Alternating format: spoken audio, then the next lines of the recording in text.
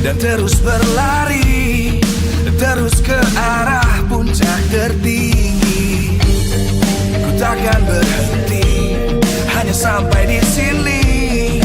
Kemenangan abadi menanti. You know we won't miss if we unite our focus. And if you haven't noticed, we all live. Nyalakan apimu, hadapi semua tantangan. Hadap semua serangan, jatuh bukan halangan. Bakar semangatmu, janganlah engkau menyerah. Kita akan buat sejarah. We all this, we won't miss. We all this, we won't miss.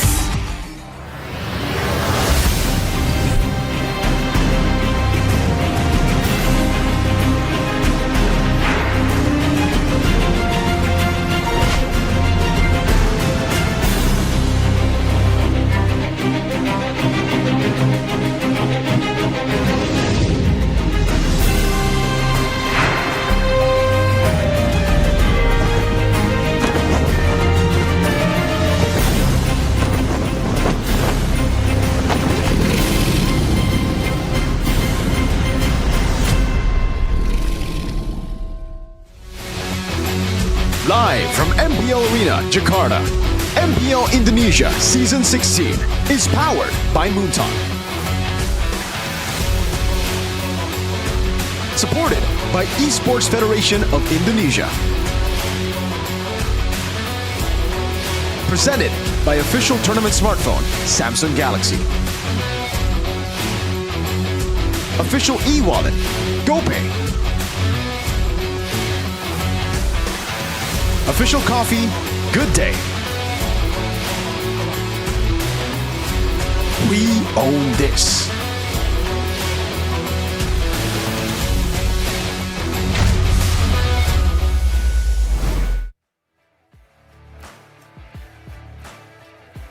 Pertandingan yang dijadwalkan pada hari kedua dan ketiga di week kedua MPL Indonesia Season 16 akan digelar secara online. Perubahan ini dilakukan untuk memprioritaskan keamanan serta kenyamanan para penggemar, pemain, dan juga staf. Kami berkomitmen untuk memberikan pengalaman terbaik menonton MPL sambil memastikan lingkungan yang aman bagi semua peserta di masa-masa yang sulit ini. Kami ucapkan terima kasih kepada komunitas atas dukungan yang terus diberikan dan juga pengertiannya. Bude dan juga MPL Indonesia mengharapkan yang terbaik dan doa terus kami panjatkan. Dan untuk hari ini kita akan menyaksikan 3 match di hari yang kedua, minggu yang kedua di MPL Indonesia Season 16. Di match pembukaan kita akan menyaksikan pertarungan antara tim-tim yang mungkin bisa mendebarkan hati kalian. Ada Geek Fam dan juga tim Bigatron. Dari Bigatron, historinya minggu yang pertama belum mendapatkan kemenangan dan mereka membutuhkan pembuktian di hari ini. Sementara dari Geek Fam mereka memang mendapatkan kemenangan beruntun di minggu pertama. Momentum mereka namun dihentikan oleh tim Onyx di hari kemarin. Dan saat ini kita juga menyaksikan dua young blood, dua player dari jungler masing-masing yang sempat nail di bawah naungan Baloyski. Monster yang telah dibesarkan oleh Baloyski harus melawan Baloyski di lawan yang berbeda. Dan tentu saja sang penerus dari Nanael di tim A Geek Fam ada Maykis yang hadir secara perkasa di MPL Indonesia season 15 dan bahkan berlanjut ke season 16. Performa yang terus meningkat. Dan tapi bagaimana keduanya akan berhadapan satu sama lain? Jadi sebelum kita menyaksikan pertarungan dari Geek Fam dan juga Bigetron, izinkan Bude mengucapkan terima kasih kepada semua super fans dan juga semua sponsor dan partner.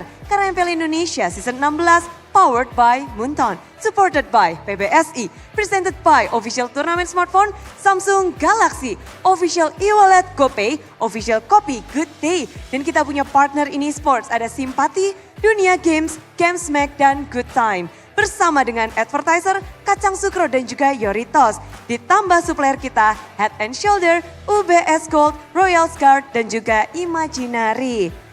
Dan semua yang sudah menantikan akankah Bigetron bisa mendapatkan kemenangan pertama mereka di season 16 hari ini atau malah di sini tim Bigetron yang kembali lagi ke jurang yang dalam di klasemen. Sementara tim Geek Fam mendapatkan momentum mereka kembali.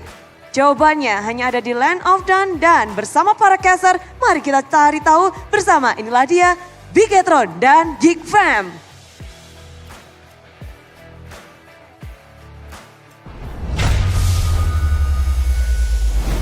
Thank you so much, Bude Clara Mongstar, for that opening. And ladies and gentlemen, boys and girls, welcome to MPL ID. You guys are now watching the English broadcast here. Week number 2, day number 2. Back with me, Eterna, alongside with Mirko, as well as Arashi. And just to remind you folks back at home who are watching right now that the rest of the week will be held online with everything that is going on. We want to make sure that everyone stays safe, including you guys, our players, and everyone else involved in the MPL community. But let's get straight into this. 3 matches ahead of us here, Mirko. Starting off with your team up against Geek. It's a tough matchup for Bigetron, right? Especially going 0-2 in week 1. Morale is at an ultimate low for them. So they need to shift that momentum. They need to get a win here against Geek Fam. And luckily for them, Geek Fam are coming off a loss as well against Onyx 2-0 in a dominant way too by Onyx yesterday. So it's all about that comeback. It is a marathon, not a sprint for all these teams. And we're only in week 2, day 2. And they're not the only teams that are going to be playing today. For our second match of the day, we have Alter Ego versus Evos. And we're going to close things off with TLID versus Dewa. Well, match number 2, Alter Ego versus Evos, I think it's going to be interesting to watch. Both teams like that aggressive style, so we're going to see a clash of a similar style. Whereas from match 3, Team Liquid ID in theory should be winning hard against Dewa United, but with Dewa having a quite an impressive performance just yesterday, I feel like it might be closer than you would think. I'm excited. I'm excited to see that final match, right? Because we saw an exceptional performance coming out from Kin in his debut match. Yep. I want to see if it's just a one-day thing or he can still remain consistent in the next following matches. But here are the updated standings up until this point, presented to you by the official tournament smartphone Samsung Galaxy Z Fold 7 and Z Flip 7. And it looks like, I don't know, things are shaping up to be a little bit unexpected. I wasn't expecting BTR to be at number 9. Yeah, I didn't expect that either. I didn't expect Navi to break their lose streak against Bigetron too, but hey, stuff happens and that just shows you how cool it is looking like. At least everything except for number 1, because I think we all kind of predicted Onyx to be up there. Number 1, Geek Fam, I kind of knew too, to be number 2, but then the rest of the league, it's just going back and forth. Evos, not even guaranteed to win here. Dewa, again, are looking pretty solid. Alter Ego looking solid. Yeah, I think Alter Ego in particular wants to show everyone as well, because they had a bit of a shift as well in their roster, in their styles. So I think they're quite eager to show everyone, like, hey, don't judge us too quickly, man. We got, secrets up our sleeves here to really gain that victory. And again, it's only early season here in Season 16. Absolutely, because at the end of the day, the main goal is MPL. M7. So those of you guys watching right now, give as many comments as possible for your chosen team heading to M7. Who do you think it's going to be? Do you think it's going to be RQ? Do you think it's going to be BTR? Do you think it's going to be Onyx? Probably. They're not there. Probably though. Gotta represent, Goni and Realize. What about TL? You didn't say TL. Oh yeah, TL. Oh, Geekman. What? Fam? Look at the Superfans pick. Wow. Wow. Wow. Onyx at 4th? RQ? Where's the kingdom at, Rash? Interesting. Maybe Huh. not tuning in right here because, I mean, to be fair, they really aren't playing right now. That's true. And this is from the comments, right? But, dude, Alter Ego, twice the percentage of Evos. That's a bit unexpected, I must say. Alter Ego on top right now. Cole Delwyn must be really happy about this, right? A lot of support for his team right now. And he should be restreaming today. I mean, according to Codelwin, the team's doing super good right now because Nafari isn't present. That's in his words in his stream, so maybe. I don't know. The Nafari effect. The Nafari effect. Oh, Lord. But what about the Beloyski effect, right? We're looking at this poster up right now, and technically, these two players were created by the Monster Master Beloyski himself. Kids right now still under the wing of Beloyski, but Niall back in Season 12 also debuted as Rookie Monster of that season. So when we have to compare these two, and as they're going to be facing off, what are we going to be expecting here, Rashi? Man, I think aggressive junglers is in the minds of both teams here. I don't think Makeits and Niall are all too famous for playing the utility style, right? They want to be carrying, they want to show those mechanics.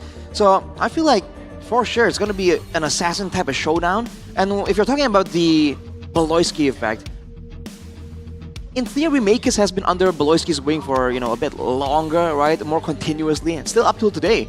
And that's a Beloyski that has gone through more experiences, has kind of matured even more. So in theory, if you want to assume that whoever has the better Beloyski effect is going to win, I feel like we have to look at Makeits more than Niall, because Niall now has been separated for him for quite a while. What do you think, Mirko? Yeah, I agree. I think Niall still has reached higher heights compared to Makeits. Again, making it to the M5 World Championships with Geek Fam in his debut. Unfortunately, we didn't get to see that for Makeits, right? Niall also, in that tournament, for the qualifiers, MPL ID Season 12, had an amazing season. Performed so well on a meta that was very similar to what we have right now. Lancelot being a very high prio pick. The Baksha still being up there with the Fredrin. So I remember a quote by the ex-BTR jungler, who now Niall has stepped in to take over his place. Ken, he said, if I get Baksha, it's 100% guarantee back in the day. Right now, Niall, if he gets Baksha, 0% guarantee. He hasn't won a single game with Baksha. So now let's take a look at the official team lineup for Bigatron by Vitality. It looks like Shogun, Niall, Moreno, Finn, and Eman are still going to be playing for this team. When they seem confident, they have what it takes here, but can they craft up a game plan that can succeed? Here they are. Can they crack that lose streak? 0-2 currently. It's Bigatron by Vitality. It's a little pixelated there, but we Japanese. know. You can clearly see the expressions there. Exactly. Well, we know that they're confident, right? Because they have to, going up against this team. Gobs, Makeits, Aboy, Beloyski, as well as Ken Ziski. Let's see how they're looking in their GH. Here they are, the Kingslayers, who've lost their win streak but wants to continue on in Season 16 with that early success. It's Geek Fam! Well, looking at their expressions here, a lot of serious looks, especially from Beloyski there. Definitely crafting something up. They know that Bigatron, this is a team that is good, but they have sometimes faltered in the drafting phase. So there's more emphasis there if you're in the Geek Fam roster to try and get something that can get you ahead all the way before the games even begin. Hey. Oh, it looks like audience topic voting results are out. Clash of the Youngbloods, who will shine brighter? Makeits, Niall, or both are equally strong. It looks like everyone, well, not everyone, 50% agree that it's Makeits. Yeah, after last season, I agree, higher heights for Niall, but he has been out of MPL for a while. He did play last season, but it was kind of weird. He played once as jungler, once as an XP laner last season, so you can't even count that as, him being active. He's been very inactive, and that's why, I agree, Makeits, Smiling Jungler, definitely the better jungler as of right now. But Niall, he's reached those peaks before. He can do it again. It does make sense, right? Considering Bigatron's loss as well, maybe Yikes. people are reflecting it based off of those results where Geek have been looking a little bit stronger in the early portion of the season. But we're also going to now take a look at the keys to victory by the Samsung Galaxy Z Fold 7, Z Flip 7. Well, off the bat, don't force those cheese picks. If they really fit into the game, sure. And along with that, a boy's got to stay focused, man. If he really wants to be the bait factor here to try and give Kenziski more space, there is a proper way to do it. And if he wants to play that style, he needs to get better at the distance management and assessing the risk, because we saw him get caught multiple times before. And on top of everything, don't overthink that draft, because Bigatron, again, they're not a team that so far has been known to be really good, really crafty at that draft. But now, looking at the keys of victory for Bigatron, Bam and Airpang, they gotta show their drafting skills now. People were criticizing Bigatron's draft the last time they lost, and a lot of people are saying now with Bam and Airpang, it's gonna be a whole different game. Well, this match is gonna show that. It's gonna prove that that's the case. I agree. And on top of that, right, they have to also be aware of Geek's surprise picks. Technically, we've seen a lot of that so far. You know, Hellkurt Rome. We saw, the Sun Gold Lane, the Estes coming out. So it's a little 50-50 on one end. You can kind of say, like, Geek fam really need to go back to the core. Don't focus too much on the cheese picks. But if it does get shown, the question is, are BTR aware and ready for those picks if it comes out? Yeah, that's a good concern to have. I think another concern that I would have for Geek Fam would be, how's the boy doing? He's been very inconsistent recently. Something that's off, very uncharacteristic. Again, a boy. What do you think about this, Arashi? I mean, it was there in the KTV, but we gotta emphasize it more. All the way from last season playoffs against RRQ, game number 2 when they were winning, he made a slight he miscalculated a bit, went over and got punished by RRQ. Ever since then, he's kind of been shaky. He hasn't been the boy we know and love. I mean, for a while, the first time I think we saw Geek Fam this season, it seems like it's a lot better. But after what we saw yesterday, it really feels like a boy gets punished, but he gets punished against particular teams. So I'm curious to see if throughout the next few matches, is this an issue with a boy, or is it just the way a boy plays against particular teams that know how to punish his style, right? And even if it is the opposing teams learning his style, it doesn't excuse a boy getting picked off. He needs to adapt as well and understand that the way he plays has been decoded, and he needs to kind of evolve into the next level if he wants to stay relevant. Do you think it's a mental hurdle Ooh, with a boy? Could be. For the first From time. playoffs, right? Yeah, for the first time, he finds himself in a position where he's getting all the blame. He usually is always the star of Geek Fam. Like everybody. Not just the star, but like the anchor, pillar. The pillar. There you go. With Luke, with Beloy, even Mas Ade, very famously saying, "Pape, buy a boy." So he's gotten all that positive energy back in the day. Now with a lot more negative attention to him, maybe that has resulted in his inconsistent performance. And hey, the only way he can wipe those doubts away is with a good performance. So I'm hoping that he can actually come back now that technically pressure isn't as high. Technically today. Because, yeah. Right. Well, what do you think about the options in the mid lane for a boy, though? Because again, his style. Exactly, that's what I wanted to mention. It's generally a mention. very distance managey style, right? Eve is there, brother. Exactly, because we've seen him on the Kimi as well, and technically on the Kimi, you want to be kiting, you want to maintain distance. Gotta keep on moving. Yeah, exactly. So is he gonna stay with the same kind of style where it seems like he's been shaky, or are Geek Fam gonna recognize like, hey, this ain't really working out for you. Get something a bit more up close and personal, maybe something like a Tushin with a bit more safety as well. If you want to bait, that is exactly what Sir Rins likes to do, right? Get on the Tushin, Sir Rins? overextend, and when he gets jumped on, gets out, gets away the attention, and maybe that's a style that can benefit Geek Fam. Because on that topic, technically the meta has kind of shifted from those days when a boy was considered one of the main highlights of Geek, right? I mean, one of his signature heroes was the Paramis to begin with, which is quite a differing playstyle that we're looking at right now into the mid lane and the role that the mid lane is supposed to have. So maybe he's still adjusting to that, looking for a way to find his new identity in the new meta. But I do agree that the drafts are going to be important for a boy in particular, considering his Kimmy performance has been a little bit questionable. So now we're going to take a look at the drafting phase for game number 1, presented to you by the official tournament smartphone Samsung Galaxy Z Fold 7, Z Flip 7, with VTR on blue, Geek on red. Alright. CC and Phobius makes sense. We've seen EXP laners really pop off right now in the current meta. So many ways to actually have impact all the way from that side lane. And both EXP laners, technically, we've seen Shogun play that aggressive style with the Benedetta as well. He had that option.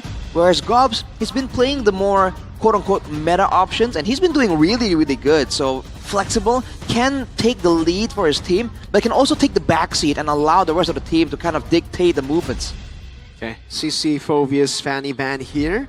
This looks like Bigatron wanna still double down on the utility jungle, especially considering the Lancelot has been taken away now with the Baxia. Could be a Fredrin angle, an Arlet first pick for Shogun. Makes sense, makes sense. Those are definitely the heroes that we're looking at. I'm wondering whether or not a Fanny will come through. Oh wait, it's banned out, never mind. Okay. Boom, just like that. Just like that. Just like that. I mean, that's the respect that Bigatron have, because Makeits plays a very mean Fanny. I think everyone was expecting it to show up if it isn't really banned out. Not for Bigatron though. First option, first move, it's going to be the Yisun Shin. A lot of teams have been doing this, but I heard a bit of an inhale, Mirko. Yeah. The emote. The emote. The cringe. This is also what BAM did with Aero back in Season 15 playoffs when they were up in the, before they got knocked out in the playoffs. The Yisun Shin spam. It wasn't really that meta before, and then it got really meta in MSC. Yeah. Now with the nerfs, even before the nerfs, by the way, Yisun Shin is standing at a negative win rate. With the nerfs, it's even harder to snowball. It's even harder to control, and that's why GeekFam now are going to go for the Fredrin Farsa. I thought they would just go for the Arlet first and then pair it up with a Fredrin later. But now they basically give Bigatron a chance to take the Arlet, which is going to be great, by the way. If they want to combo it together with a Harith or even a Ruby, it'll be good too. But take a very different approach. They take an Aurora Turkey approach with the Yisun Shin Selena. Shoutouts to Rosa, right? The Selena comes through here. Technically, we have seen Selena become an answer towards the Feather Airstrike coming in from the Farsa, considering she is like a still person, still hero when she goes into her ultimate form. But I agree, with the Arlet being left open, technically Geek do still have the opportunity to pick that up for themselves if they want. And if they get something to assist with the clear as well, we've seen Selena really struggle to have an impact if she can't really get out of the lane and get to the side lanes efficiently. They go for the gold lane first right now, but I think for Bigatron, heroes that can assist with the mid lane clear are definitely something they want to kind of consider right now to ban out. Because if Moreno can't really get going, he is one of the pillars of his team. And if he can't really get going, the rest of the team might start getting confused on how they want to move around. But how do you facilitate that clear, right? With the Hylos pickup, is it possible that the Hylos goes EXP? I think there's a big chance the Hylos, well, it's still flex right now, yeah. There could be a chance for it to go XP, could go roam, so right now, BFM are actually taking away the MMs. I thought they would go for the Rubies and Harith takeaways, but they instead go for these Blink heroes that aren't really comboed together with Yisun Shin Selena as much, right? You're expecting Ruby, Harith, mages in the gold lane or fighters. Something with a bit more burst damage. I think GeekFam are not really concerned about the pick-off threat from Bigatron. I think they think that with the Fredrin and maybe another big tanky frontliner, they can withstand the initial burst and then they can turn it around. And if Bigatron don't have a marksman that can kind of kite back away from danger, especially against a marksman like a Bruno as well. We've seen what happens when crit goes up against shred, right? Crit damage usually comes out on top, 4 times out of 6. Weird math, but yeah. Is this going to be a Kalea ban? No respect to Kalea or Cho right now, or do they want to just go for the trade? There you go. That's the Arlet. But yeah, Kalea's up for grabs. I think it fits very well for GeekFam. They want to peel. It's great. Selena can land those arrows, but if the Kalea is there to peel with the Fredrin, I think the backliners with Farsa and Bruno should be fine. Should be safe. But I'm a little bit curious with why they ended up going for the Claude. Oh. Claude and the Moskov band, right? It feels like they're setting up for something maybe a little bit cheesy here. Wow. The Benedetta comes through. Yeah. Are they anticipating possibly if, let's say, BTR go for a double marksman setup, they want to go for another assassin type of hero for Beloyski? That's very possible. I think dive is the main idea. They want to be able to go towards the backline and deny. We've seen teams go for this double marksman strat, Geek Fam included. They've gone for that Kimi Bruno strat actually. So, hey, if you have a Benedetta, you got a Fredrin, you have all this burst damage and AoE tools, immediately the marksmen just find it difficult to try and have any kind of space, especially because Bigatron don't really have a lot of protection for their backline right now. So what's the answer? They go Cho as well as the Irrital. So we were talking about the facilitation of Clear coming in from the mid lane. The Cho gets picked up in the roam, but no assassin for Beloyski. It's going to be the Estes once again. Wow. That did not work out the last time he picked it up. 0% win rate. Yeah, but last time he picked it up, it was with a full mage composition. So they've literally learned, adapted, improved from yesterday. They got a Benedetta in the side doing enough physical damage, and literally, if you show me this composition, I would just go Blacklist M3. This is the same comp that won the M3 World Championships. The Estes, Bruno, and then Edward on a signature side lane control hero like a Benedetta. So here we are, the opening match of the day. Ladies and gentlemen, game number 1 between Bigatron and Geek to prove who is the better monster. This is the avenue for both Makids and Nile to prove who can come out on top considering their past performances. Nile has a lot to say in this matchup. Let's see if he's going to be able to find success. And before, we saw that Geek and falter when they don't have any ways to dictate pace to try and set up engagements. But now it's way, way different. Even with the Estes, they have the Fredrin, they have the Benedetta. These are all ways for Geek to corral Bigatron towards their collision in the front lane. Whereas for Bigatron, I think that's a bit more straightforward. I think it's great that they have the Irrital, to kind of kite back away, right? It's a very mobile hero. But now that they have the Cho, they have Cho Selena to go for the pickoff, but do they have enough damage to really secure it? Especially in the mid game, once that Fredrin gets a couple of items, I feel like they have Geek have a lot of ways to just tank up that damage, especially with the Estes dispensing all that health. I agree. I mean, Farsa already early game, you can feel the burst damage coming through. The rotations are going to be very quick. I feel like the Bruno will be able to get online a lot faster than the Irrital. It feels like Geek Fam's composition right now with their drafts, it feels like it's easier to execute in the early game. What do you think here, Mirko? Yeah, Geek Fam have technically all that they need to go for the contest in the early game to secure neutral objectives to Fredrin. Very strong when it comes to securing those 50-50s. It technically becomes more of a 70-30 than a 50-50. So for Bigatron, it really comes down to team fighting better. That's what they need. And river control with the Selena and Cho. If they get a lead with the Yi Sun-shin, is through fast farming, collecting lethal wanderers, and invading early, they could stop the Fredrin in Turtle 1. But I think the safe bet would be play for mid-game, wait for those item power spikes, and then team fight to win. We're right now looking at a little bit of a technical pause, ladies and gentlemen, but everything is okay. We want to make sure that the players get the best gaming experience as possible. Want to make sure that everything is okay for the players before we begin. And of course, we want the best viewing experience for you guys. So thank you so much once again for your understanding today, as well as tomorrow, because these are unprecedented times that we are in right now. But yes, continue, Rashi. Oh no, I was about to say, like, river control I think is gonna be very, very important. And I'm curious to see what's the decision for the first turtle fight, because you can go for the 50-50, or with both these teams, I feel like there's an angle where you want to go for the fight first, right? Take out the opposition first, and then go for the turtle. Because there's no urgency there for both teams to really get going in the neutral objective department, but getting several kills, starting some kind of snowball, I feel like both teams can really benefit once that happens for them. Okay, so we've talked about the early game. What is BTR's main focus then, if that's the case? They want long team fights. They want the team fights to go really, really long. And for Geek Fam, they kind of can do both. They can take long team fights. They can also handle the burst, which is great. Again, Bigatron needs to go for pickoffs on top of the long team fights because that's really the main win condition against this Ube composition of Geek Fam. If they can't pick them off one by one when they're splitting up, managing those side lanes, it's over. Especially if Geek Fam get Turtle 1, Turtle 2. The snowball will continue and Bigatron won't really have the damage to deal with all the healing. Again, hybrid defense that the new revamped in a way S16 gives to the rest of the team.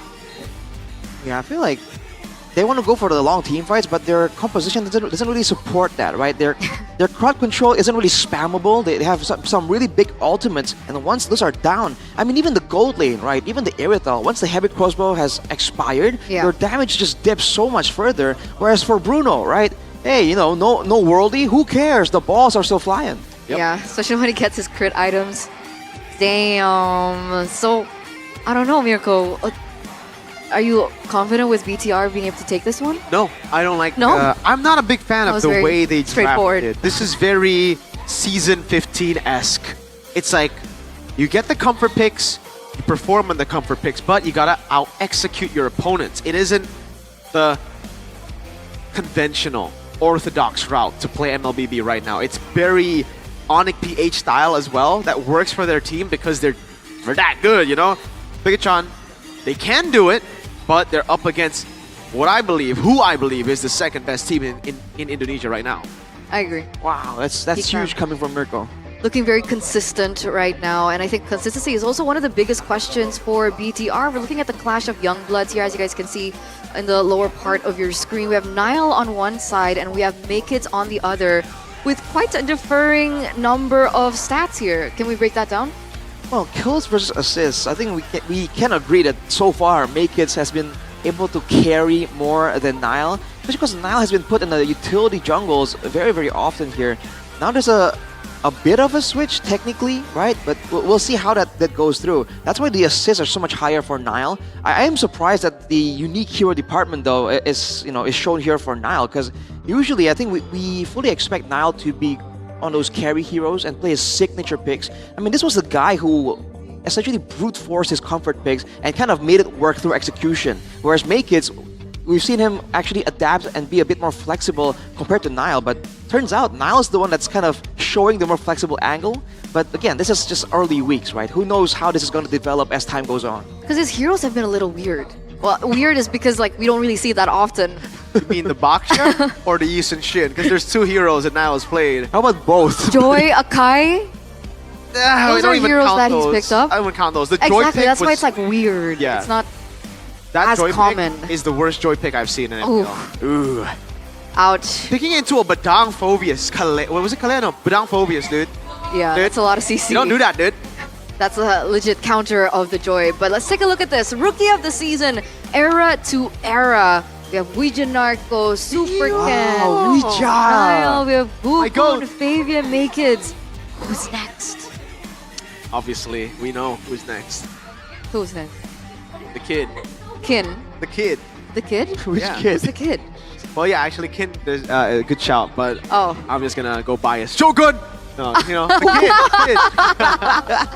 Dude, I think it's way too early for Shogun. I don't know, man. Who are the contenders that come to mind here? Because again, it's been only like 2 weeks. I think Kin. Kin Could Right be. now. very impressive, but again, we have One to see him match. against more opposition. There I are agree. more different levels of opposition. Who else though? Man, there seems to be a lot of rookies actually in this season. Kin, Zunesh, but Zunesh, I'm not putting him there. Cyrus, Not yet, not yet. Izuke, not putting him there. Maybe Cyrus right now and Kin.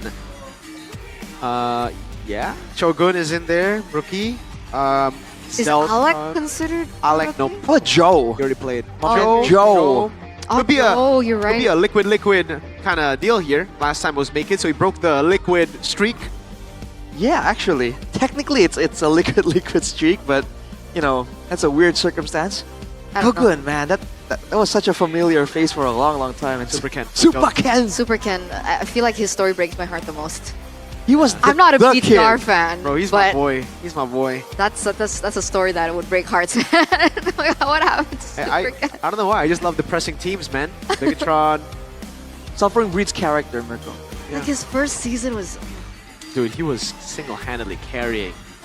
and he was so unique as well Yeah. as a jungler. And he was so young, so the potential. He was you know? Was 16. there. That's why when you said like the kid, I'm like, dude, Super Ken was the kid, dude. He was that young guy with that crazy performance and the long-term investment story. You know, like, Yeah. dude, that guy had everything going for him. Just like Fersic. The high... Oh, Dude, Fersic, I Nice think, shout, was nice shout. more tragic. Nice. Yeah, It's like, I gotta agree. Ooh, and then. Oh, what a crash. That's a pretty good shout. What happened to Gugun? He's in MDL. Which is... He was also very impressive. Very, very impressive. His Even debut. Ducky. Because Aura was on a lose streak until Gugun came in. Or was that Vans? That was. Oh, Van. Is his name Van or Vans? Van. Van. Van. Yeah, There you a go. lot of very similar names here. Everyone inspiring each Van other. was also very good, by the way. Van. Yeah. He's very Right? A lot of great junglers coming out from Aura or TLID. But it looks like, ladies and gentlemen, we Whoa. are back in the game. Bloisky already forcing a very early recall as we get to break down the game a little bit more here. But Whoa! a little bit of action here between Shogun and Gobs. It's a Cho XP. Ah. That was okay. Well, I'm not sure by Games Max. That's the thrill there for Shogun. Definitely trying to be the aggressive, aggressive laner. But with the Festival of Blood, Gobs can kind of match him when it comes to short trades. And in the roam department, I think they are both somewhat evenly matched, right? So many dashes available to them. And Rupture for a boy, so it's going to be damage available in the mid lane. But against the clear of Bigatron and how they're playing, look at the rotations towards that mid lane. Bigatron understands they want that control, especially because they have a roam Hylos. So he can help with the clear, and he needs to help with the clear. Otherwise, no other way to actually get things started. They have to get Moreno that space so that those abyssal arrows can start stacking up, can at least be a concern that Geekfam can't ignore. I'm actually a little surprised about the rotations coming from BTR earlier on, right? I thought maybe with the range that clearly a boy on the far side has, they would be able to rotate around the map a lot quicker, but it turns out that's not the case. Uh-oh, Niall actually gonna go for the Mountain Chakra over to Bloisky. What a stun! What an arrow! Reading the Phantom slash and getting a pick on Gobs. So despite everything that we were considering when we were talking about the drafts, it looks like Moreno back on his signature pick. We're seeing the impact, and it looks like Turtle 1 is actually going to go into the hands of BTR. That's a bit of a greedy move by Geekfam there. You can see from their movements, they were concerned about Bigatron being in the area, but they still went for that buff. Bloisky now Has Purify, they won't even utilize. Actually, no Purify, but Shogun knew that he wouldn't be able to survive even without the way the Dragon used. Now Finn is going in, Appraiser's Wrath coming down. Oh, a kick! Throwing him back, make kids against everyone. Niall picks up his first kill of the game, and it's all red. That's a statement there. That was one of the main storylines that we were talking about coming into this match. Niall versus Maykids, and Niall finds that first point over. Oh, wait a second. Oh. Bloisky gets taken out. Niall again, right? Another statement. That's his ex-teammate. That's an assassin, man. Yi Sun-shin ain't just a marksman. Bigatron all across the map right now. Remember, Shogun roamed all the way to the orange buff. Gobs might get taken out here. Final blow into the regen, now trying to escape. Shogun will have the Jikundo back up. Oh, wait, the Dragon canceled by the Ivern. Ivern gets the second part of it, and it's a solo kill for Shogun. Wow, 2-0-2 already. We're feeling the impact and that pressure from the side lanes as we're prediction here by GoPay. Okay, that's Mirko versus everybody. It's looking good for Mirko right now. The BTR pride comes through there. Let's see how this goes, man, because they're doing great right now. Again, that aggression that they needed in the early game is working, and the damage is just so high, and without a tanky roamer to absorb that damage, Niall basically solo killed Bloisky there in the in the middle of the lane. So Geekfam can't scout properly for vision because they can't risk make it this early in the game, and they can't really use Bloisky either. And this is the second time Bloisky has shown, gets pressured, gets punished, and somehow, some way, Geekfam are forced to give up one kill to to pacify Bigatron and allow Bloisky to escape with his life. So when it comes to power spikes, things get a little bit tricky now for Geek, right? With the Bruno in the gold lane, they were expecting maybe to look for a snowball for the Bruno. Will they be able to get that mid-power spike that they were looking for Geek at this point? That second turtle falling into the hands of BTR once again. Shogun in the bottom lane also showing that pressure. Maykids trying to just shoo them away, but it's just too much pressure. I think Kenzie will also have to give this away. They're rotating 4 members up top. Beloy, I don't think his healing is enough just yet. Oh, they're gonna risk it, man. Bloisky isn't backing away. Glorious pathway use. Emerson arrow lands. Purify still ready for Bloisky. Still decides to keep it at bay right now with the Blessing of the Moon Goddess. A boy rotating over. A failed dive up top, but there's nothing for Geekfam to trade it with. So what are we looking now for Geek in particular as we're looking at the items coming through too? Well, there's going to be a faster power spike for Kenziski, but he's actually quite far down in gold. Shogun actually has an advantage over him by about 100 gold. So that throw has been around the place with 2 kills there. Kenziski, I think, is the lane that Geekfam needs to take care of, and you're seeing rotations towards that lane to ensure he doesn't get shut down. Him and Makeits both have to kind of scale well into the mid game if Geekfam wants to find the timing to turn it around. And so far they're doing a pretty okay job, but now, The arrow lands, Mountain Chakra coming down with a Purify 2, but Iman's bursting him down. Great blessing on the Moon Goddess as Iman gets chunked low by the feathered airstrike. And take a look at Gobs, staying active in the side lane, getting a turret for Geekfam. That was super close though. It looks like there's still not trouble here. That's Shogun. Good way to drag it into the arrow. Praises Rat landing there, but it will be Makeits to fall. A killing spree for Nile. So we're looking at a trade there, right? It looked like Gobs was able to get that tower in the bottom side, but there was going to be a trade kill. Gobs nearly gets taken down as well here in the mid side of the map, but technically he was still able to get out. So then, do they still... What? Whoa, what a cut. Nile as well coming down. The Moreno dive in with Iman is perfect. And a boy couldn't even pop the feathered airstrike because of Nile. So worth for BTR by Vitality. That's perfect turtle for the red robots. you can see Gobs trying to match the pressure, trying to alleviate it from Makeits and Kinziski, but Bigatron has identified it. They're seeing that Gobs is a bit too slippery to really shut down completely. So hey, they've got Shogun on the rapid boots, just running around, making sure that the other lanes are paying the price for it. So Gobs always stuck between actually pushing and being concerned for his team's safety. And once again, Shogun's trying to find something. Sneaky. We'll get it though. Sneaky, sneaky, sneaky. But he's doing enough, right? He's putting Gobs in his place, allowing Gobs to look for that side lane pressure, side lane control. And BTR are going to be able to facilitate over it.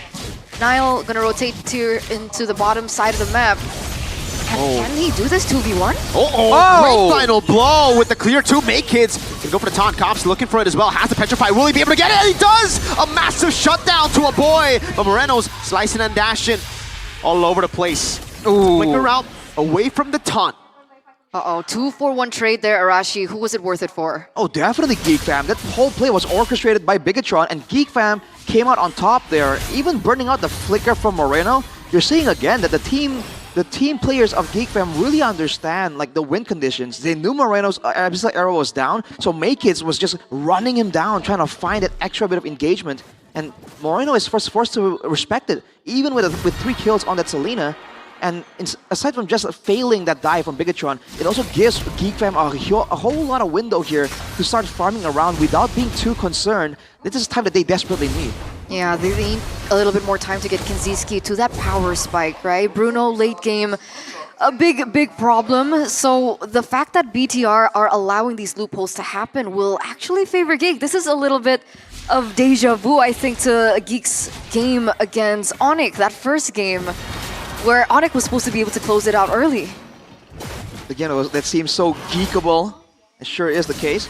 Now that Iman has the Berserker's Fury though, it's going to be a lot more crit available to them, because Kenziski opted for the Malefic Guns for more range, more safety, also more penetration though, so Finn and Shogun has to be careful if they're on the receiving end of those balls.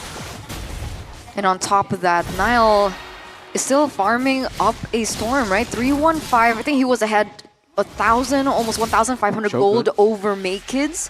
We're looking at the Lore Dance. Wait a second, what's happening here? Gob's going to be able to clear that mid lane. Shogun looking for that position. Finn going all alone there. Has it. Shogun in the back line looking for the flank as well. Good petrified by Gobs. Finds Eman. And it's him taken down. A good Jikundo over, but Makeits has the energy eruption. And look at that healing from Beloy. Keeping them all healthy. Moreno with the flank. Trying to land those arrows. Shogun with a Jikundo again. Finn still hovering over as Moreno gets zoned away by Gob. Still, it's going to be on the hands of Nile. To make it work, an amazing arrow. Kenzie still has a Purify. The Mount Chakra going to be used up as well. Kenzie low. Nile looking for the play again. Let's see the dash forward. It's Racist as well. Moreno diving in. And it's Gob to pick up the kill. Makeits winning the red tree battle. Finn cut down, but has the glorious pathway. Now it's Shogun zoning Gobs.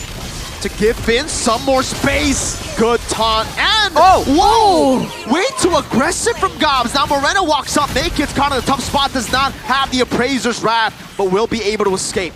It looks like Geek already had everything that they wanted, right? They bought enough time. They were able to take Iman down. They were able to orchestrate the Lord dance perfectly. Considering that Nile was 3 levels ahead of Makekids, they couldn't go for that 50-50. So we saw the plan kind of unroll in front of us. But the problem was, why did they go for more after they were able to successfully secure the Lord? Just want to get more punish, use the momentum a bit more, because they have the sustain advantage. Again, Makekids can fight over the quarter HP, Nile can't. So GeekFam are deceptively powerful on low HP here because of the healing mechanics that they have and the tankiness. The fact that they were able to sustain for so long, even though they already got chunked down by the Lord, was quite impressive, really. And despite the fact that Bigatron lost a member already in the beginning of that fight, I think Bigatron did a great job trying to punish, but unfortunately towards the end, GeekFam just were more comfortable in the situation. And that's a GeekFam thing, you know, in the Lord 5v5 50-50s, it always seems like GeekFam have a really good idea what they want to do, and maybe that's a Beloyski effect. And in this particular situation, their composition also allows it. After the airstrike opens up, that's a lot of damage coming through. Luckily, they were still able to kind of kite around it. So what's the game plan for BTR now? Considering that the team fights look a lot stronger for Geek. Oh. Wow. I was going to say they need to go for an engage, and you can see that they understand that. They're really trying to find anyone, right? Because I think they still have enough damage to nuke down anyone from the side of GeekFam at this point in time. They have the gold advantage still, but on top of having the Purifies on 3 members for GeekFam, allowing them to be a lot more secure in that backline. Again, the regen coming through from Makekids and Gobs, and the fact that Gobs has immunity in some of these fights, it kind of delays Bigatron's approach a lot more here. So they're forced to second guess and rethink their approach again and again. The Petrify is a big problem for Iman. He went for sprint, and yes, you'll be able to maneuver a lot better. Hold up. That's going to be a good kick over. Gob still able to escape with eye for an eye. Won't be enough to help him survive. Shogun now jumping forward. Beloy already using the Purify. Iman go for the poke over to Makekids. Beloy presenting the heal over. Makekids gets caught by yet another arrow. And this one should be free for BTR. Gobs is down for 20 seconds. Just as you mentioned, Gobs and his Petrify, right? Iman able to outplay, kill Gobs first before they went in for that team fight. And with 1 man ahead, BTR should be able to gain control over this neutral objective, considering, once again, Nile is also still ahead when it comes down to the level. Shogun! Wow. Knows there's no Purify, the arrow doesn't land though. Beloyski still able to go for the heals, and now, do they have the Lord even? Finn gets the Glorious Pathway just in time. Makes the retreat, a stun over to a boy who has the Purify, and BTR decide to disengage as they get the Lord. Iman? Oh, another 1v1? He should be... No, he'll recall here, right? No heavy crossbow. Doesn't need to recall, but doesn't need to engage either. Okay. Oh, he shows right now. Goes for the clear, goes for the push.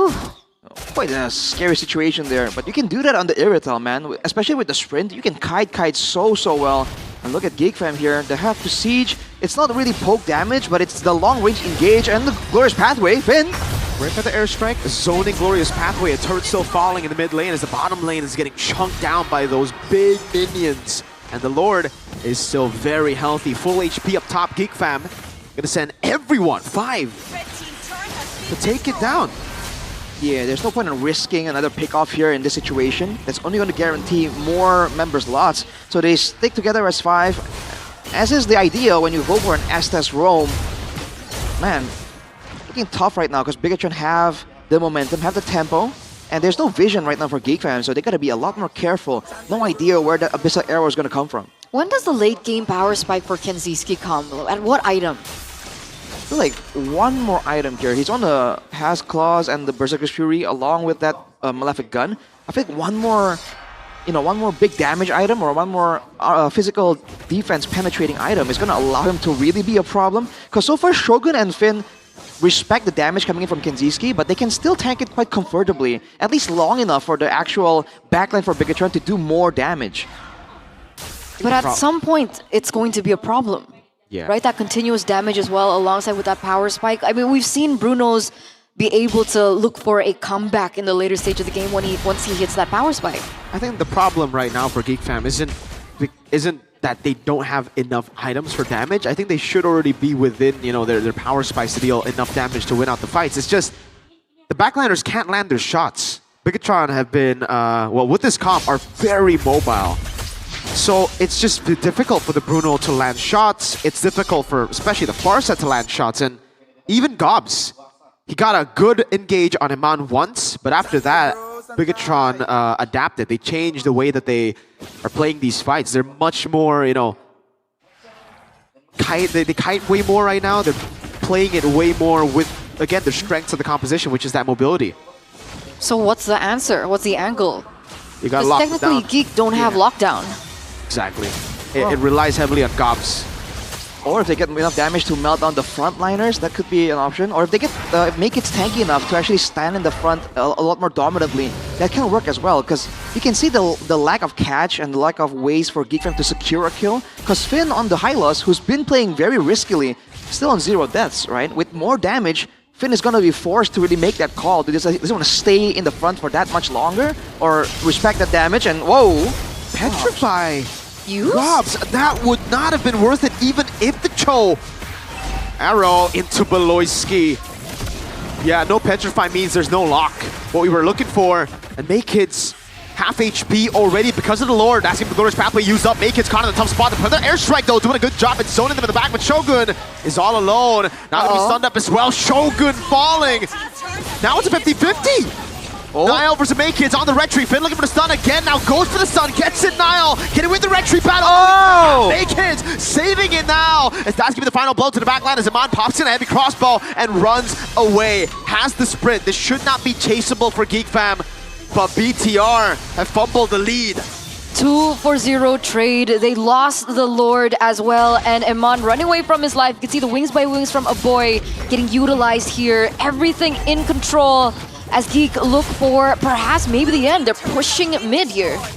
Ooh, better airstrike as well. They're trying to barrel through the mid lane, but the wave has been cleared so far. And it's a good way to kind of force Bigatron to use a lot of their tools here early on before the Lord actually comes through. And with that rush, they're forcing Bigatron to back away into their base. So now they do have the vision game and they can farm up and take more advantages in the jungle of Bigatron.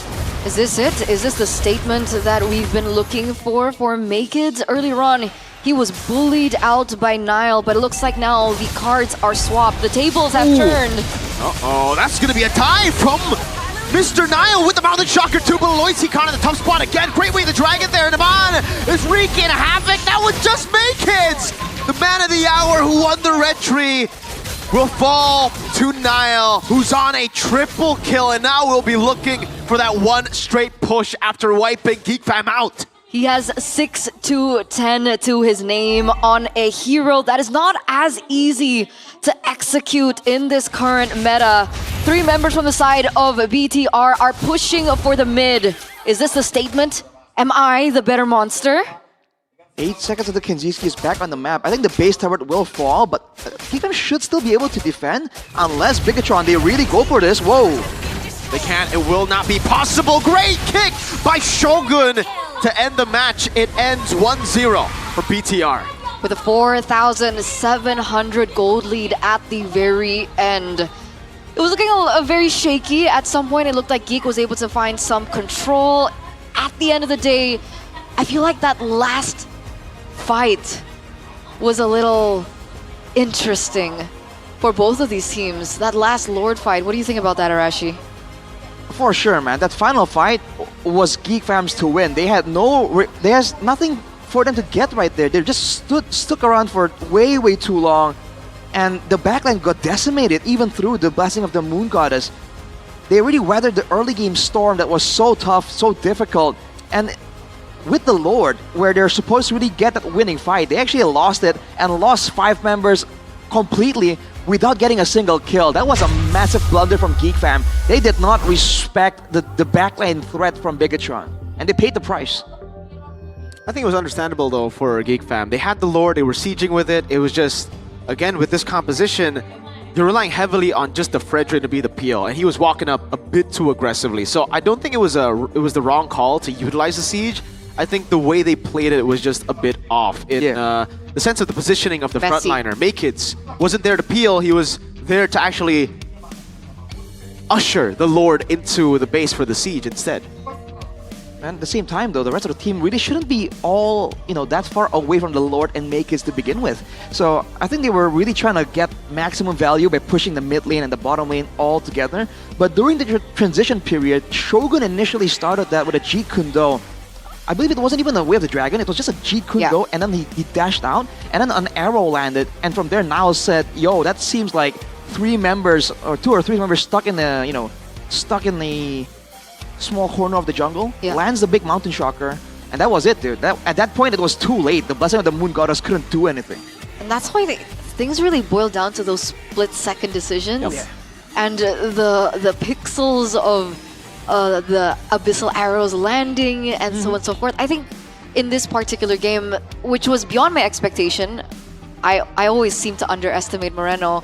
But I think his impact from the early game up until the very end, which is very unique for a Selena, was one of the main reasons why BTR were able to regain that control that they initially lost in that mid game. Yeah, great targeting, man, overall by BTR in that final fight. Niall and Moreno just went straight for the very squishy backliners. Again, for Beloy, he went for Enchanted Talisman, didn't have any defense, so he just melted super quick.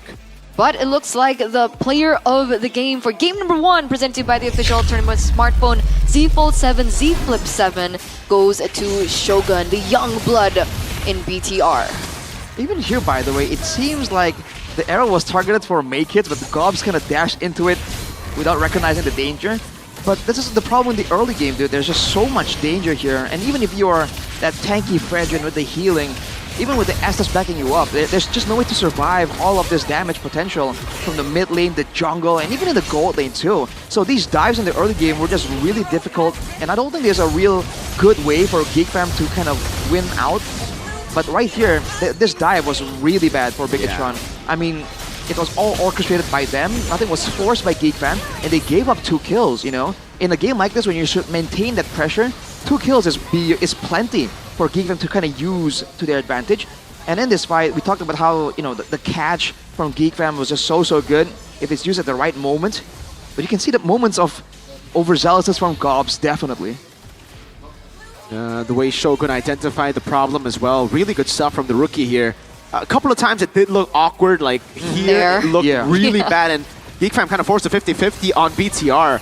And again, you gotta understand that as a Yisun Shin, it's very difficult to win out that retry battle, and here you see it again. Maykids was trying to usher in the Lord, playing with the Lord and playing for the engage with Gobs instead of peeling for the team, and that's what led to everyone. A boy, Beloy, Kenzie, the squishy boys getting dove on. But all in all, despite things going the way that it did with BTR picking up this first game, I feel like Geek are really good at adapting mid-game despite their initial plan going wrong, right? Because I think with their composition, they wanted to go for like an early game snowball. They wanted to control over the neutral objectives, with the Fredrin and so on and so forth. And it didn't work out, right? Moreno was able to look for more moments, able to rotate a lot quicker, have more pressure around the map. That eventually let the early game fall into the hands of Bigatron. But if you take a look at like the turtle fights and the Lord fights, the way that they played it, I think it was really exceptional by Geek, despite them losing this game. I think they have really good plan Bs, let's put it that way, right? Every time they go in a composition, it seems like they understand, like, hey, worst case scenario, if this goes really wrong, what can we do to at least stall it out, to at least get to a point where we'd have somewhat of a chance? Even if our comp doesn't really allow it, we have some kind of plan that can work even though the odds aren't really that high. And that's why it makes it so difficult to, win dominantly against GeekFam. I think they know exactly at which point they need to pull the plug and go for that plan B. And actually, they also really understand their power spikes too, because you see that the moment they feel like, hey, Maykids is tanky enough, Kenziski can do more damage now. After your point about Kenziski's damage, he went with a Windtalker actually. So just more balls, more hits, right? They seem to be moving more confidently, knowing that that power spike has arrived. So I think the communication between the teammates as well, of like, hey dude, I'm strong enough now, let's go for something like this. and the whole team understands that that is what they're going for. You know, being in the one mind type of deal. I think GeekFam is really good at that. So let's go back to the basics again, because draft-wise, before the game begun, it looked like we were favoring Geeks a little bit more compared to BTR. Yeah. But it turns out, it feels like the draft that Geek brought, because of the lack of tools, aside from, you know, the Benedetta and her, whatchamacallit, Petrify, there was nothing that they could utilize in the later portion of the game to win out the team fight. So what should we be looking forward to in the drafts for game number 2? I think GeekFam can stick with this comp. They literally just played it bad, I feel. They had really good ways to win the game, to take over the game. Again, with this composition, you really should be winning out Turtle 1. But because they got picked off, because Shogun and Moreno were able to find those like good arrows, great G kudos to stop the eye for an eye early, Turtle 1 became free. And that was also kind of mentioned earlier after the drafts. We were talking about how GeekFam, they need Turtle 1, Turtle 2. By that time, they should be tanky enough, they should have enough of a snowball to just play with that one frontliner. But because it didn't happen, it took a bit longer. Luckily, BTR made mistakes and GeekFam were able to come back, but yeah, in the end, I think GeekFam should have still won after getting that recovery. It's just make his needs to play more for the team and less for the engage. Leave it to Gobs to engage. You sure? In fact, they don't really even need to engage, right? They can just play around the Lord. You know, in theory, a comp like this, with so much, you know, backline pressure, Feather Airstrike and Bruno with a malefic gun, this is like a huge long-range artillery type of marksman. There's no need to put yourselves anywhere, you know, between. There's no need to move in a way where the Lord isn't between you and your opposition. And I feel like that they just really moved the wrong way there. But, you know, you have to give credit to Bigatron as well for spotting that opportunity. And they've been spotting those opportunities all the way from the beginning, right? Even when Beloyski was trying to head up to Kenziski and stop these dives, he got punished mid-route towards the turrets because Bigatron understood. If there's no one heading here to get Kenziski, we punish him. And if Beloyski is desperate to help him out, we can punish him too. So I think there's a layer of mind games here being played by both teams, especially in the mid to late game when things just get a bit more volatile and less textbook. That makes sense. So as a conclusion, we're looking at just execution that could have been a bit better by Geek in the early game. They can also ban the Selena. I think that works. Moreno's really good on Selena. But if they ban the Selena, on which part would they ban the Selena? Do you think it's early game prio bannable? I think they're going to get blue side, so they should have an angle to attack some of the other heroes that they don't need to ban from the red side. Because Geek should take blue. They were forced to ban 1-1 Baksha Lancelot because blue will take it. But on blue, you don't need to ban those heroes. You can go and play for more of your strat. Instead of banning Phobius, well, Bigatron banned CC Phobius Fanny. Could be a Selena in there. That's true, man. What do you guys think about that Cho, though? Are we going to see it again, potentially? Because he was... Man, Shogun, again, we expected the full aggression, the full dive, but the Cho is a bit of a mix of both, you know, and sometimes you need, like, 2 different angles. And for me, personally, if you're trying to see 2 different angles, what better way to do it than to use a phone that can fold in half, dude? You can get both angles at the same time. Yeah, there really is none. What do you mean? As in, like, there is none better than, of course, the Samsung go. Z Fold 7. Ladies and gentlemen, you guys gotta check it out. Look at this. Is this the full? Oh, there you go. That's the Look fold. at those angles, dude. Look at this, boys. You The can play monitor MLBB. Hold is up. seamless. You have to see how MLBB is played. Are you aware of this? Your Mobile Legends is actually the full 2 screens. Yeah, we It's got cheating. to play with it It's before cheating. MPL started. So I was like, yeah, that's a little overpowered, especially when it comes down to the specs, Hold up. right? Get in game. Snapdragon 8 Elite for Galaxy processor. Make sure that the gameplay is always smooth as well as lag-free. And of course, there's the AI Gemini Live for screen sharing. Look at this. So you guys can actually Dude, ask hold up. Once we the load in. AI Look at that. in the What is game. that? Look at that. That is not fair, dude. And then wait. I gotta wait. Okay, this is the analog. I'm playing like this, guys. Look at that, bro. Look at how much. Huge. How is anyone supposed to catch you off guard from outside of the map? my Crazy Lord, dude. POV. Can you That's imagine crazy. playing Farsa on this phone? Yeah. Like, you can see all the way Everything. towards the end of your Feather Airstrike. It looks so good. I'm gonna play it now, guys. You guys continue. All right. That's so unfair. It is kind of unfair. Well, But I like the flip. oh, you like the flip? I just like because it's smaller and I can put it in my pocket. I like flip phones. You like the Yeah, You know, The best part about this though, yeah, just like the flip, once you're done, you have that. it's a normal phone. It's style, dude. Like, it's so cool. Imagine, like, how sassy can you be? You talk to someone, you complain, you're like...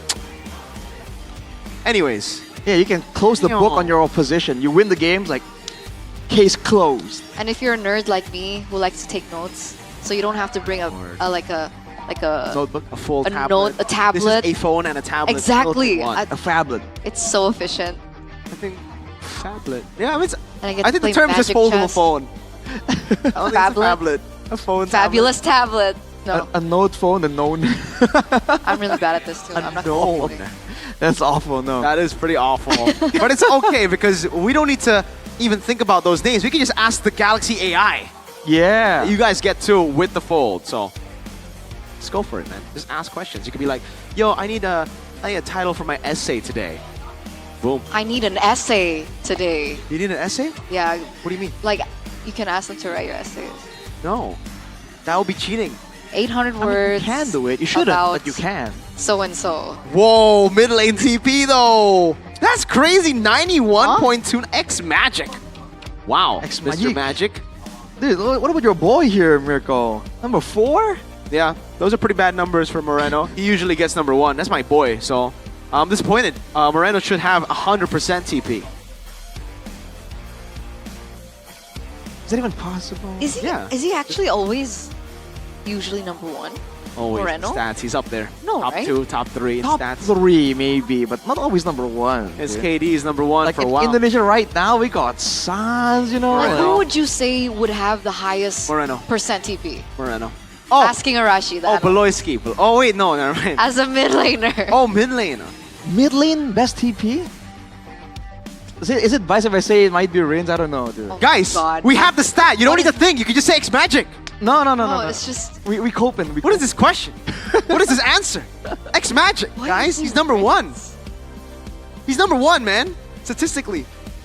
No, because like there are there. different shades to a mid laner. Right? That's why he's calling Rins Sarins. The shades of Rins. Sharins. Oh, I mean, you know, he always plays with the team, right? A very supportive type of style. I was think asking his like the TP should analyst, be not high. the RRQ fan. I'm telling you the so reason Kingdom. why, bro. It's not cool. Are you So Leo? Kingdom. So Kingdom right now? Man, look at that quality though. The That's quality of the drafts, man. That's the only thing I'm looking at. Whoa. Presented to you by the official tournament smartphone Samsung Galaxy Z Fold 7, Z Flip 7. No my swapping lord. of sides. Lancelot opened up. YSS is actually the ban, the call. I'm not a fan of that. I think Lancelot is better than the Yisun Shin, dude. Oh, and the Phobies is already taken out, so what do you go for? You go Kalea? Has to be Kalea, or has to be an Arlet early, right? Like, come on. No? Just play. You know what, Beloy?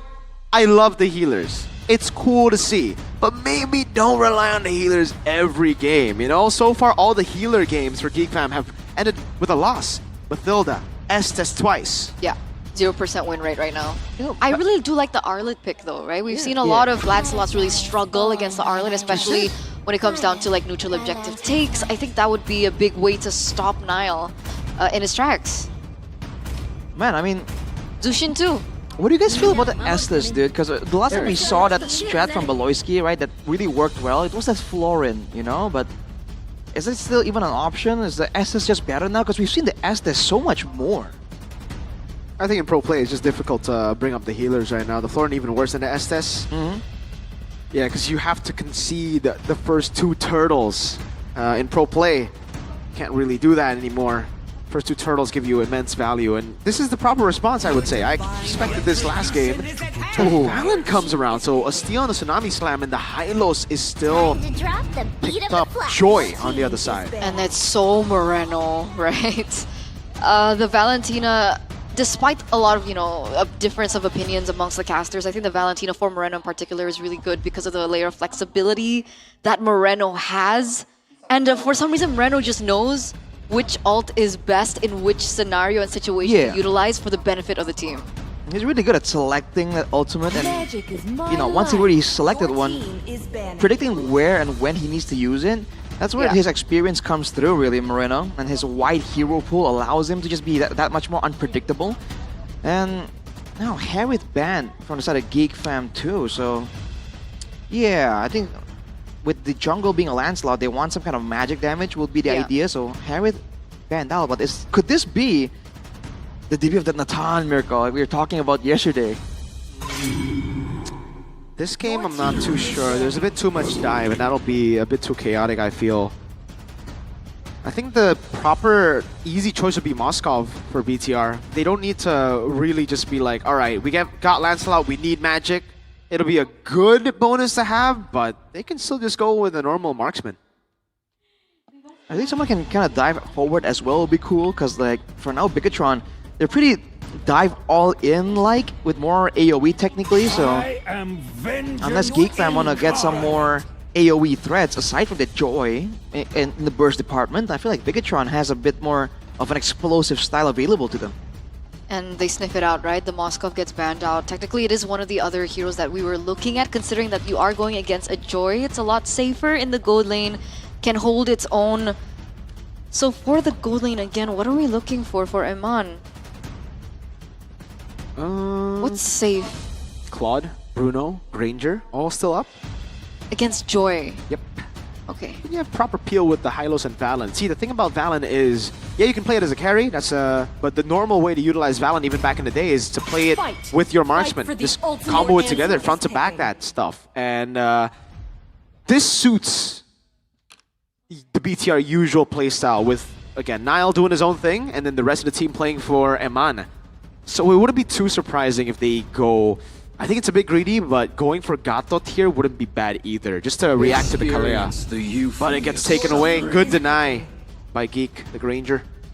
Provides Geek with some range as well, because everyone right now, including the Sushin, is just so short range. And if you look at how Geek are playing, they really like having skills available to open up bushes. We saw Baloyski using the Estes, that slowing feel to kind of open up the bushes as much as possible. So they like maintaining their position here. But I think one more tankier frontline will be required if they really want to use the Kalea to maximum effect. But Bigatron already with answers of their own, but down. Yep. A little bit more tools for them to utilize in these team fights, a little bit more playmaking opportunities. It does make sense. One more hero to close things off. It's still going to be into the gold lane. Is it Claude? Claude, Bruno you mentioned. Yeah. Claude makes more sense. It's Bruno. Oh, Bruno. Your team is picking. All right. Glue. Good pick against the Hylos. But then, they just rotate it. Shogun is the one who goes Badang. All right. Man, that's a familiar situation, man. Like the coordination between the roam and the EXP. If they're in tune, this is what you can kind of expect, right? You can just switch around, kind of help out the matchup situation a bit more. So, man, it's looking really good. And for both teams, they kind of have their own quote-unquote like signature type of playmaking heroes. So I think this one is a bit more even. Yep, I agree with that. I think, again, Geek Fam have a very similar composition to Game 1 in the way that they can snowball early. Jusin, Kalea, and Glue should win out Turtle 1. So first shots were fired there in game number 1. Ladies and gentlemen, as we head over once again to our second game in our opening match of the day, BTR versus Geek. It's BTR with 1 point. Can Geek look for a comeback and force a game number 3? And you've seen the battle spells, the Purifiers have swapped over to Bigatron's side, and with the Revitalize and the Glorious Pathway as well, Geek Fam can win in the early game in the neutral objectives, but you gotta be careful because Bigatron have staying power of their own, so definitely no pushovers in that situation either. I feel like it really depends on how this mid control is going to look like, right? Who's going to be able to rotate around the map a lot quicker? We've seen it still being a huge imperative look at when it comes down to how things go, especially for the first neutral objective. Clear. And looking at Geek now, already focusing on that particular thing, it looks like maybe Geek might have an upper hand here. Look at Baloyski and how aggressive he's been playing. And look at the emblems by GamesMax. No tenacity for a boy. He's going straight for the mobility with the Wilderness Blessing. Doesn't care about taking a bit more heat, using this more risky, less safe hero. So let's see how that plays out, considering we've made a point to highlight a boy and how often he gets stuck in a tough situation. And on the flip side, Moreno actually goes a little bit more aggressive when it comes down to the breakdown of emblems on the Valentina, right? Sometimes we see a Valentina that's a little bit more focused on being reliable in team fights, a little bit more sustainable. But I think maybe in this situation, looking for a little bit more damage, more playmaking, more opportunity seeking. Yeah, more spammability as well. Again, like I mentioned, there's a chance he might not even need to be playing all that aggressive. But oh, Beloyski, careful. Yeah, he's gonna be ganked, forced to flicker. A phantom execution used up by Nile there. It ends up being worth flickered for ult. Wow, dude. That's a lot of aggression immediately coming from Bigatron. Oh. Huh? Okay, already some damage here being placed in from each other. A boy, Jushin, very aggressive. We talked about that pick for a boy, the Jushin, and it looks like that pressure is being seen here. Good dash away. Could have been a Tsunami Slam to take him down. Beloy not level 4 yet. Nile's also a level below Makeits right now, so they do have a little bit of an upper edge. Do they want to try and bait a little bit more time for Nile to be able to get that 50-50 on the Retribution? Because it looks like nobody's saying goodbye or surrendering the neutral objective. Finn mounted on already. Shogun looking for the play again. That's going to be the Tsunami Slam. Nile still wins it out, that Retri battle, and it's a massive fist crack by Shogun. Just no damage. Followed up, a boy with a flicker forward. Gets the double. So despite that turtle take being taken in by Nile, it's still a 1-for-3 trade. Yeah, that's still gonna be so worth it for GateFam there. Talked about Snowball, 3 kills. You know, not bad at all, even with the turtle getting taken away. But you're seeing there, immediately a move towards a purple buff. Makins has a dash, gets terrified!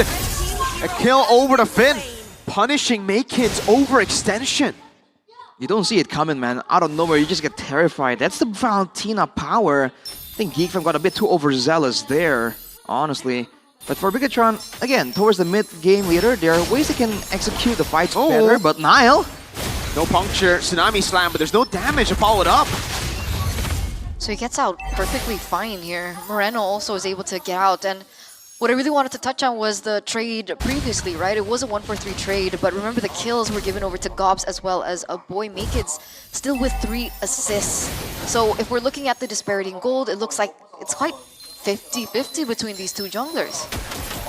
So far, it's pretty much even. And the thing is, GateFam, they don't really have a lot of tools to really go for anything too crazy before the neutral objectives. And this is a team that really likes predicting where their enemies are gonna be based on that neutral objective take. So while this is going on, when there's some downtime here, Bigatron are the ones who can actually play a bit more freely, technically. And so you're seeing Nile just farming it out and even going for a few risky moves to kind of show off a bit of those mechanics and still do some damage. And later on, with the longs from Gobs, he can have a lot of punctures available in the fight. We look forward to that. We're also looking forward to the next neutral objective take. Nile was able to get that Retribution down. I'm wondering if Geek want to adjust something. Are they going to, throw in a particular... Oh, wait a second. Yeah, an open up for Finn, but he's going to get taken down quickly. A mount down too, but whoa, Shogun! Able to get the fist crack down in the back, and that stops them for a bit. Moreno has a Tsunami Slam, will be going in. Shogun falls. And Iman follows through, Tsunami Slam over. That's going to be the Thorn Rose. Go! Surviving with 1 HP. 5v3. More resources for BTR, but they have the man advantage. Phantom execution. Thorn Rose! Nile! Going in. Beloy going to be taken low as well. No kill. Nile, Thorn Rose was on cooldown. Makeits cannot go on Moreno. But still, right? A very similar story to Turtle number 1. Nile was able to get the Retribution down despite all that pressure coming through from Geek, but still Geek was able to capitalize over 2 kills. Nile looking for a little bit more here, a little bit of damage put onto the outer turret in the mid lane, but that's a push in again. Finn? Oh, Moreno! Big kids going in. Nile wants to go for it. Retri's in. Doesn't have the move to go, but they traded Finn for the turret and they get some tempo up top. Shogun, no one's there just yet. Man, you gotta love the risk that both teams are taking here. Both teams are fully willing to just risk out a proper 1v1 or 1v2 because they feel like they have what it takes. Now Kenziski though. Let's crack. Nile gonna look for the kill, but Veloisky has concealed. So BTR, good call to back away. Hindsight, they had a feeling. It feels like Shogun always looks for the right opportunities and has the right mindset, but sometimes the follow-up isn't there, as reflected to what happened earlier on when they went in for that turtle take. I feel feel like both teams are just fully willing to kind of like muscle it out, and that's why even when they kind of lose out in the proactiveness, when they kind of don't make the first move, both teams are fully willing to be like, hey, you got one of our guys, but you use resources, we can go in and try to punish. And that's why it gets kind of scary here, because you never know where both teams are gonna back away and play that calm, calculated game, or where they're gonna suddenly go out of nowhere and dive towards your backline. So if you're especially in the gold lane player for both these teams, it's gonna be a very tough situation mentally, because you have no idea when the danger really is gonna come. But if that's the case, whose team would it favor? Wait a second. Okay, they back away. Whose team would it favor? Who has more resources to throw? In a full-on fight, or In a prolonged one, when we're playing chicken, basically, right? I think in theory it should still be Geek Fam, right? The Ranger spams a lot of whoa. It's an all-in over to Iman. Has the Purify, make it jumping in. Iman gonna be caught. Has the Purify, still able to survive with the Revitalize for a bit. Nile on the back line now. Voloitsky flickering over. Gets the Tsunami Slam. Shogun doing a whole lot of damage. Make-Kids punched out, knocked out. As Moreno steals the Death Sonata. And Nile gets the kill. It's a double for Nile. And Geek Fam are running back to base. Not even given a chance to recall a boy. Still wants to say Phantom Execution is a turtle still getting held down by the Hylos. An orange steel, a turtle for free, everything to BTR. Everything bleeding red right now in game number 2. Nile, game number 1 on the YSS, proving his micro skills. In game number 2, his Lancelot is also proving a lot too. He's been able to look for many opportunities, many openings for this team to look for the snowball that it looks like it to be. Yeah, he's been really clean on the Lancelot, not really being caught in a really bad spot again He's and again. 4-0-1. And he's doing some really creative stuff. Like in the mid lane earlier, he was tanking the turret because he knows he can drop the aggro with a Phantom Execution or a Thorn Rose. So he kind of tanked a couple of turret shots to ensure that the team gets a better push on. Make-Kids. Come on. No Purify this time. He's getting mounted on again. But this time there's a lot of them. Oh, pick from Shogun. Eman still dancing around. Make-Kids getting the kill. Taking out Purify out. Make-Kids gets away. Kenzie looking for the shot. Shoots the Death Sonata. What a move by Make-Kids. That's an outplay, a pure outplay. So many resources turned onto Make-Kids. It looks like Nile is looking for something similar. So tanky, mounted on. Phantom Execution gets him in. And Gobs now is placed in a tough spot. Thorn Rose, a turret shot.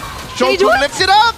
Beloy went in. Now the conceal. They want to go for Gobs. It's going to be the Thorn Rose over. Gobs really low. Glorious Pathway sent down. Oh, the Unleash dash is from Nile. Kenzie taking low. Has a dash. Nile still on it. Goes for that again. And now he dies. And gets a kill. Finally, he will fall. Shut down by Make-Kids. But man, is he dangerous on a Lancelot? That felt so ego-driven though. 100%. Did that not feel so ego-driven? Make-Kids makes an outplay, is able to get Iman of all people against 3. Nile comes in, looks for something similar. Make-Kids was still able to get out. And Nile looks for a play of his own and eventually gets shut down by Make-Kids. Then he walked into 3 or 4 members and says, you know what, Make-Kids is pretty cool, my turn. And he made it work somehow. That was so crazy.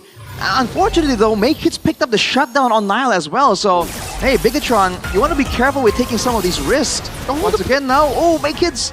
Picks a purple bomb, has electrified beast, Make-Kids! Oh my lord, both junglers styling, but Make-Kids, that was a mistake. He used the red tree. And the Lord should be free.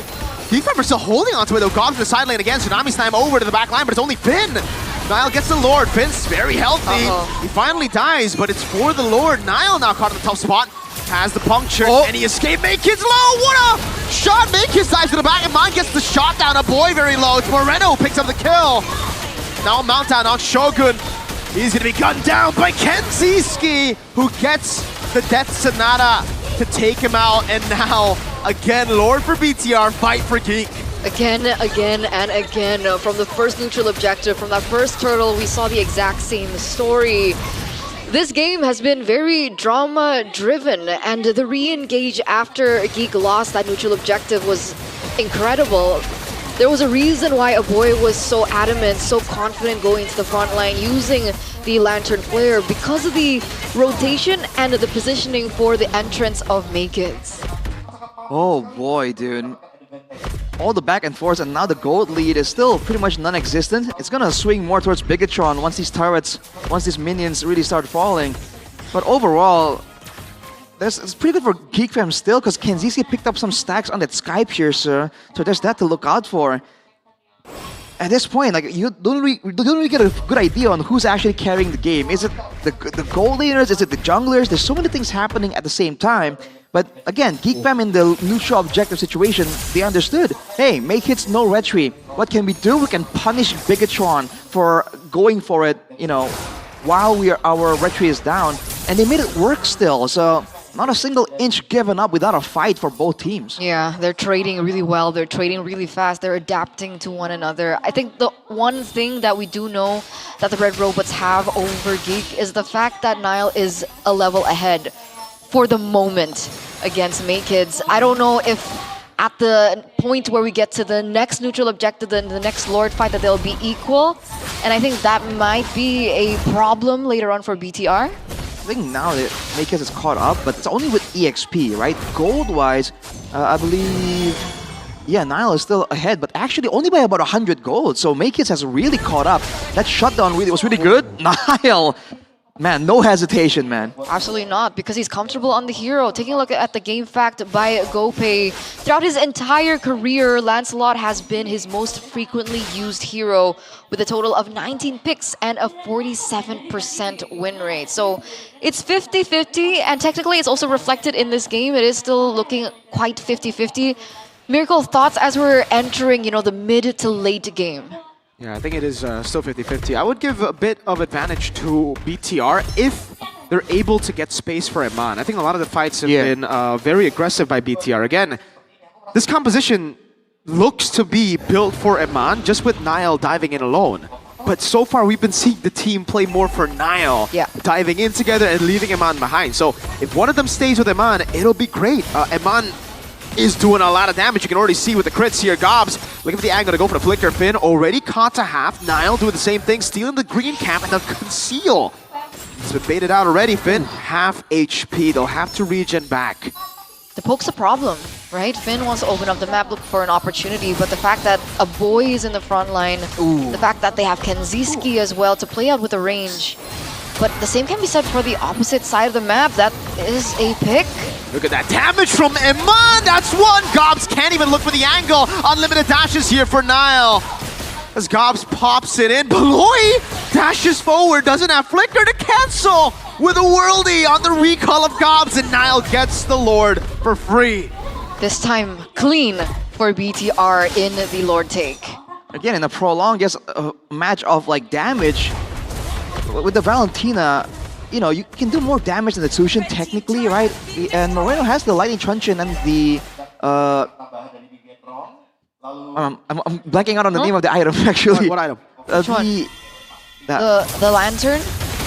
The Wishing Lantern? Yeah, Wishing Lantern. Wishing Lantern, yeah. So the front line, it really is suffering, and Grubs can't really be as tanky as he wants to be. So in a full-on fight for damage, I feel like Geek Fam really loses out, especially because the same factor is favoring Eman right now. The fact that the Bruno can just keep hitting and he doesn't really require a lot of cooldowns.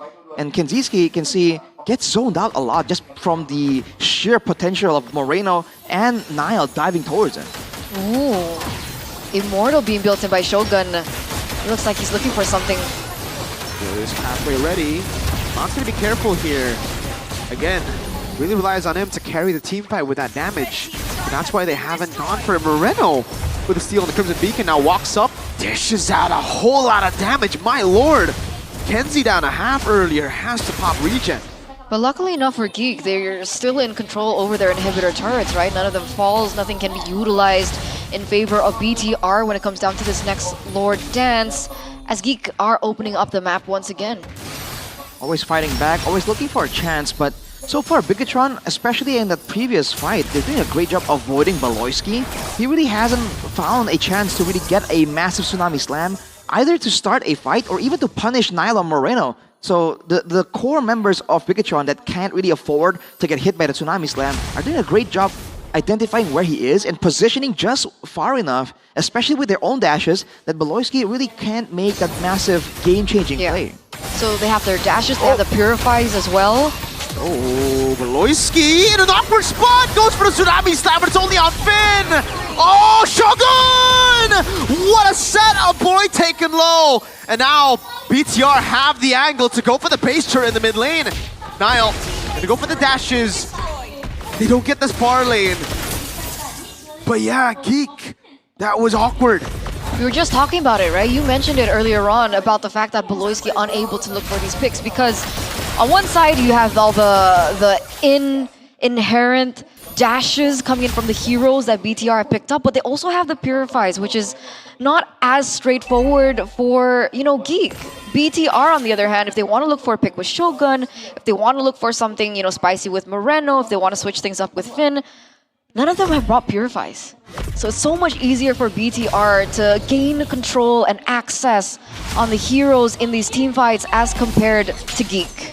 Has to be Makeits to make a crazy play right here. And the thing is, Eman has already purchased the Athena shield, so he understands completely that Makeits is the only real surprise factor that he has to deal with. Everyone else he can kind of position properly against, he can kind of outplay. And on the other side, Kenzie has Whoa, GG, Gobs. No way he can survive that. Beloyski looking for the play. But Shogun has the fist crack, so Beloyski can't even commit onto him. Another free lore. The adaptation by BTR. Gobs is the main problem for Eman, so pick him off first. And it's really working, man. With Gobs denied again and again, Beloyski can't really find space either. Look at this, man. They're going to brute force the bottom turret. Can they get more and go for the end immediately? They don't have the Lord yet. Niall has a few minions though to play around, so we'll see as Makeits walks up, or rather dashes up. Lord still in play. They already have 2 inhibitor turrets down, right? Only 1 left. The Lord still marching in the mid lane. This is looking bleak. Resources are still up for BTR. Finn? Can Geek defend? Lord's pathway cut him my way. Gob's gonna be stunned up again there. And Man's still waiting for the moment if he goes to the Flicker in. Moreno holding Tsunami Slam. Niall diving to the back line. Going on Kenziski and will be able to dash away. Flicker Tsunami Slam to both on the other side as well. Make is gonna be caught. Niall, immortality by in time. Thorn Rose and the execution to escape. Buys him with a crown now. It's a mount down over. Finn brought back into the turret now as Iman goes for the free hit spin. Losing immortality. Niall go for the base right now with 1 cannon minion. Right there, it enables BTR to get their first win in Season 16, 2-0. Clean sweep against Geek Fam. After so much doubt from everyone, the community of MLBB this season on the performance of BTR by Vitality, this team has finally found that opportunity, finally found that way to kind of shut the haters down a little bit here in the early stages, because this is a 2-0 not against any team. This is 2-0 against Geek, who a lot of people consider to be the stronger team in MPL ID right now. Like Mirko mentioned, man, you're a strong team, but you're only number 2. Right now, Bigatron just showed that if everything goes well for them, they can get that decisive victory. Oh, look at that. Look at that celebration. I like it. I like it. I like it. It's great. What a moment, eh? I can imagine how Shevan's feeling. Mirko versus everybody. And I guess. he is right today. Hey, Shefin, week 1, my team was winless. Now it's your team, brother. Oh, wait, you're right. Dang. And that's crazy because Geek Fam, they didn't make like a massive blunder in the draft or in the execution. You get what I mean? They didn't do anything like too crazy where you're like, see, that lost them the game. Yeah. Bigatron were just better. Yep. They're just better. Outplayed. Shefin. I actually do agree. I agree. I don't know, but when it comes down to like the initial banter that we were talking about, who was the better monster in that particular match, can you really pinpoint one? Oh, I think so. I think in this match, In this match, just it in was this match. clearly Niall, There you go, Niall. Ego boost. my boy. To be fair, he was on the carries like twice. That's why I Make was- hits for game 1 was on the Fredrin. It's a bit different. I think But yeah, BTR coaching staff, they learned a lot from week 1.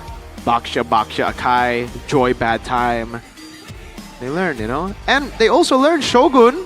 Give the Badang over when you're up against Joy. I mean, like, pick it up when you're up against Joy. See, like, learning from week 1. Those are my boys right there.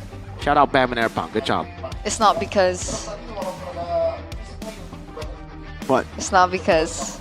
Because what? Because Because Because what? Ichina? it's not. If you're gonna imply something, you have to finish your sentence. I'm not gonna finish.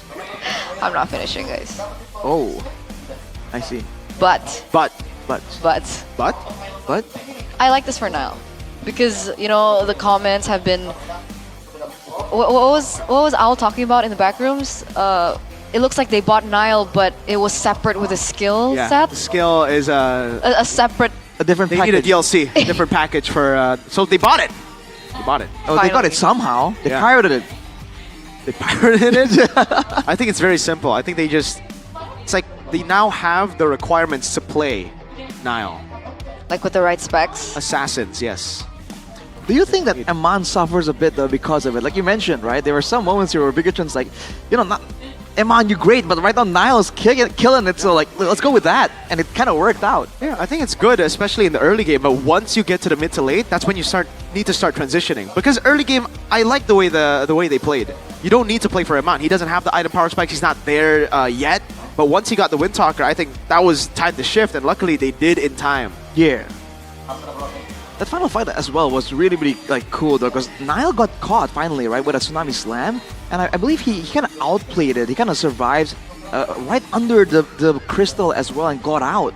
So it's like, wow, like despite everything being used, Nile still somehow found a way to escape from it. And after using everything, there was just nothing left. I mean, a boy even Crimson Guarded to try and clear the waves out. That's how desperate GeekFam were to kind of like delay the game even more. Yeah. In the end, it just wasn't allowed, dude. I really like this for BTR because I think season after season, Thank you. despite us seeing some junglers that can shine the way Nile has, I felt like for quite some time it has been very Eman centric. Yeah, yeah. And the fact that they have two pillars now to kind of utilize to their advantage, it is a progression of, how do you call it, like gameplay for BTR that they can finally utilize. Yeah, they have more win conditions than just playing for Eman and Moreno. Now they have a Nile, Shogun as well on the carries that can work. We saw him in Shogun, Cho by the way. XP. Good stuff. Good stuff, Shogun. I was surprised. Shogun was doing really good. I mean, again, they were. I like his bedang. Even in game 2, exactly. I like his Cho. Those fist cracks were pretty crazy, dude. Shogun. And the timing on them as well. We didn't see a lot of big blunders where maybe he went in and there's no one around. That's something we've come to expect from some bedangs, right? It's like, wait, what is he doing? It's like a diorama down. It feels very for the team. Yeah. Sort of. Very quick as well. His reaction speed, his timing, it was always there to back the rest of the members up. It's not like a KDA XP, Yes. We're seeing more of that now. We're seeing more XP laners that are willing to just die for the team, and that's great, right? Yeah. Dyron has been doing that for the longest time. We've had KDA XPs, but even Kin. The reason he was so good, even from the team yesterday in an interview, was because of Oh yeah. Kin being much more selfless. He just goes in, he doesn't care about KDA, is what Octa said yesterday. Bukan bocil KDA. Yeah. Not a KDA Kid. kid. KDA kid. KDA He's kid. not a KK. Yeah. Because King Kong and Kelra are in Philippines. Because KK is Husky. No. He has 2 Ks. Oh, in his name. Yes, sir. Well, moving on though, Mirko, you think they can kind of like, Moving on. they can maintain this kind of performance? With Batman Erpang, yes. Yeah, okay. I think so. alright. Just consistency, I don't know, yeah. They're the type of team to lose against the worst team in MPL ID and then win against the second best team in MPL ID. Yeah, they gotta keep it exciting, man. Gotta give a shout out to Moreno as well, by the way, because again, even though he wasn't really a star of the show, Yeah. with Eman and Nile kind of like zooming up, Moreno was doing really good on the Valentina. We talked again about his build there, where he has the Wishing Lantern, but also the Lightning Truncheon. So when he did get his hands on Kenziski or Make-Its, they were still a very respectable amount of burst damage. But on the other hand, if he's actually going to be poking down Beloyski Yeah. or Gauss on the glue, they were still feeling the max HP damage. So this guy knows the itemization game as well, dude. That's why when I saw the Valentino for Moreno, I was like really excited. Yeah, it was a great response to the Kalea 2, stole the Tsunami Slam, was able to go Yeah. for the cops on glue so many times, and the Bruno was basically the Beatrix in the late game. 4 shots, or even 3 shots, and the glue was dead. It was as quick as a Bennett's Rage combo. That's why Bruno late game is so gross. It's so nasty. So much damage. Ridiculous, those balls. Those balls hurt, man. I don't want no balls in my game. But it looks like the interview is ready, set up for the red robot, so we're gonna take to that.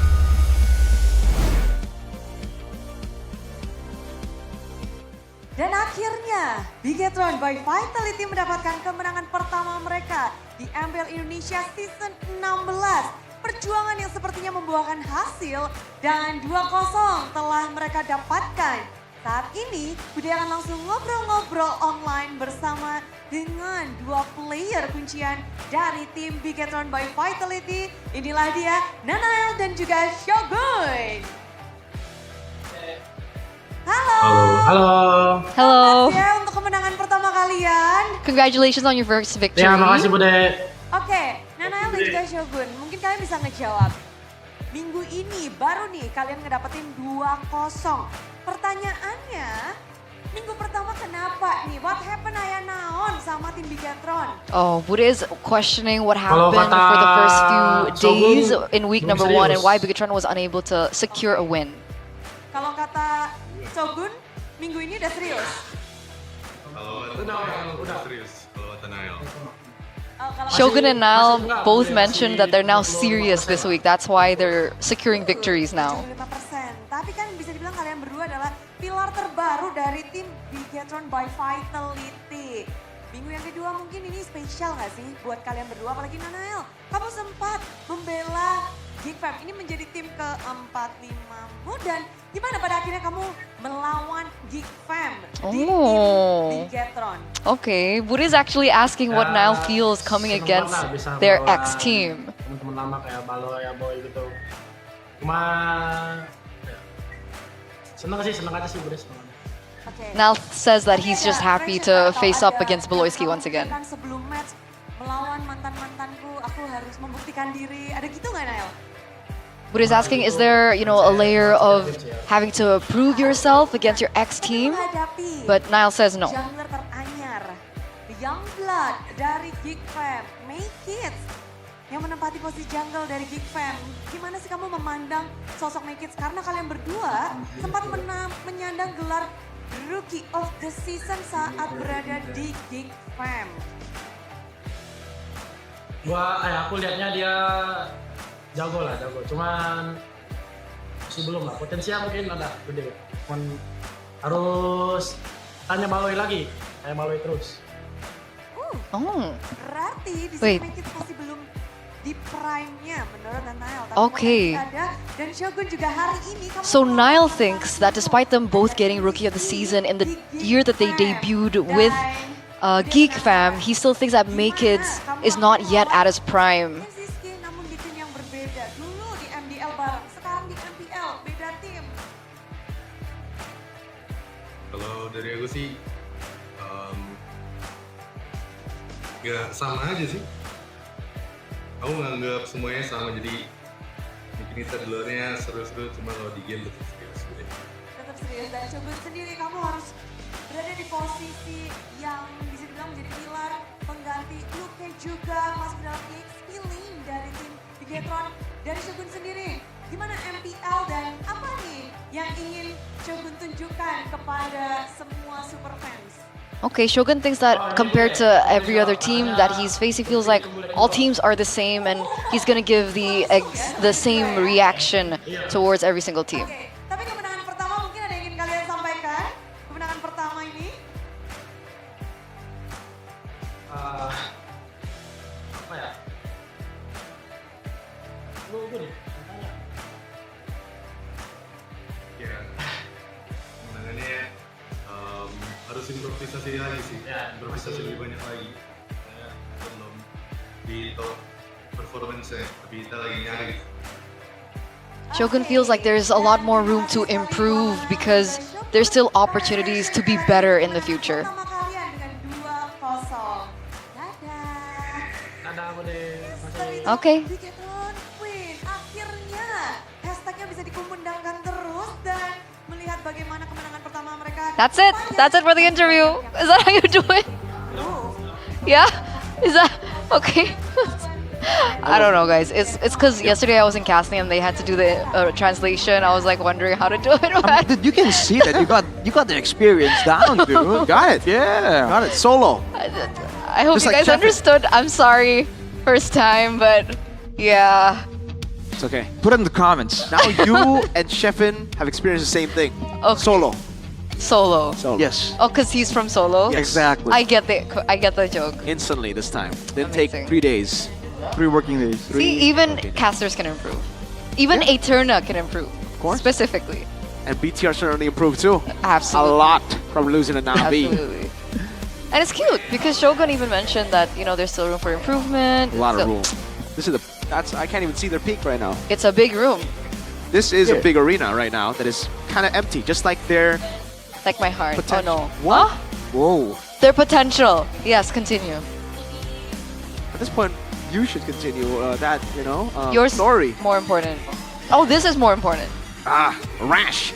This was that ego move, dude. Like, man, Kenziski tried everything and Niall still got him. At that point, he got taken out, he gives a shutdown. Seems like he doesn't care, dude. Like, the mental victory is a bit more important than the actual victory in the engagement.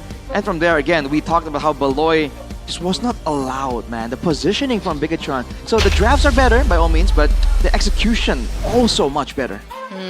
But player of the match is Niall, as so deserved. We mentioned it earlier on, but he is the player of the match presented to you by the official tournament smartphone Samsung Z Fold 7, Z Flip 7. YSS game number 1, so many moments where he's able to get the neutral objectives down, even in situations where it really wouldn't have favored him. And game number 2, even more so on one of his signature picks, which was the Lancelot. One of his most picked heroes, and finally we're seeing it in its full power. We've seen good Lancelots, but no performance quite like this. This is like an insane, like outplay type of Lancelot. And even here, once Geekfam kind of quote-unquote won the situation, Niall finds a way to kind of even it out. And that's what you need on this mobile assassin when you have so many things. That's partially why GeekFam here kind of got split up, because like the threats are coming from so many different angles. They're forced to respect everything, and it just isn't realistic. Look at this, dude. Kenziski almost gets out, but Niall barely gets it in. And from there, you can see the positioning as well before the fight even engages. He doesn't overextend, gets overzealous and gets caught, gets chunked down. He stays relatively healthy so that he has an HP pool available to really dive in, make those crazy outplays happen. And he's not shy about using the Phantom Execution or Thorn Rose in a gap close manner. He doesn't get greedy to try and use every single skill to use, for damage, right? Sometimes he uses it for threat, like we saw there, onto a boy. Sometimes he uses it to close the gap, and sometimes just purely for execution like this. And again, you just don't know what he's gonna do. Very unpredictable.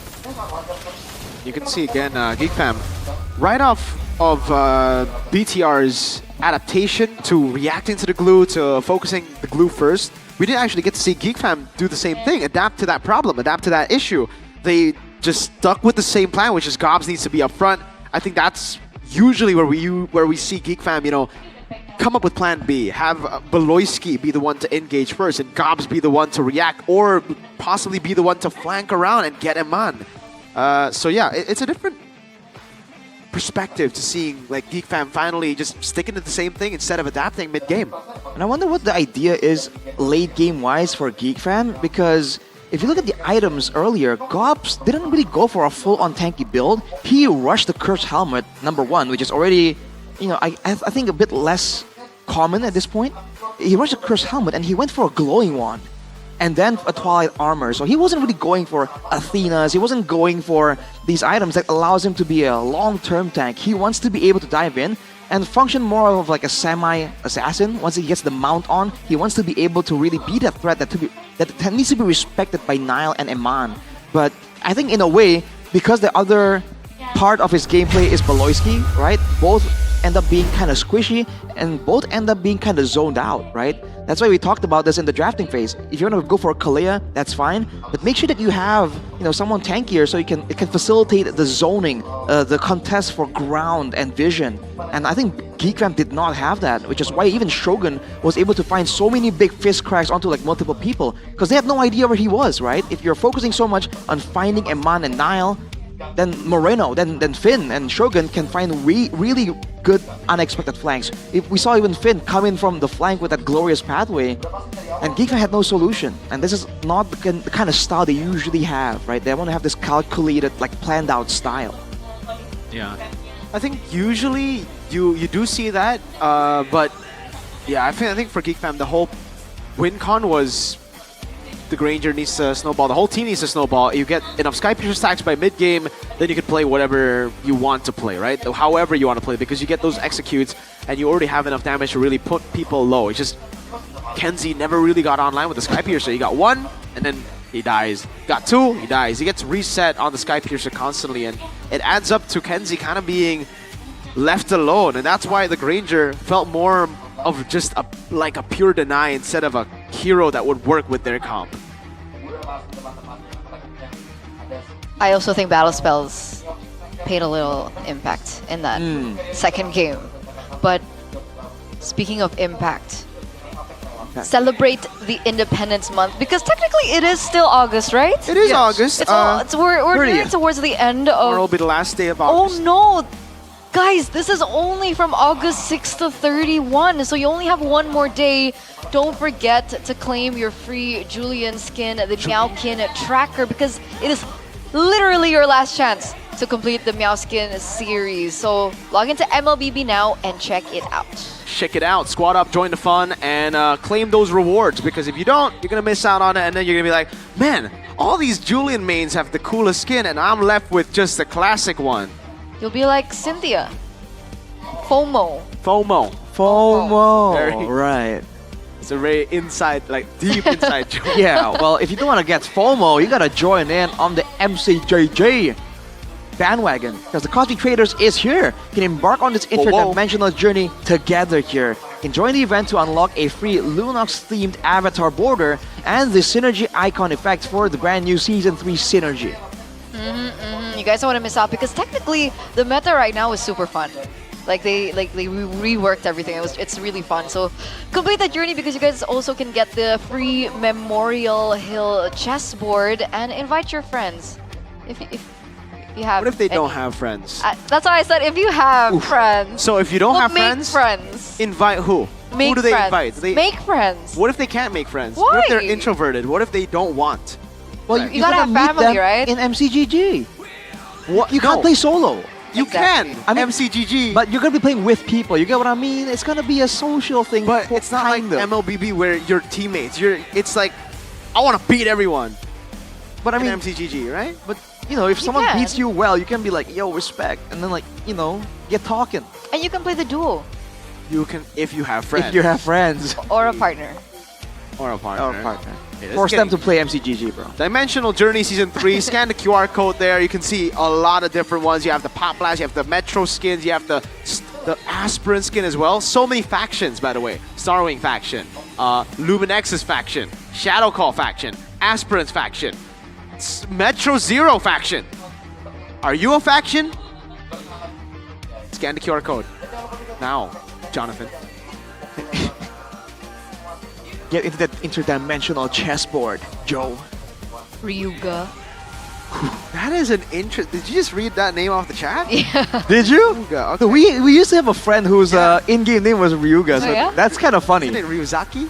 No, it's just Ryuga. Oh, it's, Ryuga? it's the guy who's in hotel management. Remember? Huh? Who's what?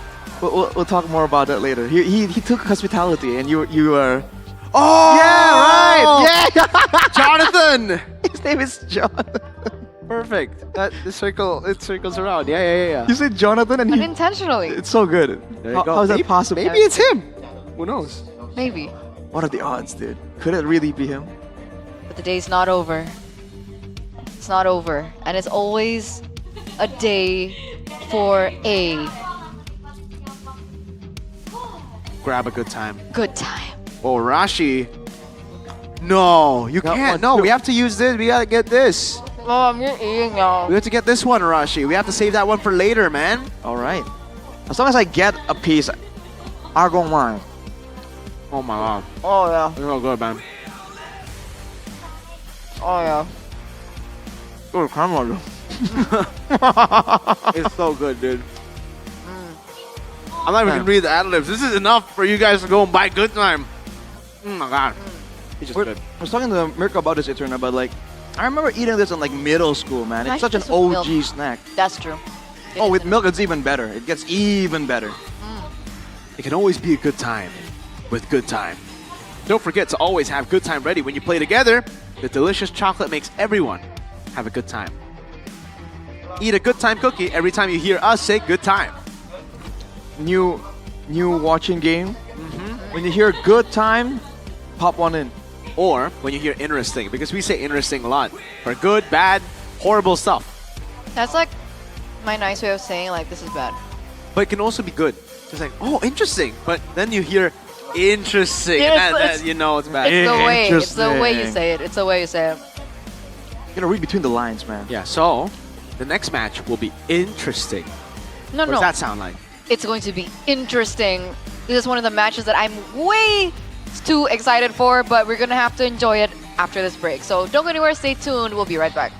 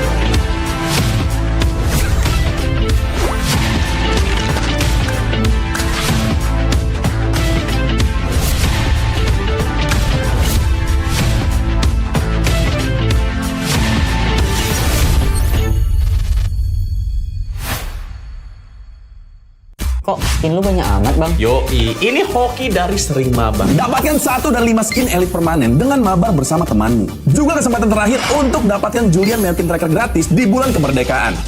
Login MLBB sekarang. Esports dipulangkan oleh Araki Hoshi. Ternyata Araki Hoshi berhasil untuk dipulangkan di lower bracket. Ini bencana patah hati kedua kalinya dipulangkan oleh tim yang mereka pilih.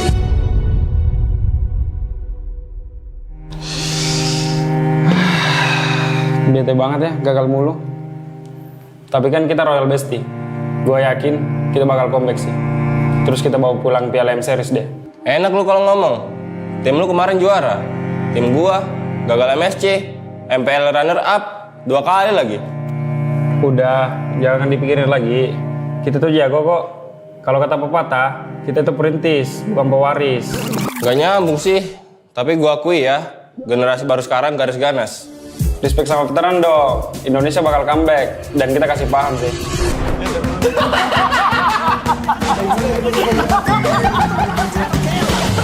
Kayaknya gue ganti nama jadi Rinetizi aja deh.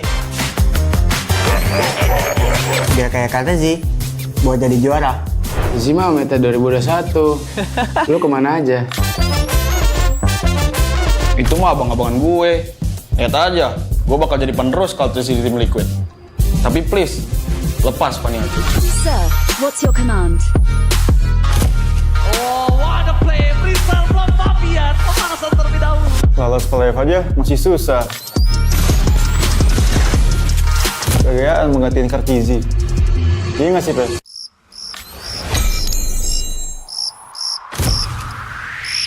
Meskipun gue gak pernah lolos ke playoff, setidaknya gue pernah dipuji viral lah. Berhasil mendorong Vitorino yang menjadi korban hasil kali ini untuk mendapatkan kemenangan di dasar satu sama sekali dan Pedian. Udah jangan pada ribut-ribut. Udah pada pernah punya cincin ini belum?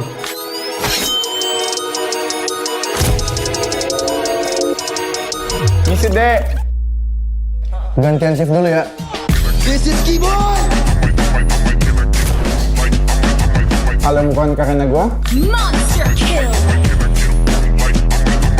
monster kecil kayak kalian masih main ranked. Intinya satu, konsistensi. Tanpa itu, hilang tuh kayak mereka. Hah? Kok kita sih jadi contoh jeleknya? Sorry guys, udah improve, cuma telat. Sorry. Sorry kok, gue ngecewain lo lagi. Ah, bosen. Banyak mulu. Maniac! Sakti Hijume. Tapi sekarang kipan dari Shanja. Oh my god. Maniac!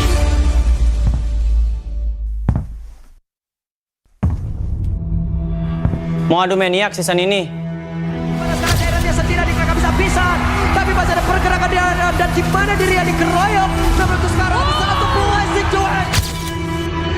You miss me? Duet belum kalah. Kita kasih paham bahwa era kita masih ada.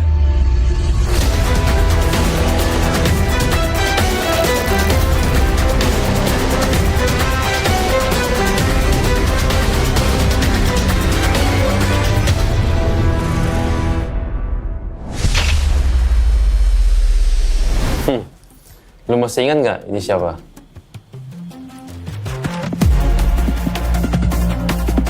Boleh juga. Tapi lu tahu nggak di atas lu ada siapa?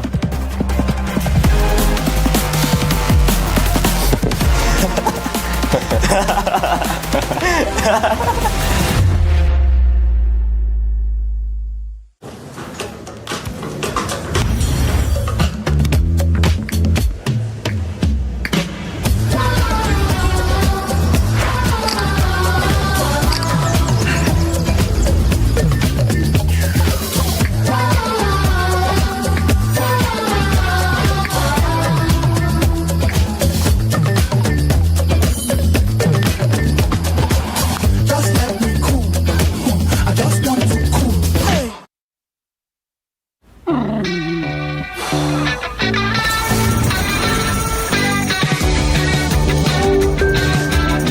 How do I stop my new puppy from chewing my stuff? Young dogs need a lot of toys to chew. Maybe a rope toy? Yeah, tried that. He's an 8-month terrier. Gotcha. Well, young terriers are super energetic. How about a run?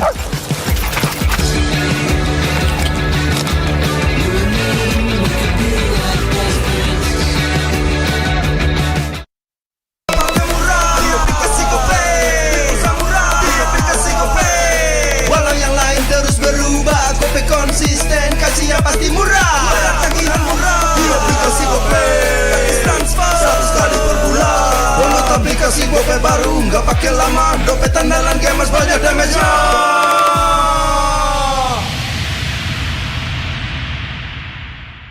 Level up bareng Special Edition Good Day dan MPL. Temukan kode unik, lalu scan QR-nya. Buat kumpulin Diamond Mobile Legends yang banyak dan menangin juga skin kerennya. Cobain semua variannya sekarang. Sebotol Good Day bikin GG Good Day. Yo, Good Day MPL, woo, Good Day MPL, woo, Good Day MPL, yes, Good Day MPL, woo, Good Day MPL, yes, Good Day MPL, yo, Good Day MPL, oh. Aku udah nonton. Fix, Hijin tuh jahat ke Minjun.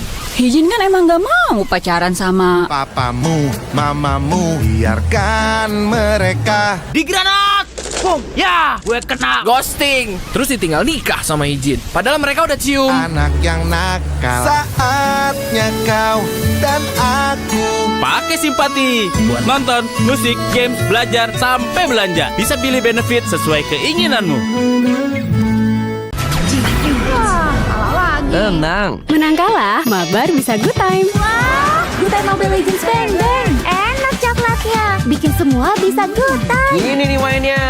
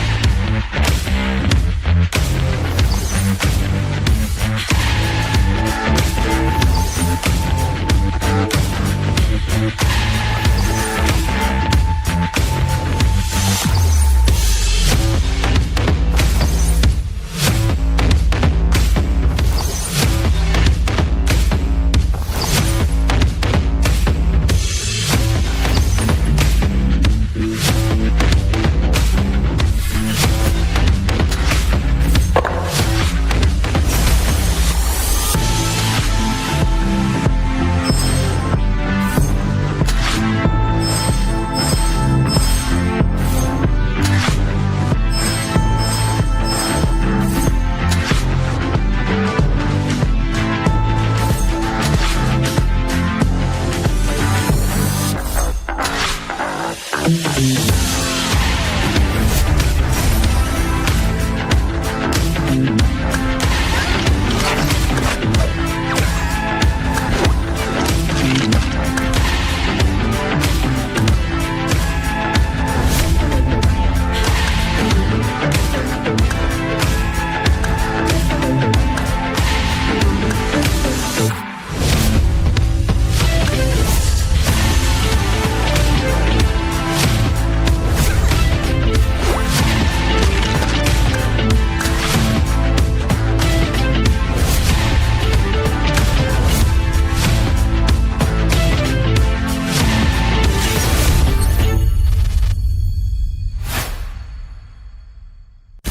skin lu banyak amat, Bang? Yoi, ini hoki dari sering mabar. Dapatkan 1 dan 5 skin elit permanen dengan mabar bersama temanmu. Juga kesempatan terakhir untuk dapatkan Julian Melkin Tracker gratis di bulan kemerdekaan. Login MLBB sekarang. Esports dipulangkan oleh Araki Hoshi. Ternyata Araki Hoshi berhasil untuk dipulangkan di lower bracket. Ini bencana patah hati kedua kalinya dipulangkan oleh tim yang mereka pilih.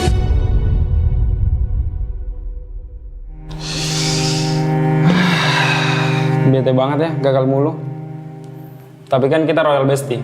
Gue yakin kita bakal comeback sih. Terus kita bawa pulang Piala M Series deh. Enak lu kalau ngomong. Tim lu kemarin juara. Tim gua gagal MSC, MPL runner up 2 kali lagi. Udah, jangan dipikirin lagi. Kita tuh jago kok. Kalau kata pepatah, kita tuh perintis, bukan pewaris. Gak nyambung sih. Tapi gua akui ya, generasi baru sekarang garis ganas.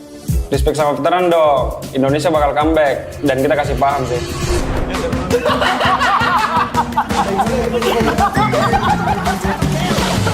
Kayaknya gue ganti nama jadi Rinetizi aja deh. Biar kayak kata sih, buat jadi juara. Zizi mah meta 2021. Lu kemana aja? Itu mah abang-abangan gue. Lihat aja, gue bakal jadi penerus kalau terus di tim Liquid. Tapi please, lepas Paniati. Sir, what's your command? Oh, what a play! Freestyle from Fabian. Pemanasan terlebih dahulu. Lolos playoff aja masih susah. Kegayaan menggantiin Kartizi. Iya nggak sih, Pe?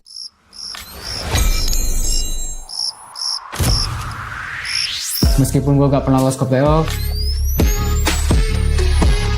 setidaknya gue pernah dipuji Kelera lah. Berhasil mendorong Vito-Vitonya menjadi korban racun kali ini untuk mendapatkan kemenangan di atas satu sahabat sekali dan Pedia.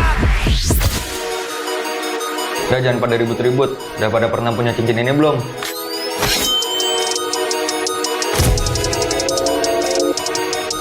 Misi dek. Gantian shift dulu ya. This is Keyboard. Kalau bukan karena gua, Monster kill. monster kecil kayak kalian masih main ranked. Intinya satu, konsistensi. Tanpa itu, hilang tuh kayak mereka. Hah? Kok kita sih jadi contoh jeleknya?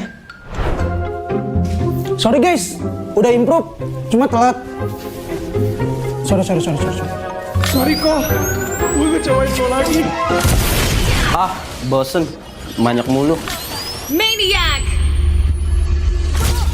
Sakti Hijume, tapi sekarang belum ibadah shutdown. Oh my god. Maniac.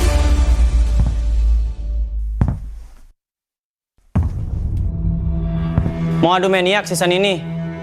Pada saat daerahnya sendiri mereka bisa pisan, tapi masih ada pergerakan di ada dan di mana dirinya dikeroyok. Namun untuk sekarang satu mulai Sijuan. You miss me? Sijuan belum skala. Kita kasih paham bahwa era kita masih ada.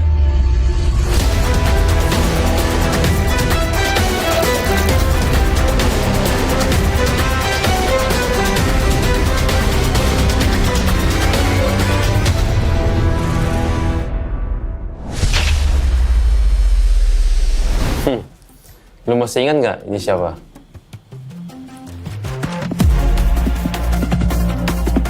Boleh juga. Tapi lu tahu nggak di atas lu ada siapa?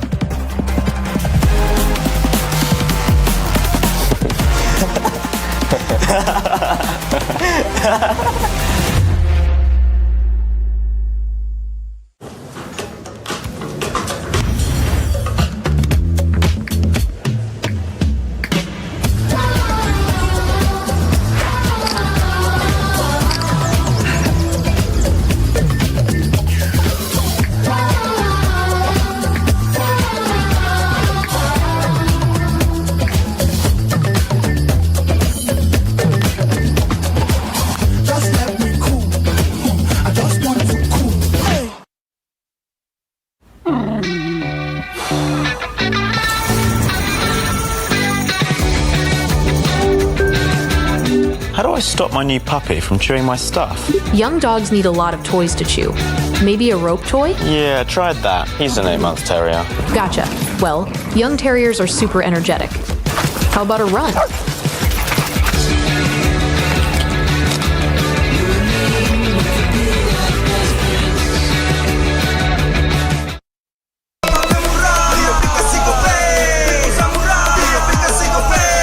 Walau yang lain terus berubah, Gope konsisten, kasihnya pasti murah.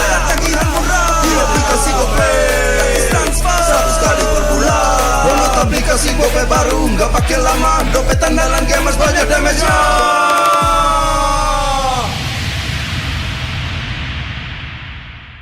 Level up bareng Special Edition Good Day dan MPL. Temukan kode unik, lalu scan QR-nya. Buat tumpulin Diamond Mobile Legends yang banyak dan menangin juga skin kerennya.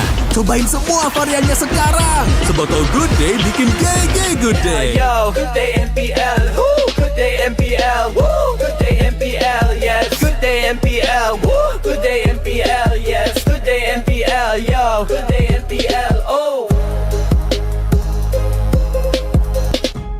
Aku udah nonton. Fix, Hijin tuh jahat ke Minjun. Hijin kan emang gak mau pacaran sama papamu, mamamu, biarkan mereka. Di granat! Boom! Ya, gue kena ghosting. Terus ditinggal nikah sama Hijin. Padahal mereka udah cium. Anak yang nakal, saatnya kau dan aku Pakai simpati buat nonton, musik, games, belajar, sampai belanja. Bisa pilih benefit sesuai keinginanmu. Tenang. Menang kalah, mabar bisa good time. Wah, good time Mobile Legends bang bang. Enak coklatnya, bikin semua bisa good time. Ini nih mainnya.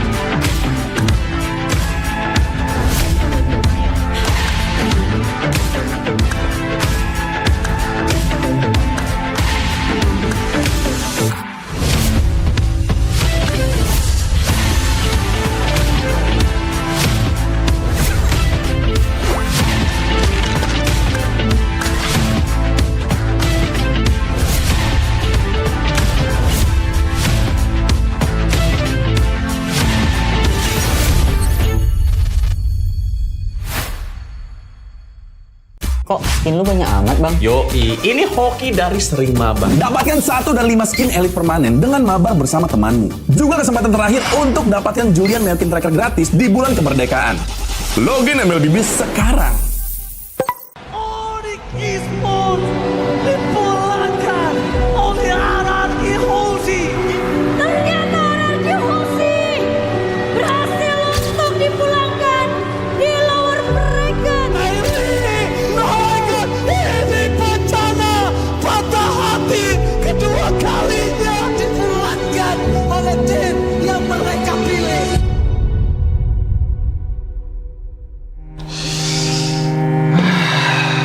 Bete banget ya, gagal mulu. Tapi kan kita Royal Bestie. Gue yakin kita bakal comeback sih. Terus kita bawa pulang Piala M Series deh. Enak lu kalau ngomong. Tim lu kemarin juara. Tim gua gagal MSC, MPL runner up 2 kali lagi. Udah, jangan dipikirin lagi. Kita tuh jago kok. Kalau kata pepatah, kita tuh perintis, bukan pewaris. Gak nyambung sih. Tapi gua akui ya, generasi baru sekarang garis ganas. Respect sama veteran dong. Indonesia bakal comeback dan kita kasih paham sih.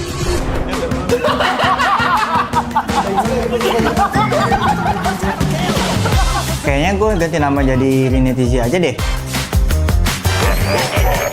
Biar kayak kata sih, buat jadi juara. Zizi mah meta 2021. Lu kemana aja? Itu mah abang-abangan gue. Lihat aja, gue bakal jadi penerus kalau terus di tim Liquid. Tapi please, lepas Paniati. Sir, what's your command? Oh, what a play! Rizal from Fabian, pemanasan terlebih dahulu. Lolos ke live aja masih susah. Kegayaan menggantiin Kartizi. Iya nggak sih, Pe?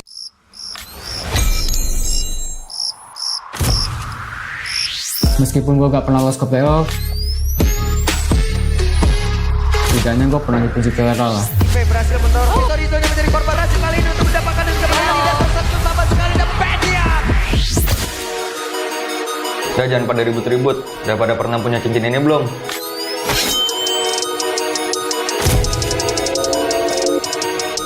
Ngisi deh. Gantian shift dulu ya. This is Keyboard. Kalau bukan karena gue, Monster kill. monster kecil kayak kalian masih main ranked. Intinya satu, konsistensi. Tanpa itu, hilang tuh kayak mereka. Hah? Kok kita sih jadi contoh jeleknya? Sorry guys, udah improve, cuma telat. Sorry. Sorry kok, gue ngecewain lo lagi. Ah, bosen. Banyak mulu. Maniac. Sakit Jume, tapi sekarang lu ibadah shutdown. Oh my god. Maniac.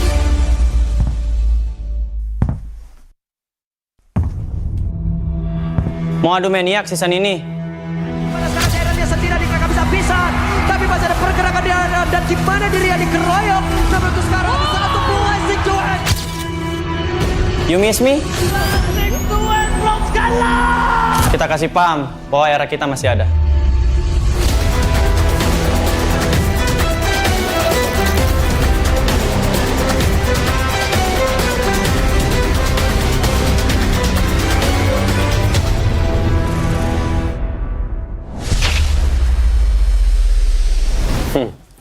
Lu masih ingat nggak ini siapa?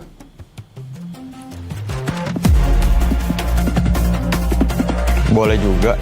Tapi lu tahu nggak di atas lu ada siapa?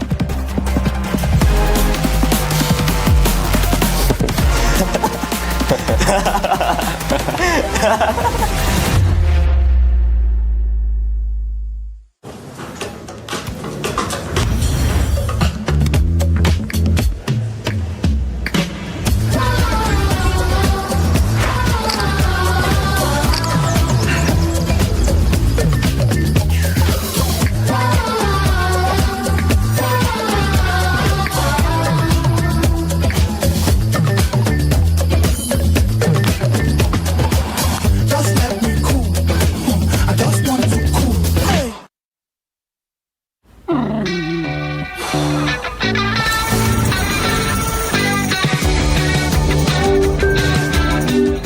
stop my new puppy from chewing my stuff?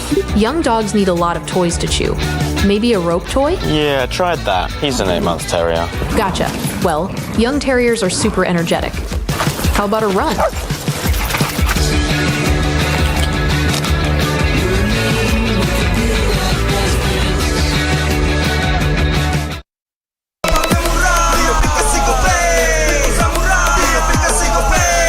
Walau yang lain terus berubah, Gope konsisten, kasih yang pasti murah. Bayar tagihan murah di aplikasi Gope, gratis transfer 100 kali per bulan.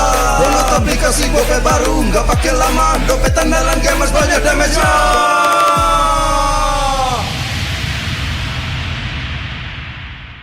Level up bareng Special Edition Good Day dan MPL. Temukan kode unik, lalu scan QR-nya. Buat tumpulin Diamond Mobile Legends yang banyak dan menangin juga skin kerennya. Cobain semua variannya sekarang. Sebotol Good Day bikin GG Good Day. Yo, Good Day MPL, woo, Good Day MPL, woo, Good Day MPL, yes, Good Day MPL, woo, Good Day MPL, yes, Good Day MPL, yo, Good Day MPL, oh. Aku udah nonton. Fix, Hijin tuh jahat ke Minjun. Hijin kan emang gak mau pacaran sama Papamu, mamamu, biarkan mereka. Di granat! Boom! Ya, gue kena ghosting. Terus ditinggal nikah sama Hijin. Padahal mereka udah cium. Anak yang nakal, saatnya kau dan aku. Pakai simpati buat nonton, musik, games, belajar, sampai belanja. Bisa pilih benefit sesuai keinginanmu. Tenang. Menang kalah, mabar bisa good time. Wah, good time Mobile Legends Bang Bang. Enak coklatnya, bikin semua bisa good time. Ini nih mainnya.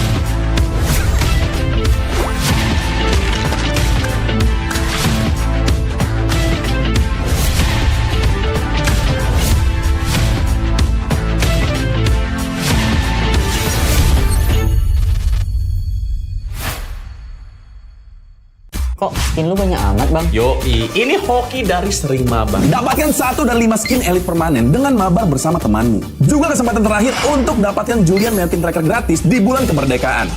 Login MPL ID sekarang.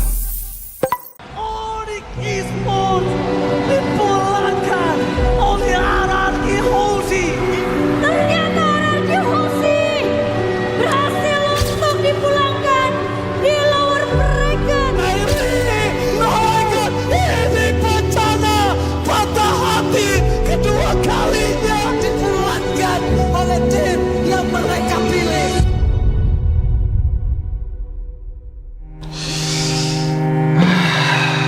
Bete banget ya, gagal mulu. Tapi kan kita Royal Bestie. Gue yakin kita bakal comeback sih. Terus kita bawa pulang Piala M Series deh.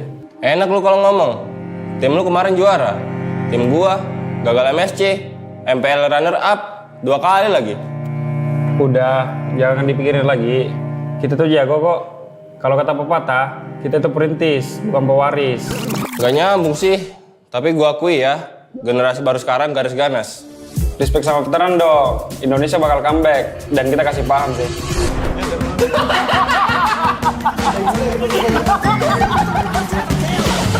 Kayaknya gue ganti nama jadi Rinetizi aja deh.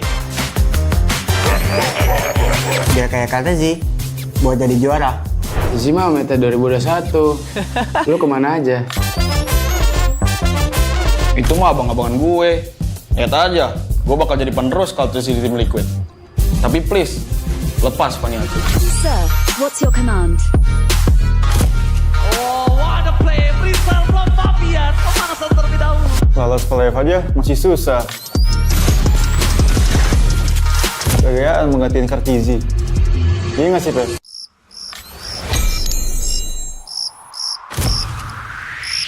Meskipun gue gak pernah lolos ke playoff,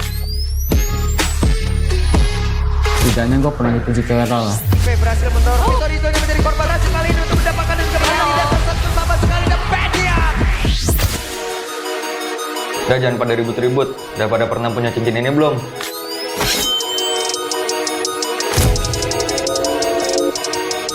Ngisi deh. Gantian shift dulu ya. This is Keyboard. Kalau bukan karena gue, Monster kill. monster kecil kayak kalian masih main ranked. Intinya satu, konsistensi. Tanpa itu, hilang tuh kayak mereka. Hah? Kok kita sih jadi contoh jeleknya? Sorry guys, udah improve, cuma telat. Sorry. Sorry kok, gue ngecewain lo lagi. Ah, bosen. Banyak mulu. Maniac. Sakti Hijume, tapi sekarang lu kipannya disyajak. Oh my god. Maniac.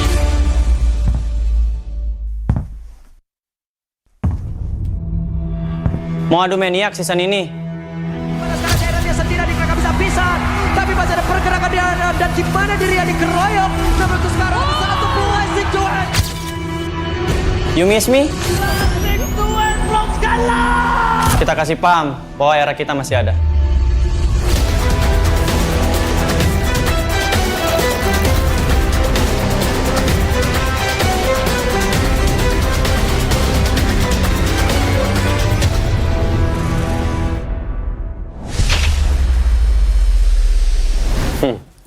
Lu masih ingat nggak ini siapa?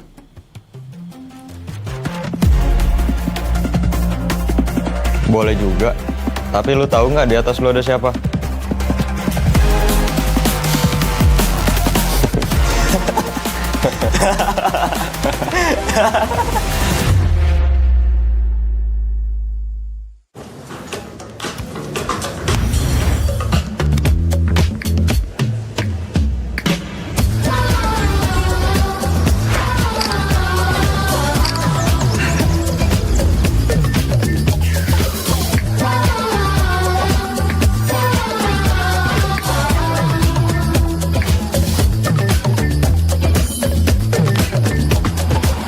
Just let me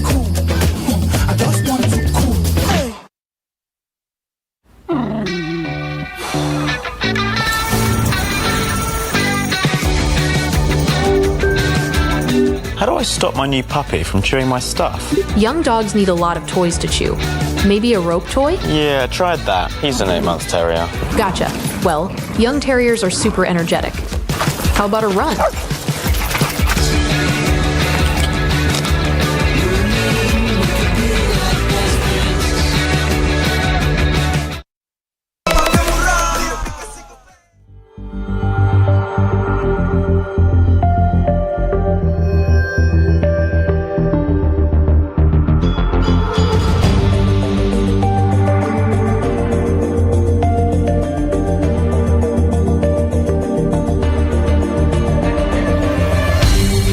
Aku kan berdiri dan terus berlari, terus ke arah puncak tertinggi. Ku takkan berhenti, hanya sampai di sini. Kemenangan abadi menanti. You know we won't miss if we unite our focus. And if you haven't noticed, we all live. Nyalakan apimu, hadapi semua tantangan, hadang semua serangan, jatuh bukan halangan. Bakar semangatmu, janganlah engkau menyerah. Kita akan buat sejarah. We all this, we won't miss. We all this, we won't miss. Saatnya beraksi, jalani ambisi.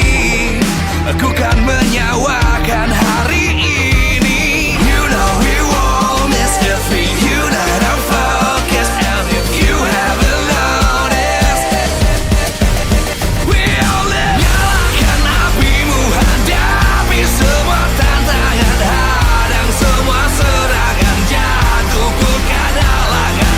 Bakar semangatmu, janganlah engkau menyerah.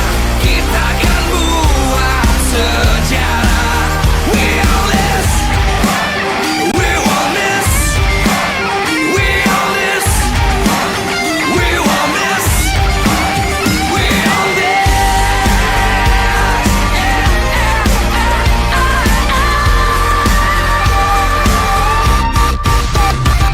Nyalakan apimu, hadapi semua tantangan, hadang semua serangan, jatuh bukan halangan. Bakar semangatmu, janganlah engkau menyerah. Kita akan buat sejarah. We all this.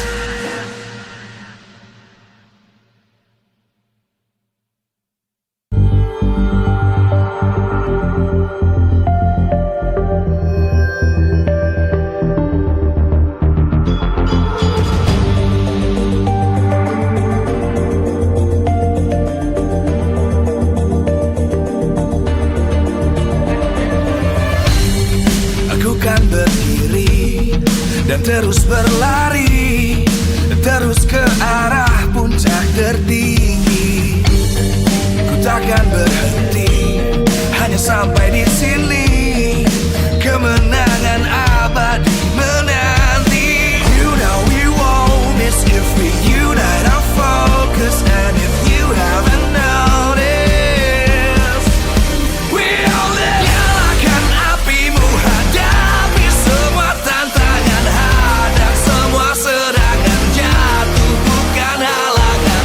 Bakar semangatmu, janganlah engkau menyerah. Kita akan buat sejarah. We all this, we won't miss. We all this, we won't miss.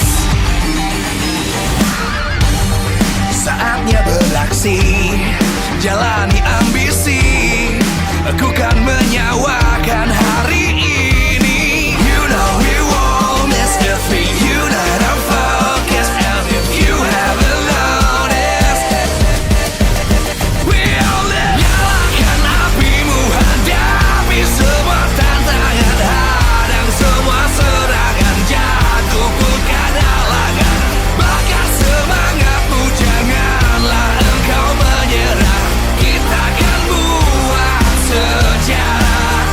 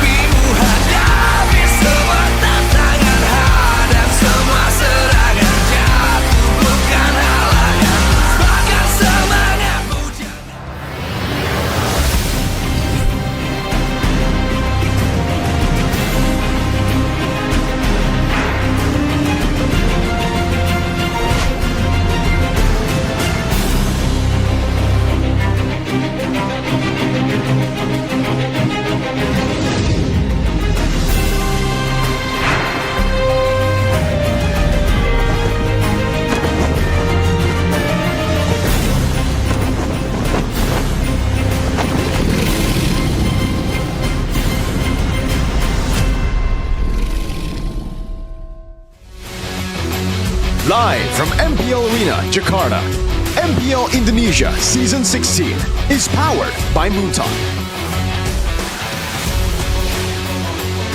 Supported by Esports Federation of Indonesia. Presented by official tournament smartphone, Samsung Galaxy. Official e-wallet, GoPay. Official coffee, Good Day. We own this.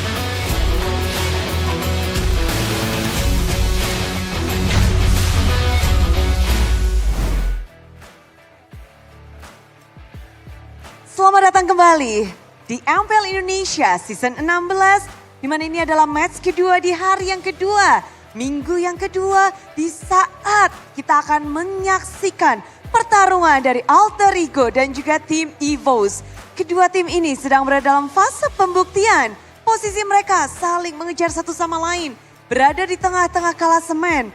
Mengingat bahwa EVOS mendapatkan kemenangan di minggu yang pertama, ini akan menjadi modal mereka di babak yang anyar. Sementara dari Alter Ego pun, mereka juga mendapatkan satu kemenangan dan satu kekalahan. Momentum sedang didapatkan. Kedua tim terasa mereka membutuhkan pembuktian karena kita tahu dari Alter Ego mereka mempercayakan musim ini kepada The Young Blood, jajaran player-player yang begitu segar di panggung MPL. Sementara dari EVOS kita lihat mereka mempercayakan pada para veteran. Dan bukan hanya pertarungan akan sangat menarik, namun ini akan menjadi pertarungan penuh taktik di saat kedua dari coaching staff milik kedua tim rupanya menarik perhatian banyak sekali. Di saat Sever dan Kapten Vin yang dulunya kapten sekarang menjadi coach harus berhadapan satu sama lain.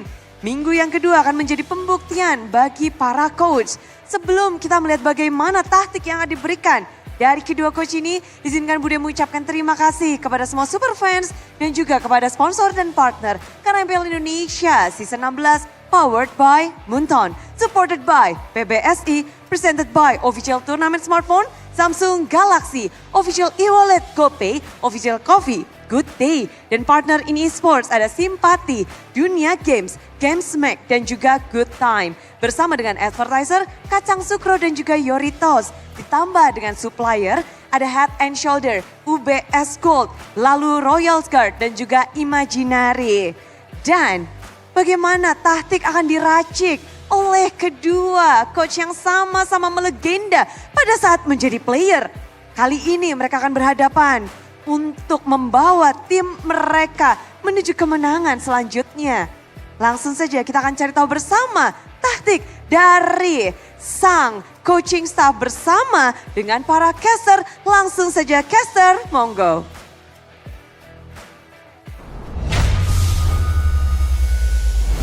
Welcome back everyone from the break as we are now approaching match number 2 of the day between EVOS and Alter Ego. Earlier on, Bude Clara Mongstars said it best. It is the clash of the coaches.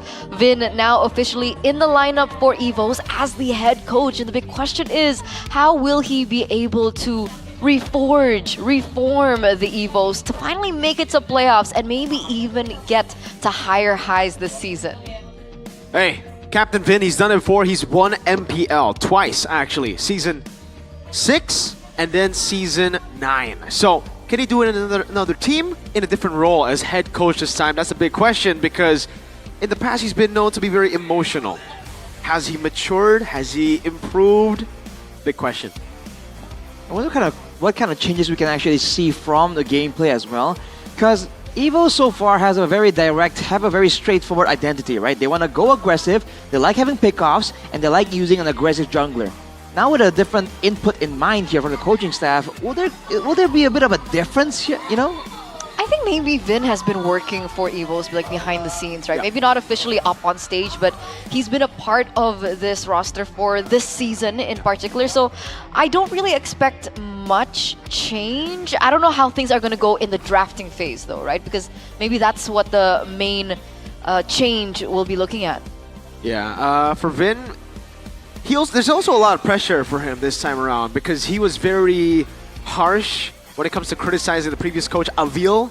I remember seeing him saying, just looking at the drafts here, it shows that the previous coach didn't know how to play MLBB at all.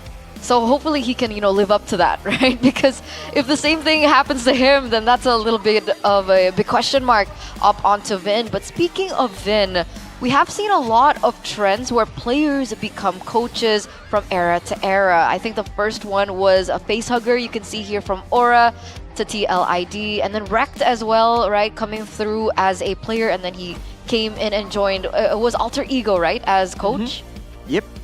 And afterwards we have Watt, Mr. Super Awat, who became a coach for Dewa United with, there were some moments that looked kind of good, but I think we can agree it's mixed results. Wong Coco as well, and now Vin. Like, what can we really expect from a guy who's been so many places? I mean, look at those logos, man. Yeah. He's trying to collect everything. Technically, we also have strategy from Evo's. Yep. I think It was season NXL. 1 as NXL. He was actually able to win the first season of MPL, and then he joined Evo's as a coach under strategy or G. G. So Big G. a lot of players turned coaches, and achievement-wise, Facehugger won season 14 as a coach, and that's about it, right? We've only seen one success story all the way to a trophy. The rest have been great as players, not so good as coaches yet. Wrecked no longer in Alter Ego, Watt no longer in Dewa. Only Wong Chocho and Vin are left with Facehugger. But Facehugger was already won. True.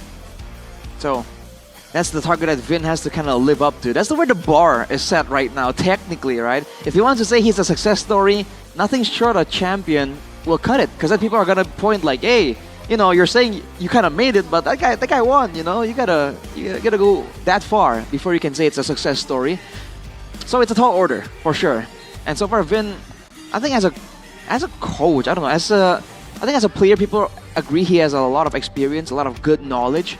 I wonder if he can transition that knowledge well as a coach, because it's a different perspective, right? It's a different mindset. So now that he's a bit more detached, maybe the emotional nature we talked about just earlier, maybe that won't be as big of a problem, because he's not fully involved personally. Let's hope. Fingers crossed. Fingers crossed. Because we've been having a lot of talks with, players. We've had a lot of talks with coaches as well. And the fact of the matter is, not a lot of players can accept hard criticism. Yes. And that's what Vin is notorious for. Oof. So it really depends on the kids, right? It depends on Albert, it depends on Key, it depends on the rest of the team as well. Yeah, luckily for him, he's in a team full of veterans, full of... That's true. Again, Chorizo, Key, Albert, we all know him from the past. The new guys, Roundel and Erlan, have also been in MPL for quite a while. So there's no rookies on the team, which means they should be more matured compared to the rest of the league, where again, that should be an issue. I think in EVOS, particularly, it won't be an issue. Just because, again, they're all there. Some of them actually teammates. Key, Albert were teammates. Chorizo also were teammates of Vin, XBTR, by the way. Right, exactly. Yeah. I was about to say. So he actually... Was he there? So he was technically in the same team with Key and Chorizo. So, there's a bit of synergy left over there, presumably, right? He should know, and they should know as well, if they're willing to actually get him as a coach. I feel like, this is something that they would have considered properly. So I think we can expect good things from this. We've drawn a lot of comparisons, right? And I think Zephyr finally stepping up as head coach. We'll see how he goes up head-to-head against Vin as well. As we take a look at some of the past games coming from Alter Ego this particular season, and technically, Alter Ego are kind of on a roll, finding a lot of success. Yeah, they've been doing really, really good. And the big question is still for Alter Ego, despite their early success, they haven't really figured out who the best lineup is. We got a glimpse of Yazuke, we got a glimpse of Cyrus with Rin too. I don't know if they're still going to be mixing it up, or that's the package we're going to get. Every time you see Yazuke, you'll see Hijume. Every time you see Rin, you'll see Cyrus. Or maybe this time they try Rin, Hijume, go back to the previous season lineup, and they even have reinforcement now with Ivan joining Alter Ego from Homeboys last season. Yeah, it's a lot of different options that they can really consider right now. So that's the concern, man. If you're really banking on EVOs making if you're banking on them making a very solid decision on who's playing, technically this is where they should kind of try out different combinations first. So you don't really know what to expect just yet, right? Even if they don't really do so well, that's not really indicative of what we can expect throughout the whole season. That's why I feel like having layers can be good or bad. Or really bad. Yeah. And for Evos, it has been kind of interesting.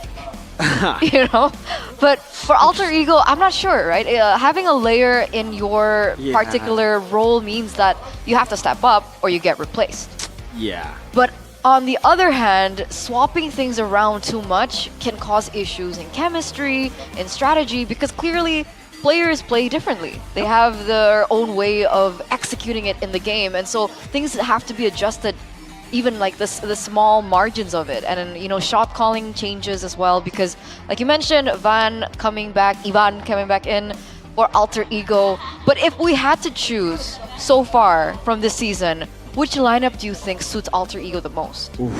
I think I'm gonna have to go with the steady Rin and the veteran Hijime. Okay. With Alec over Ivan for now. Okay, that's fair. What about you, Rashi? I gotta agree. I think Hijime has a lot of potential. Technically, he's shown great, great moments, great outplays as well during his career in MPL. So I think I would go with him as well.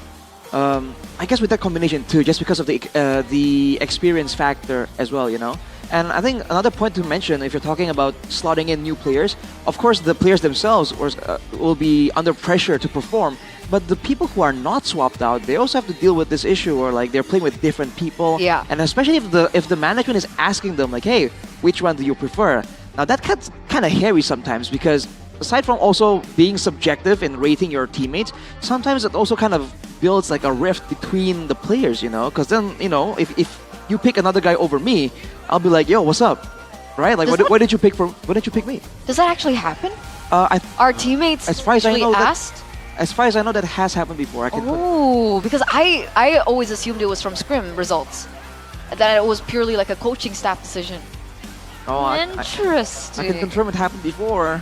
I won't say. And I don't know. I feel like scrim results, you can't really base everything off of scrim results. Yeah, scrims are the only way for you to understand if a player is good or bad before the tournament actually starts. But a lot of players perform meh in scrims and amazing on stage. So or vice versa. Or vice versa, right? They do really good in scrims, really bad on stage. So that's why you got to try all your options. You can't just be like, all right, this guy's performing good in scrims, so we'll just use him the entire way. So I honestly don't know who's going to be playing today. Me neither. I know who's going to be playing for Evos, though. I don't think they're going to be swapping anyone. So still Erlan, no Brand. Yeah, and even still Roundel, no Suelo. Okay. So even Evos has that layer. Yeah. So do you agree with this? So should they stick with this particular lineup? I think for now, why not, right? Stick with it for now and let some more airtime actually happen, and then make a decision if you want to try something else. So I guess we'll find out officially who's going to be playing today, because there it is. Yep. The official team lineup for Evos. And you're right, Roundel still in the mid lane alongside with Erlan in the gold, looking to solidify their spot here in the early stages of the season. A good start to the season, 1-0, but this week they'll be tested in this matchup. Can they continue the early streak? Welcome, Evos! With a lot of aggression built into this composition, with the new faces, can they maintain the same kind of tempo?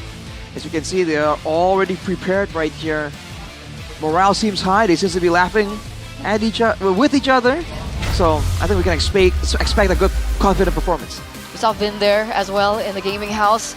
But this is the big question. Who is going to be playing for the three-face masks? Looks like Rin is going to be stepping into the jungle alongside with Hijime. Wow. It's not going to be Cyrus today. We'll see exactly what they're capable of. Well, a new shade of Alter Ego, one of the many faces they've shown. Can they get the job done? Can they get a win here with the new lineup? Alter Ego Esports. And here it is, ladies and gentlemen, match number 2 of the day, Alter Ego versus Evos. Don't forget to show your support in the comment section, because we are going to be checking that out. All right, let's see how this goes, man. Discussion seems to be happening. Nino seems really locked in. I mean, he has a lot to do right now in the current meta, right? So I think it makes sense. wondering which lane is going to be, utilized by both teams because they have kind of available weapons on different positions in the Land of Dawn. I agree. I think every single lane is something that we can discuss later on. But for now, let's take a look how is EVOS' performance with the new coaching staff according to you guys back at home. 40%, definitely better. All right. 32% of y'all are scaredy cats, man. Come on, make a decision. Just pick one. You don't need to see it first. Well, everybody can see it first. Well, you have to withhold judgment, Mirko. Who knows? No, just give us your prediction. I honestly voted C. Oh my God, see, scaredy cat. What about you? You did it too? I'm an analyst. I gotta wait for the data. No, you gotta. They're gonna be good. They're gonna be good. All right, well, here's a victory here with the Samsung Galaxy Z Fold 7 and Z Flip 7 for Alter Ego to give Alak an enabler hero and take advantage of the early game. This is something we know from Alter Ego. They like being, dominant in the early game. They like playing that high tempo style. And right now, they do have the combinations, the players to really play for that style, especially with Rin in the picture, right? If they can get snowballing, we've seen EVOS falter on the back foot. That could be the angle they're gunning for. And we saw what Alec was able to do on his Khalid, right? Looking for a lot of opportunities on the board. It's not a hero that we see too often, but in that particular game, it worked out really well. Meanwhile, keys to victory by the Samsung Galaxy Z Fold 7, Z Flip 7 for EVOS. Maximize the dual prod combo. It's been there for a while, this combo. And trust Coach Vin's draft and strategy. Now that's where gets a bit confusing, but hopefully they've kind of worked it out, and whatever Coach Vin comes up with here, with his extensive experience, they'll trust and they'll be united in. And if they can play with good synergy, that is the one thing that Alter Ego struggle to do against a team that communicates well, a team that doesn't really panic when they're on the back foot. That's where Alter Ego do their best work. So if EVOS can avoid that, then maybe Alter Ego are the ones who will break first. So I gotta ask, you guys were able to cast, last week's games. Do you feel that Alter Ego's playstyle has changed from last season? Are they still chaotic? Are they still very, a team fight centric kind of team? They were different, but it was a different lineup. So yeah, I don't know how this lineup will do, because they did show shades of their previous lineup style. And again, that was with the new one. Now they're back with the old one, just with the change in Roam and XP. Or sorry, just Roam, sorry. The XP changes for EVOS. Yeah, just in Roam with Alec now being in instead of Dreams. I think it really depends on Alec. Alec is way more aggressive compared to Dreams. Dreams much more of the calculated guy that waits for his moments. Alec just wants to go in. So we'll have to wait and see what kind of Roam style do they want here for Alter Ego. Because usually, if you want to play to stop EVOS, right, to stall EVOS, and technically you need someone that's a bit more calculative. Whereas if they really want to match fire with fire, and we want to see that level 1 turtle fight end up with multiple kills, I think we can expect a big aggressive playmaker. I'm excited. I'm excited to get into this. I want to see how these two teams in particular are going to clash, especially with this new lineup coming in from Alter Ego. So let's go ahead straight into the drafting phase, presented to you by the official tournament smartphone Samsung Galaxy Z Fold 7, Z Flip 7. Alter Ego first pick already with a Fanny ban on blue side. Phoveus, Baxia banned out. We have the Wanwan and the Gatot Gacha banned out by EVOS very early on as well. Gatot Gacha, I mean, we did mention that there was potential for this hero. Only specifically against heroes, right, that they can really get denied by the AOG, maybe the shorter range, maybe the static type of playstyle like the Farsa as well. But banning it early on right here, they might be doing that based off data. They want Kalea. Usually we see the Gatot as a way to deal with the Kalea, so Alter Ego are definitely thinking about it now. Do they go for the Kalea instead, or do they go for the natural Lancelot Jusin first pick? They do either and still prioritize Yi Sun-shin. Now, Yi Sun-shin is great when there's no Lancelot, when there's none of the, prio ones. But now EVOS can trade it out with... They don't even need to pick up Lancelot here. They can go Jusin, Kalea first, and then pick up Lancelot later. Wow. Are they anticipating the Lancelot pickup? Maybe Alter Ego has a plan against the Lancelot? But it looks like the Jushin gets picked up early, as well as the Lancelot, which technically could have been saved later on, considering Alter Ego have already picked up their jungler, so there was no need to rush this Lancelot in the first place. Maybe on the flip side, EVOS are trying to hide that final pick, right? So show the Lancelot that in theory is gonna be expected for sure by Coach Zephyr. Now the Yves comes through as a counter to the Zushin. Badang as well that can stop the Lancelot in its tracks, so not a bad answer at all. Okay. Should be Kalea. Unless they want to go for something different. What might that be? Do they want to just threaten XP?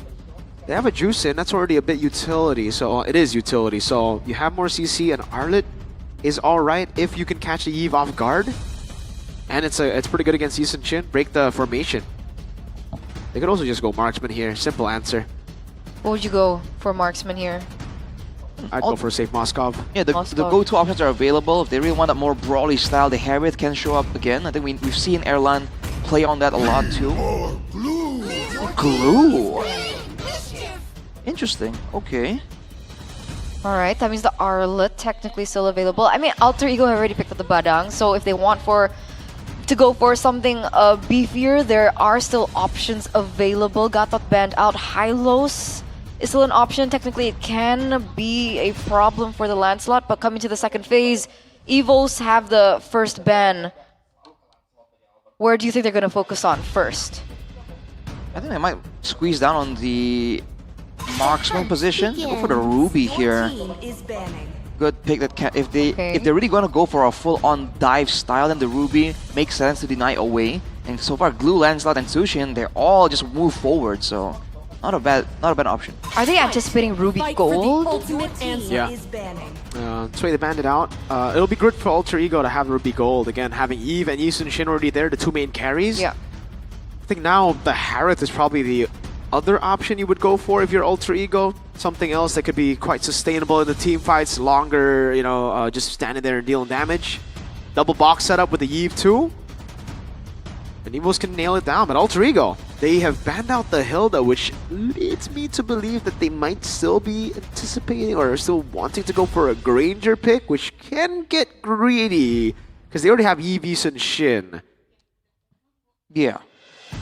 Potentially there might not be enough gold to go around. And the Uranus actually, which is interesting. Again, from the looks of it, the only real weakness that this lineup from Evo so far have against the Uranus is the stacking from the Glue and the Zushin. And I guess in the matchup, Glue and Uranus is a bit of a non-lane. But banning it away seems quite interesting. And instead, Alter Ego are the ones who went for the Granger ban. I mean, so far Erlan has only picked up the Granger, right? So maybe they're anticipating that Evos have been setting up for this Granger pick all along. Technically, second phase, they do have first pick. So Alter Ego respect that away, deny that, maybe forcing Erlan on something different. The Claude comes through, which was something that I did consider in the beginning, but considering the Moskov was still open, I thought maybe they wouldn't go for the Claude. We've seen the Claude become one of the answers towards the Eve when she opens up the real-world manipulation, because she's able to receive damage from the Blazing Duet that the Claude can go for straight into the backside. Yeah, it's not really as vulnerable as the usual type of mage, but yeah, that depends on how the rest of the team kind of plays around that idea as well. Now for Alter Ego, they have quite a good deal of crowd control that can keep Evos in the fight if they really want to, but none of these crowd controls really lock them down in the fight when they're already committed, so maybe a bit more of that can help. What's the answer for Alter Ego? It's a Harith, I think. Was that a Harith? I believe it was the Harith. Pretty good choice against the Claude too. Yeah. Do win out there. And there, I don't know, I didn't catch the Lapu. other hero. Oh, it was Lapu? The asset on stage does say it is a Lapu indeed. So Harith and Lapu, yeah? Yeah. So Evos, do they want to just run Alter Ego down with a Hylos, or do they want to play with a bit more pick potential? Because right now, Alter Ego technically have a lot of anti-CC, so you don't want to go Kalea? Could still be a choice, again, just for the pure sustain and damage early game. But yeah, I think the safe choice would be Hylos. Get the Glorious Pathway, basically give an easy entrance for the Glue. Is that enough lockdown for the team? Do they need lockdown to begin with for Evos? Because technically they brought in a Glue in the EXP lane. Jushin too. Yeah, I think they have enough.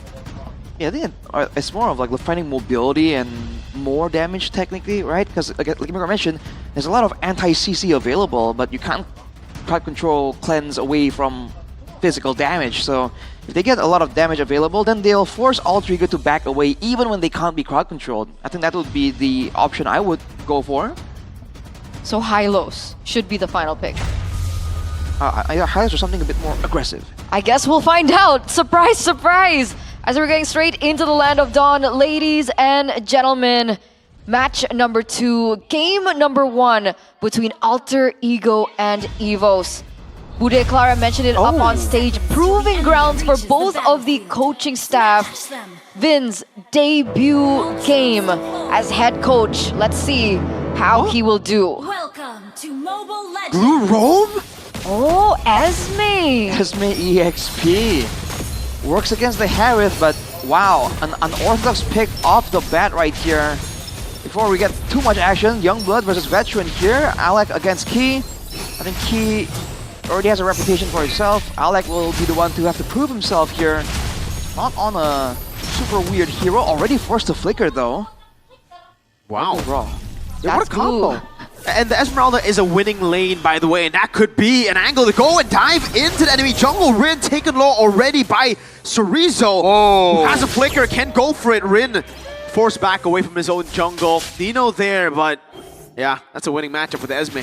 This is one of Chorizo's picks as well back in the day, right? The Esmeralda. So the fact that he's back on his signature, he's in a winning lane, we know exactly what EVOs are trying to do here as we take a look at the emblems. Tenacities and agility for EVOs on 3 members. They want to fight and they want it fast. On the side of Alter Ego, a lot of inspires here, so they fully understand that they want those abilities as fast as possible and they're going to be spamming it out. So they go for this build here that gives them more regen, mana-wise, and more spells to be spamming it out. It's going to be very useful for Alec in particular, for the mobility, and to stop these dive heroes, because there's a lot of it from the side of EVOs, man. So Rizzo, Roundel, I mean, every single one of the heroes on the side of EVOs are dive heroes, so that's interesting. But Chorizo on the Esmeralda, I still remember when he was able to get ahead in lane and 1v3, so Alter Ego gotta be careful here. You can already see how fast he's rotating around the map as well, you know, aiding even in mid-control to make sure that they have a lot more to say when it comes down to the neutral objective take. Chorizo's level 4 already here. RWM coming down, Key still there, Mountain Shocker! Locking him down, Key with the flicker out now, is that gonna be Albert still there, looking for the play! First blood to Nino, but Rin falls as well. Albert with a puncture constantly, Chorizo still poking them down. Double immobilization, Key still no ultimate, gets an immobilization though, Chorizo just goes on him. RP rotating from the bottom lane, Albert is gonna be caught, has the puncture, gets the red tree, and Erlan's walking in again. RP out of the Zaman Force, Erlan has a blazing wet, but doesn't wanna go for it. Chorizo still dancing around. Alex gonna be taken low. Let's have a flicker. And a kill over Chorizo.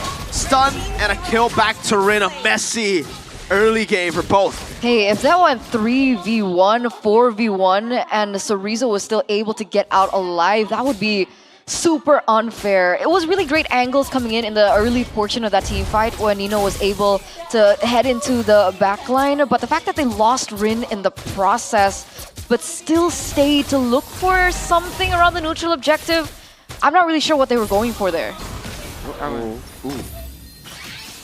Right, fight not breaking out just yet. Both teams want to play it slow, but you can see a lot of emphasis on the mid control. So Rizzo though did a great job there. I mean, he was zoning everyone and sustaining from the damage with the built-in shielding for way too long, dude. If that keeps happening, Alter Ego will not have any control whatsoever. Look at this, whoa. Real manipulation already used so early. Yeah, they could have just... I mean, would it have resulted in a kill? I guess they were baiting out a flicker from Erlan, but they had a BMI back, so wasted resource. Luckily, there's no objective on the map, so they are able to afford such misusage of resources. Such misuse. On the top side, Chorizo flickering out, so you can see this guy isn't really stingy with his usage of spells by all means. And earlier, by the way, he landed a 3-man falling Star Moon, so it's not just the sustain you gotta worry about, it's also his damage output. If you look at the numbers here that we have, I believe Chorizo is up there. Wow. Even higher damage compared to Hijime by about 5,000. That's a lot of damage for an early game Esmeralda. It's like 19,000 damage compared to 5,000 damage from the Lapu Lapu on Nino, so... Yeah. That's kind of the idea that we're looking at right now. That's how much damage. Oh, wait a second. Roundel? All in on Roundel. Wow, Flicker too. Not just the Crimson Beacon. Another resource burned quite easily there by Alter Ego. Nino walking up with the Brave Spider actually goes back and Albert wins out the retreat battle. No contest at all. Rick goes to the fight instead as Chorizo gets bursted down the key. It's gone to the bad spot now. Albert's still there. Thorn Rose gets him down. Now the Blazing Duet comes around with the help of Albert. Arfi dashing away. Albert with the Thorn Rose will help Roundel get the job done with a double as Erlan goes back to lane.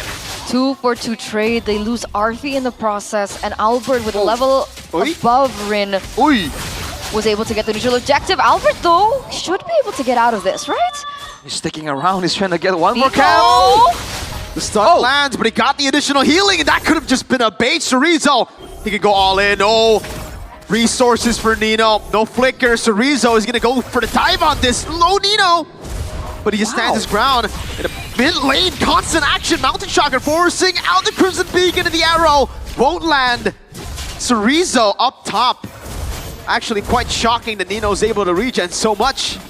I thought that Chorizo was going to go for the dive immediately. Nino steals that buff away as well. But Chorizo had so much shielding, I was sure he was going to go in for more under the turret. In the mid lane though, Alter Ego, they've been putting a lot of emphasis in trying to get Roundel. They've been targeting Roundel with the fist crack multiple times, and he's been able to exit every single time. So Alter Ego has to plan out some way to lock Roundel down for a bit longer, or get enough damage onto him that he can't really Crimson Beacon out, because once they keep going after they fail to secure Roundel, that's how EVOs are getting a bit of an advantage here in these fights. I mean, they were able to do that first turtle, right? But that was Nino looking for that opportunity, finally able to really shut him down. But then that means that Nino would expend all his resources on just Roundel and not Erlan, who would eventually join in the team fight. And in a long-drawn scenario like that, we saw how EVOs were able to capitalize. And right now you can see Nino trying to find something, but he is not tanky at all as a Lapu Lapu. He can't really contest for vision, especially against an Esmeralda and Sushin. Okay, look for the mount down on Alec, who's gonna go for the fist crack, but it's only onto Erlan, who's still safe. That's a Lantern Flare to pick Alec up. Brave Spider by Nino not landing the stun. Arfi Zaman Force mid. Evo's baited out all the big ultimates. Now it's only Hijume who has an RWM to play with, but Chorizo's baiting a lot of those resources again. Key jumps in the RWM, baited out by the glue, and it's value. Albert picks up the last turtle of the game. Perfect for Evos. Wow. They literally gave that last neutral objective to the White Tigers on a silver platter. Perfect turtle in. Looks like Nino's looking for some sort of revenge. Roundel. Doesn't get thrown back up top. Albert should be able to escape here, and he does. Dude, Albert's been slippery on this Lancelot, dude. And he went for the 1v1 onto Arfi, which forced out the Zaman Force, but Alec wants some more here. But this is a team can rotate, though. On the other hand, Chorizo also invading, so both teams just playing with this ultra high tempo. Yeah, they're going in very deep here. I think they want to try and pressure Albert into the jungle. Not going to be to avail, though. Roundel's also there to help support, and you can already see the rotations coming out from Chorizo here. Ooh. I'm Chorizo, but the turret still falls. So Alter Ego finally gets something on the map here. More control, more ways to, again, go for these big combos, but what can they do after? Right now, the pressure from Key and Chorizo, whenever there's a neutral objective, is way too high. Even with the poke damage they have on the Eve, on Hijume, still can't really do anything. And the Swift Trinity has been completed for Erlan at 8 minutes, 8.5. That's so quick. What's his gold level compared to Arfi? That should have been a winning lane for the Harith, right? Actually, no. The matchup is good for Arfi once he gets level 4 and the resets, but before that, it's good for the Claw. Key, though, that's a lot of ultimate burnt down, and Key survives with the mount! Alec, taken low. Hey, you're gonna kill Alec, and Alec dies! They go for it, and Rin gonna be caught in the Blazing Duet. Alter Ego! What? 1-for-3 trade. What happened there?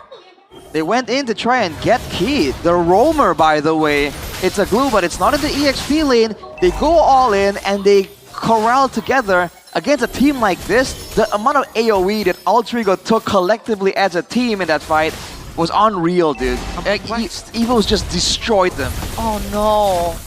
One mistake. And that's Evos picking up this Lord. That could be the beginning of the end at that point. Man, that was a huge fight. Now with the Lord available as well, if you thought the pressure was big before, now with Erlan on curve, with Sorizo, Albert getting some more item power spikes, it's more damage, more tankiness. And look at it, there's no solution to this Lancelot as well. So imagine this with the Lord as well. Concealed by Key. Gonna go for the fight. Blazing duet from Erlan at the Winter Crown too! RP caught in the bad spot. That's a killing spree for Erlan. Evos diving in between the turrets. Albert with a puncture. Looking for the assassination on Rin. He's gonna go for more. Oh, that's an execution of the Thorn Rose! Oh. Nino forced to brave a spider defensively, and they've cracked the holy shield up top. And that's even before the Lord even approaches the base. Look at that damage onto Arfi. You can see the shield also popping there in the mid lane. Less work for Evos to look for an invade into the inhibitor turrets. Oh no. The Lord's still very healthy, gonna be marching down. Alec taking the half HP. Bottom lane Holy Shield down too. And the turret up top will be down to half. No base turrets down just yet. Eos, to be fair, don't really have a lot of range to work with when they're going for these base sieges. So they take the calm, calculated route and disengage.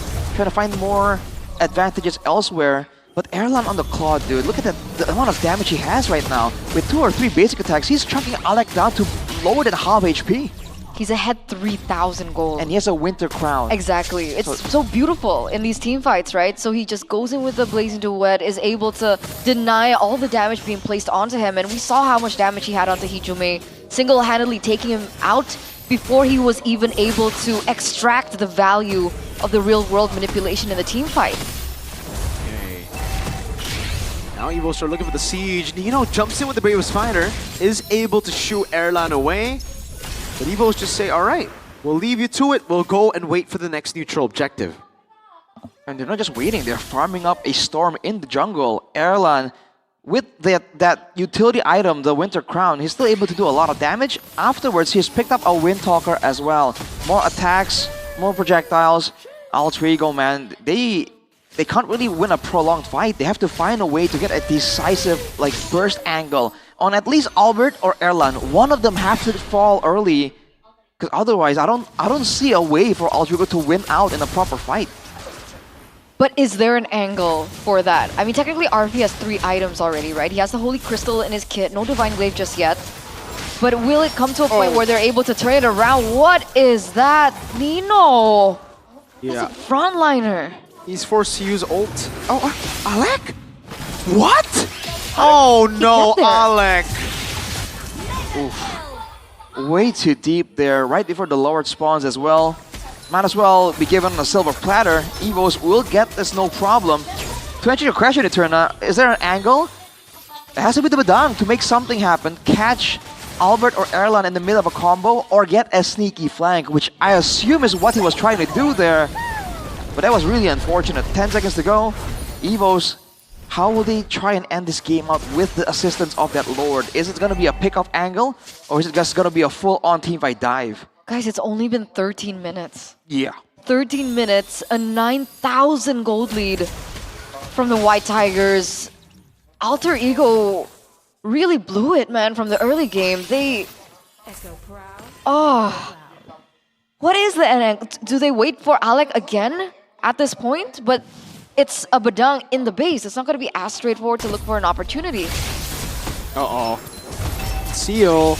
Lord up top going to take a turn for free. They're able to clear out the wave in the mid lane, but the Lord is still healthy up top, and there's going to be waves coming down in the mid and bottom lane. Nino walking up again. Arfi dealing with it with the help of Rin, who's already popped the Mountain Chakra. And now they look to go onto mid. Falling Star Moon. And able to land on 2. Alec going in for the fist track, but it only lands on 1. That's a Meltdown. Alec taken down. Blazing Duet from Erlan with the Winter Crown. 14 minutes, a 12,000 gold lead. The Tigers take game 1. And it looked like at the very end of it, the 12,400 gold gap was a little too much for the three-face mask to handle. Alter Ego will have to accept defeat here in game number 1 and restart back into game number 2. Man, this is a rough one, dude. Evos had everything going for them. They had the tankier front line, they have the higher damage front line, they have the AoE to back it up. So Alter Ego, I think early on they had angles to really get an advantage. But as the game progressed, as the items came through, I mean, look at this. They were trying their best to defend in their base, and there was nothing that they could have done. No one from the side of Evos even fell. The AoE damage just decimated them completely. Yikes. 12,000 gold in 13 minutes. I wasn't expecting that. Yeah. Were you expecting that? I mean, we did talk about the drafts, but I think you don't go Yi Sun Shin when Lancelot's open, my friends. okay. How good is Albert on that Lancelot, though? I mean, I think Niall was flashier, but he had... I don't know, man. He made it look so much more fluid, in a sense, in my opinion, because it seems like Niall had things like prepped out, you know? But he seems to go into dangerous areas, not knowing what's there, and then finding a way out.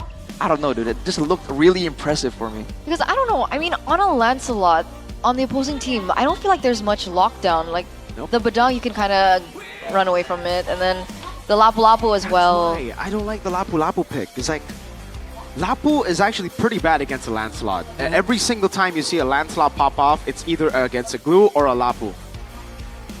Lapu does well against a composition that's immobile, because you could go and chase. Yeah. Everyone on Evos was mobile. You never saw the Lapu become a threat, except for when like the Badang gets a set. Then maybe you see like 1-2 swings of the sword land. But other than that, especially with so many flickers, so many dashes, everyone being able to dash, except for Chorizo, Lapu kind of became useless. Not just the Lapu though, most of them, like even the Eve. Yeah. Oh man, this fight right here where Key was able to basically get like a semi-solo kill and bait out all the resources. You talk about mobility, Mirko. It's backwards and forwards. So that's the problem. If Alter Ego engage and they don't get like a decisive win, man, they're in for a load of punishment. And the punishment they got, especially from this particular man, player of the game, Albert, presented to you by the Samsung Galaxy Z Fold 7, Z Flip 7, and he was just really free for most of these games. At some point, he was able to get like a 1-2 level lead over Rin and being able to get the neutral objectives. Perfect turtle as well for Evos. So Albert really was doing a lot for his team in this game. And that's due to, again, it's a whole team effort, because you can't really focus on Albert when Chorizo is out there up in your face trying to do something. And even if Chorizo gets focused down, Key is there as well. Both these heroes can buy so much time, can do so much damage while still being tanky. And that's the issue. Alec, though, again and again, he keeps looking for moments and it just gets absolutely punished.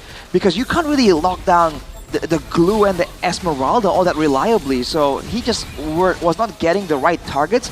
And as a result, right, he just keeps being put in the situations where he goes in for some kind of risky play and it just never played out at all. And the clapback is just immediate from Evos. The targeting was so off from them. It was amazing by Evos. Again, like, Key on the roam Glue too. Just well played, really. And then attempts from Alec. You can't really blame him for looking for the attempts. I think you can blame the shot calling for Alter Ego from the start. It wasn't the last moment that made them lose the game. Then here, they were just done, right? They were donezo. Dunzos. That's why the Claude into the Eve is also like really crucial. Really good. Really good. When you go up against the Eve, what you need is mobility, because then you're not going to be forced to play in the box. That's true. That's SODs, you know, Bell Mirror images. Lancelot punctures, Crimson Beacons. The Blazing Duet in particular into the real world manipulation. We saw a lot of moments where Hijume tried to RWM and then gets cancelled because of how much damage he was taking from the Blazing Duet by Erlan. Because it's not just the damage, it's the fact that for Erland here in particular, he does not need to stay in place to output that damage. So like Mirko mentioned, a lot of these heroes on the side of Alter Ego, they are really good if you are stationary. Whereas, same thing for the Habit in the hands of Arfi, right? You need to stay in that sync coefficient to get hit by it. The box, the bravest fighter as well. But the crucial members from the side of Evos, including Roundel, by the way, right? If you talk about damage dealers, it's the gold lane and the mid lane. And both of them, again and again, are just so slippery, gets out. I feel like if the early game, if they're able to punish Roundel a bit more, then maybe they will have a bit more tempo going into the mid game. But Roundel even survived multiple engages onto him. But here's the thing, even Turtle 1, Roundel was taken out before the Turtle take. So he was like eliminated from the entire team fight, and yet Evos were still able to get the Turtle. Yeah, because of Sorizo. Exactly. Basically, because I think they got Roundel, but Roundel at that point has already outputted some damage, right? And then at that point, Sorizo, right, is almost behind Alter Ego at that point, and he is just way too tanky. He got that Falling Star Moon from Alter Ego's side of the jungle, mind you, so he was just there to stay. Yeah, that's why the winning lane, the final flex pick that we didn't get to see in the draft, we were super surprised because it was an actual surprise by Coach Vin. It's weird to call him Coach Vin and not Captain Vin, but yeah. By Coach Vin, Esmeralda is a winning matchup. A lot of times when you just bank on winning matchup, you don't really get the benefits out of that, but here you get all the benefits. All the benefits, because for those of you guys back at home, go ahead and scan this QR code because we're giving out 110 diamonds for only 1 rupiah. That's nothing. Like there's no value to 1. 1 rupiah? You can't get anything with 1 Exactly, you can't get anything. That's how I got it. It's basically for free. I got it. And it's for the first one, Mirko, it's for the first 100 people. Exactly, I'm part of the first 100. Thank you. I'm scanning it. I'm legit scanning it. Look. It's not loading. They know that you're blacklisted. It's supposed to be for the audience. What are you trying to do? They're delayed. I can get. I got it. Go pay, please. You serious? Dude. Hey. Well, I mean, at least we know it works. That's why. Ka-chow. I'm speed. You gotta be quick. You gotta be quick. So don't miss out on that opportunity, boys and girls. Thank you, GoPay, by the way, for that. Thank you. That's GoPay. my lunch, GoPay. Thank you. How much did you get? It's a secret. They'll get very jealous. And I know Mirko gets expensive lunches, guys, so... Well, if you didn't get a chance to snipe one of those one of those 1 rupiah deals, you can get the other deal. You can get the free WDP. WDP. What does that stand for, Arashi? The weekly diamond pass. What does that get you, It's a special promo for super fans exclusively Wow. on GoPay. Every weekly diamond pass purchase gets you 100% cashback, so you get it basically for free. Your balance will be fully refunded. The most honest and affordable top-up prices are always at GoPay games, dude. That's why all the best people get it over there. Payments are also easy and secure because you can pay directly with GoPay. So, dude, what are you waiting for? Just top up at gopay.co.id/games. Do it. Do it. What else can they get? That's it. Well, That's it? No. If you want something else, There's more? You can get phone credit as well on the No GoPay way, app. dude. It's always cheap. You can get 15k credits scan it. for Okay. 9,900. So 15k for 9,900. You are getting more than what you're paying for. What more do you need? Ultra value. I'm getting it again, dude. Like on my Z phone. I'm getting it. Can I get a Z Flip? I really want a Z Flip. I mean, either one I would take. Dude. That's It's been like so good. my dream since I was born. They didn't even have the flip To get a back then, Samsung, dude, I had the foresight. Wow, really? When I was a kid, all I wanted was to play games. I wanted to eat ice cream a lot when I was a kid. You didn't get ice cream as a kid? No, we couldn't afford it. No, you can. Ice cream is not. You would be able to afford it if you paid with GoPay. Ice cream is not a luxury, is it? Is that not how you... Is it a luxury? Rich, guys? It depends on what kind of ice cream, but yeah, if I had GoPay back then, I would have been able to afford You it. didn't have GoPay back then? No, bro. You live in the 1950s? We did.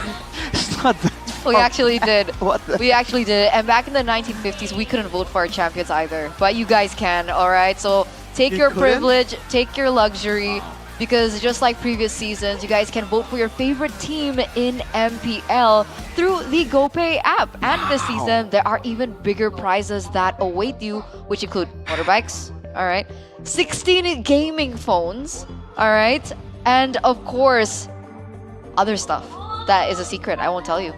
I'm gonna scan it again on my Z Fold 7. They need to, do it themselves. Oh. They need to experience it themselves. I'll give you a hint. It's tech heavy for the tech savvy people like yourself. And don't forget those motorbikes are also like electric motorbikes. So they're actually they run super cheap, dude. They're silent. And they're silent. That's right. You ever been on the road and you hear the motorcycle with those loud exhaust pipes? Ew! None of that, bro. Yeah. Yuck. Those loud exhaust pipes are as bad as paper straws. Oh man, don't get me started on paper straws. I love paper straws. What? Why? You should get out of here. Isn't it good for the environment? No. Arashi, preach. Oh man, Tell her.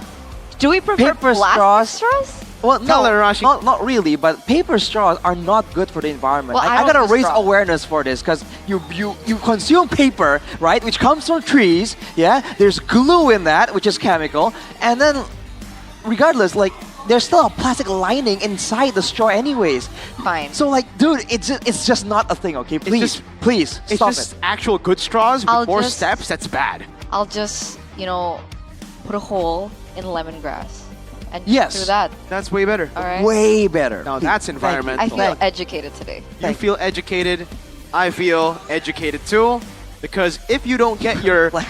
Hey, I'm sorry, all right? When you get the Z Fold, he keeps like... Dude, every time someone asks me a question, this is why. I'm like, yo, Miracle, who do you think is going to win today?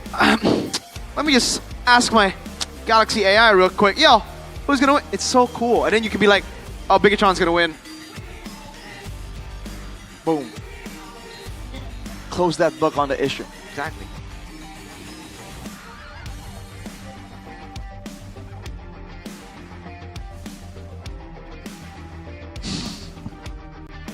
That was really smooth. That was so smooth. That was so smooth. I folded to the... Oh, that... I was disgusted up until that. Shout out that to was Mr. Bomb amazing. Bomb. That was amazing. Oh, you doxed him? Hey, no one knows who Mr. Bomb Bomb is. Right, I mean... Unless they know. I think he didn't like tell the audience where he lives, like realized it. Okay, Hey, shout out you know Mr. what? Bomb Bomb Let's who just- lives right here in... Let's just focus on this next game, okay? All right, can we do that, guys? Alter Ego's second pick. Did I see that correctly? They swap sides, right? Did they? Boys, focus, boys. Yeah, we were... Yeah, Alter Ego were on blue. Huh? Alter Ego were on blue in game 1, so they have swapped, yes. Oh man. Amazing. All right. Whoa! Drafting phase, game number 2, presented to you by the official tournament smartphone, Samsung Galaxy Z Fold 7, Z Flip 7. There it is. Yes, they have opted to swap sides. Fovea's banned out once again. Alter Ego still sticking with the Fanny ban, so major respect over even on red side. Jushin gets banned early, so we might be looking at different drafts here for game number 2. Yeah, it's gonna be already a bit of a difference. Baksha Fanny though for Alter Ego. So in theory they're trying to limit the aggressive early game movements. I think this is a hint that Alter Ego might still be trying to beat Evos at their own game, at that early game aggression. Now if they want to do that, they gotta take away some of the brawlers, man. Some of the heroes like the Glues and Esmeraldas, or both, and need to be respected here. And the Lancelot's open again for Albarabab, and they've banned the Foveas, the Kalea, and the Jusin, so any trade you go for isn't really going to be value. I mean, technically CC's open this time, right? Against And we know Alter Ego Wow! like CC. Okay, so it's not a Alter Ego thing. Alright, it's not. But now I'm rooting for Alter Ego. Please, just prove this narrative so that teams can be done with pick and use and Shin first pick after the patch, dude. Okay. Well, that'll be that'll mean if they go for it, then Rin will be on that Lancelot. How funny? They don't need to pick it up here, though. Or do they want to beat it? They can wait for a bit later, I guess. Now with the CC in the picture, though, now it's a bit concerning for Evos. The CC has been doing so well, and if Evos want to go with the same brawling style, Esmeralda, Glue type of heroes, it's gonna struggle quite a bit against the CC. Like, Okay, there you go. That's a combo at least for Evos. They get it done. Shin and the Ruby early on. They go for... Okay, they go Valentina too. So here, this is what I like about Evos. And what I don't like about Alter Ego. CC is meta. It's good, but you need to understand that it's not good against everyone. It's great against a lot of good picks, a lot of tanky picks. Notice how Evos have gone for no tanky picks now that you see the CC. So... Yeah. They're not going to get a lot of value from the CC now. And guess what? Counter CC. CC, as in Ruby. crowd control. Ruby, Shin, Valentina, all having that in their arsenal. And Evos can just double down with the Badang later. I mean, maybe they were looking to kind of win the lane against Cerezo. Well, just as straightforward as that. What if Cerezo goes Paquito and wins the lane? Oh, dude, that would be crazy. If he goes back to his roots and goes That is his hero. split Exactly. Paquito, oh, that would be so good to actually see happening. But Uranus is the ban from Alter Ego. They're trying to make sure that it cannot be turned into a non-lane with the regeneration. You hear how Uranus says his name, Arashi? How? Uranus. Yeah, that's how Renmar says it Yeah. too. That's just a different accent. What did he say? I am Uranus? Was that his line? Uranus. I am Uranus. Yeah. So he's British. Was that how you say it? Isn't it I like don't know, Greek? I think it's an accent thing because it's Uranus and Uranus. Okay. I like Uranus. It's like aluminum and aluminium. I like Harith ban from Evos. Yep. Alright. Harith. Yeah, I guess it works here. But I mean, they still haven't had their own gold laner secured. I think they can go Ruby Gold, but... Or CC Gold. Okay. Like, we saw that once, like last season, I think. It was MSC. It was RQ. Oh, was it MSC? And even MLBB Esports posted saying, "What the hell are these drafts?" So I don't think you want to do that. No, Alter Ego. Let's not do that. Oh no. Alright. Uranus, and Badang. Yeah. Team is banning. But that would have been a good way to deal with the CC in lane at least. Now it's kind of tough. You know what? Arlet can still be really good here too. You have a ton of CC plus the Arlet reset, and then you go for your Roamer, which can be like a... Oh, wait a second. But is that a hero that Cerezo plays though? Because I don't know if that's the kind of play style we're expecting Come on, from Cerezo. You can do it. You can do it, Cerezo. It's possible. It's possible. Arlet for Cerezo? Yeah. Can it work that Yeah. well? And then Rome. I'm thinking Rome right now for Evos. Did they just go for Cho? I think Cho's good. Did Pryo with Valen, and Kick you can rotate Lancelot. around the map. Fast clear. Fast clear. Yeah, Yeah, I think that's it. That's it. That should be it. Cho and Arlet for Evos, unless Alter Ego are like, I'm gonna take it away. I guess it depends on this next pick though, Yeah. for Alter Ego. They need mid and gold. Gold lane. Gold is probably going to be Granger, I think. It's a safe choice. You just play with the range against Ruby. You don't want to get, you know, those... Well, Moskov is pretty solid too. Payback. That is good for Evos. Now we're gonna go Arlet, right? Barca into a Valentina. Yeah. And a possible Arlet Cho, by the way, so... Let's go, Evos. Let's wrap it up. Go for the Arlet Cho, right? This is perfect. It should be. It's good against the Lancelot as well. I mean, we were talking about... They go Paquito. They want to win the lane We were instead. just talking about it. The winning lane. Okay, so Evos are still holding, adamant that they want to win in the EXP lane. Maybe they're trying to replicate what they were able to do in game number 1. But what is this final pick for Evos? Martial art combo? Gold Cho lane? Paquito? More AoE? More Technically, Ruby Waka? can still be wrong. Oh. Debut. Yeah, I did say Koof Koof. What the heck? Debut Koofra. Hey, you know what? Connie would be so proud. Connie would be ecstatic right now. He'll be like, oh my god, is that my favorite hero of all time? Is that the only hero I spam all day, every day? The only hero I can play. I'm kidding. Whoa. Oh, I didn't say that. I didn't say I'm that. kidding. You're really good on Baxia and stuff. Whoa. Minotaur is a hero that you can play. Alter Ego? Oh, Connie. Connie. Alter Ego. How do they close things out? They still need a gold lane. Do they still go for Granger now? Or Moskov? Safer? Man. I Oh boy. I think Moskov is safer against the Paquito, no? What? Kimmy, what? Against all of this gap There's so much closer? dive! Technically, if they clump up together, right? The Kimi can traction pulls, immobilize all of them together. That's a big if though. That's a capital bold italic IF. Underline. Underline too, yes. Thank you, Mirko. Yes. Got you. Kimmy Time against New Roman. Ruby in the gold Font. lane. Word art. Rainbow gradient. There you go. IF. Yeah, I don't think Aetherna's following. She's still thinking about it. I'm flabbergasted. Hey, you would be gobsmacked, but Gobs was in match 1, not here. And he didn't get smacked. Yeah, we're oh, just he did. He did. Gobs got smacked.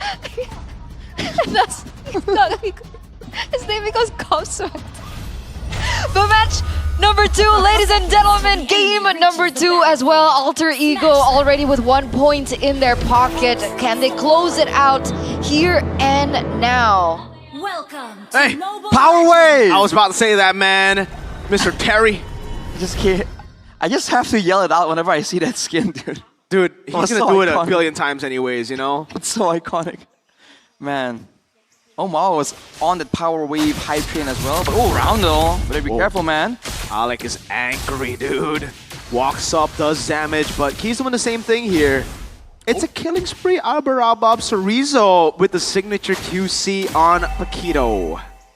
Alright, it's gonna be a Festival of Blood agility as well. So this is going to be that mobile Paquito, man. Rush. Unlike Toy, Arfi has gone Mage Emblem and Bargain Hunter, not Master Assassin and Assassin Emblem.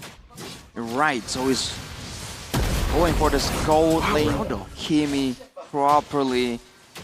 Oh man, with a Purify as well, so it's gonna be a kiting game against this dive from Evos, but with the amount of things that it needs to be purified, I am concerned about Arfi's safety. Look at Chorizo. Our wave. I don't know. This is supposed to be a winning lane for Chorizo, right? On the Yeah. Paquito. Okay, I guess we'll see how things go. How they unravel. It doesn't seem as one-sided up until this, second minute.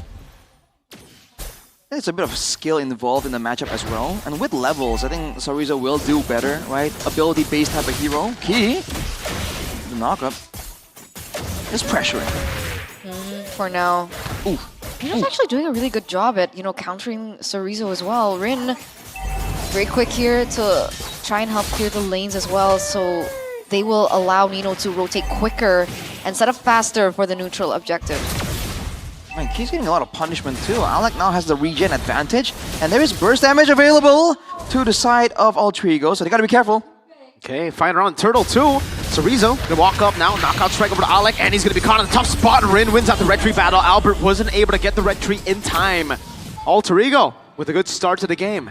So it brings up the question again, why did they choose YSS first pick? Game number 1, it was Alter Ego to do it, so it's not Evos. Wait, Erlan!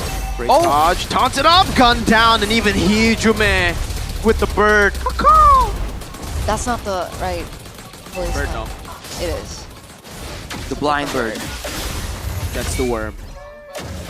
The blind bird gets the worm? That's a different one I haven't heard before, Mirko. But yeah, this early game is looking kind of tough for Evos, despite the fact that they have a fighter in the gold lane. Alter Ego is just rotating a lot faster, and due to that Lancelot difference, right, the safety that you have with that mobility and invulnerability, Alter Ego are doing better in this turtle fights, and Evos, with Chorizo on the Paquito, don't really have the same kind of staying power, right? They can't tank up and sustain through all the damage like he did in game number 1. Wait a second. Whoa. Red Tree Rin, Curtain Call 2, Chorizo just there in case anything happens. What's this Paquito supposed to do, right? Because for the past 3 minutes, Chorizo's just been focused on the lane. Is he supposed to clear fast, rotate, or what's the job desk of this Paquito? I mean, in the lane, you can do both, right? You can kind of just go for trades or go for the roam. You can even cut waves, even. Oh, man. But I think later on, it's going to be more of a split angle, especially because he's, running the QC. Not a sprint, though, so I feel like he's trying to be able to do both, right? If the going gets tough and he is in the right spot, he has a chance to make a play with that flicker. All right. We'll see if that actually happens, because it feels like the EXP laners are just in their own world right now. Alter Ego still hold this 2,300 gold lead with the kills that they were able to get on the board, plus the turtle that they were also able to get. And Arfi is actually having quite an okay time, right? In terms of gold, what's the disparity looking like, Arashi? looking at the gold here, I mean... Oh, hang on a second. Key? Wow, they baited two really big ultimates out of Alter Ego. No feathered airstrike, no curtain call. Now they go over to the neutral objective. Alec going to be cancelled out by Don't Run Wolf King in the bottom lane. Turtle going to be falling as well as Erlan looks for a play. AOG stolen away by the Valentina, but a taunt comes in from Alec. And Arfi comes in with a traction pulse. So Rizzo able to go for the knockouts right there. And again, it's Rin who wins out the red tree battle. Albert gunned down by the Stormtrooper that doesn't miss his shots. Arfi, what? Whoa! Alec, okay, he's still able to get out there, I suppose. Okay. Arfi comes to his safety, gets the mid turret, all part of the plan. All good, all G for Alec. He's going to be able to escape, unlike game number 1. And here we are already with a quick invade coming out from Rin as well, who will be able to get that orange buff. It's a drive-by once again. Alter Ego controlling game number 2. Did great right there, just zoning away, avoiding most of the dangers from Evos. Again, with fighters, they have to go in decisively, and they tried to do so. They got Hijume, but everyone else was fine. And with Arfi being on such a high DPS hero, it's gonna be so dangerous. So Rizzo! What? Solo! Nino! In a losing matchup! It's not a losing matchup if it's Nino! This is why it was first picked in the last season. Dude, man, that was unexpected. So Rizzo did not see what hit him. Now he was definitely on the back foot. 5k gold disadvantage. Roundel only now completing his first item, dude. He's falling behind. Oh, meanwhile, for the airstrike already opened up as well on the bottom side of the map. Looking to get something else on the top. Uh-oh. At least they got a kill back on Nino, but is it really worth it? No bounty on him, and look at the rest of Alter Ego! Oh, Erlan forced to stay alone down below. Holy shield taken down in 6 minutes! That's crazy, dude. Man, 3 ultimates only for 1, and looking at the gold lane matchup, like Eterna mentioned, the gold difference now is approaching 2,000. That's on the gold lane alone, so Erlan is not having a good time. On this Ruby, you don't really want to... You're not aiming to scale, you're aiming to actually make plays happen. Now, he's stuck. Alec as well. Pops the AOG. He taunts it down. A good time offended brings Alec over, but the feather airstrike comes in with a flicker too. Hijume caught on the tough spot as Cerezo jumps in, but the Revitalize saves him! Cerezo with a knockout strike, Turtle taken already. Erlan caught in the curtain call, is able to escape. Traction pulse, and the Phantom Execution Rin jumps in, with the puncture too! Albert? As the Thorn Rose gets away, just barely. Albert gets the kill back, but again, there's no bounty, and Alter Ego reap all the benefits. Still, right? 1-for-1 trade. Rin gets taken down, but still, Alter Ego hold control over the map, over the resources into the jungle, which they are taking one by one away from Evos, trying to suffocate them even more. I mean, even just on the defense right now, they do have the advantage in playmaking, right? With 2 solid engagers. But the damage just isn't quite there yet. Albert is falling severely behind, and he is supposedly the marksman in this composition. He should be the one outputting the DPS, and he is far behind. Even in the jungle, he's not too far behind from Rin, but if you compare him to Arfi, the guy is trying to match in DPS, what is that, almost 3,000 gold lead. Yeah, that's an item and a half at this point, right? Oh, holy crystal at 8. Dude. Core items basically for Arfi. And he went with the concentrated energy as well. So he has so much sustain built in. Once again, Evo's gunning for Nino. Wow. They're looking for anything on the map, right? They're looking for trade. Maybe they're looking for... Oh, no, sandwich play coming in from Alter Ego. Key, El Momento brought back the traction pulse. Roundels gonna get assassinated. Oh no. Key trying to run. The feathered airstrike comes in, and it's a free Sky Peterser over to Arfi. Another 3-0. The White Tigers looking to gain anything on the map. Maybe looking to get that trade over into the bottom side, but Alter Ego very quick to punish. And Alter Ego picks up yet another advantage over Evos. Dude, team's gotta stop picking Yisun Shin when Lancelot's up, man. I mean, do you think it's just the Yisun Shin, or it's also the fact that they went Kufra? They doubled down on the Yisun Shin pick, that's for sure. It really ain't working out at all, dude. They have they have no targets to engage on. The only one that will allow it is the CC. And even then, it's gonna take way too long to take him down. So unless they really get like an unexpected pickoff, they will get nothing. Especially with the Lord coming up here, 8k gold lead at 9. I was so hyped about the Paquito pick. Same. Arlo would have been better. I'm so disappointed though. Oh Rizzo's not having a good time. He's trying his best, I think, maybe to go for, you know, split push clear, buy some time, put some pressure onto the side lanes, force Alter Ego to be unable to get these 3 waves pushing into Evos properly. But that's all he's going to be able to do at this point. Uh-oh, Conceal. Traction pulse loaded as well. But the airstrike coming down. Key and Roundel. Caught. Roundel able to dash out. Key, unfortunately, not able to get chucked low. Lord in the mid lane taking the base turret down. Airline looking to play with the I'm offended, but can he do it? Again, the curtain call locks him down. Phantom execution by Rin. Out away from there, and that's it. Alright, Evo survived to fight another time, but still no answer so far. El Momento has not had any memento at all in this game. And look at this, Alter Ego. Ooh, AOG! Okay, jumps in, finds Key. Alec gets a taunt over to Airline, but I'm afraid it pulls him back under turret. Rin Rose! The traction pulse locks Key down, and the Sky Piercer of Arfi gets loaded up again. 9,000 gold lead. We might go back-to-back 10k.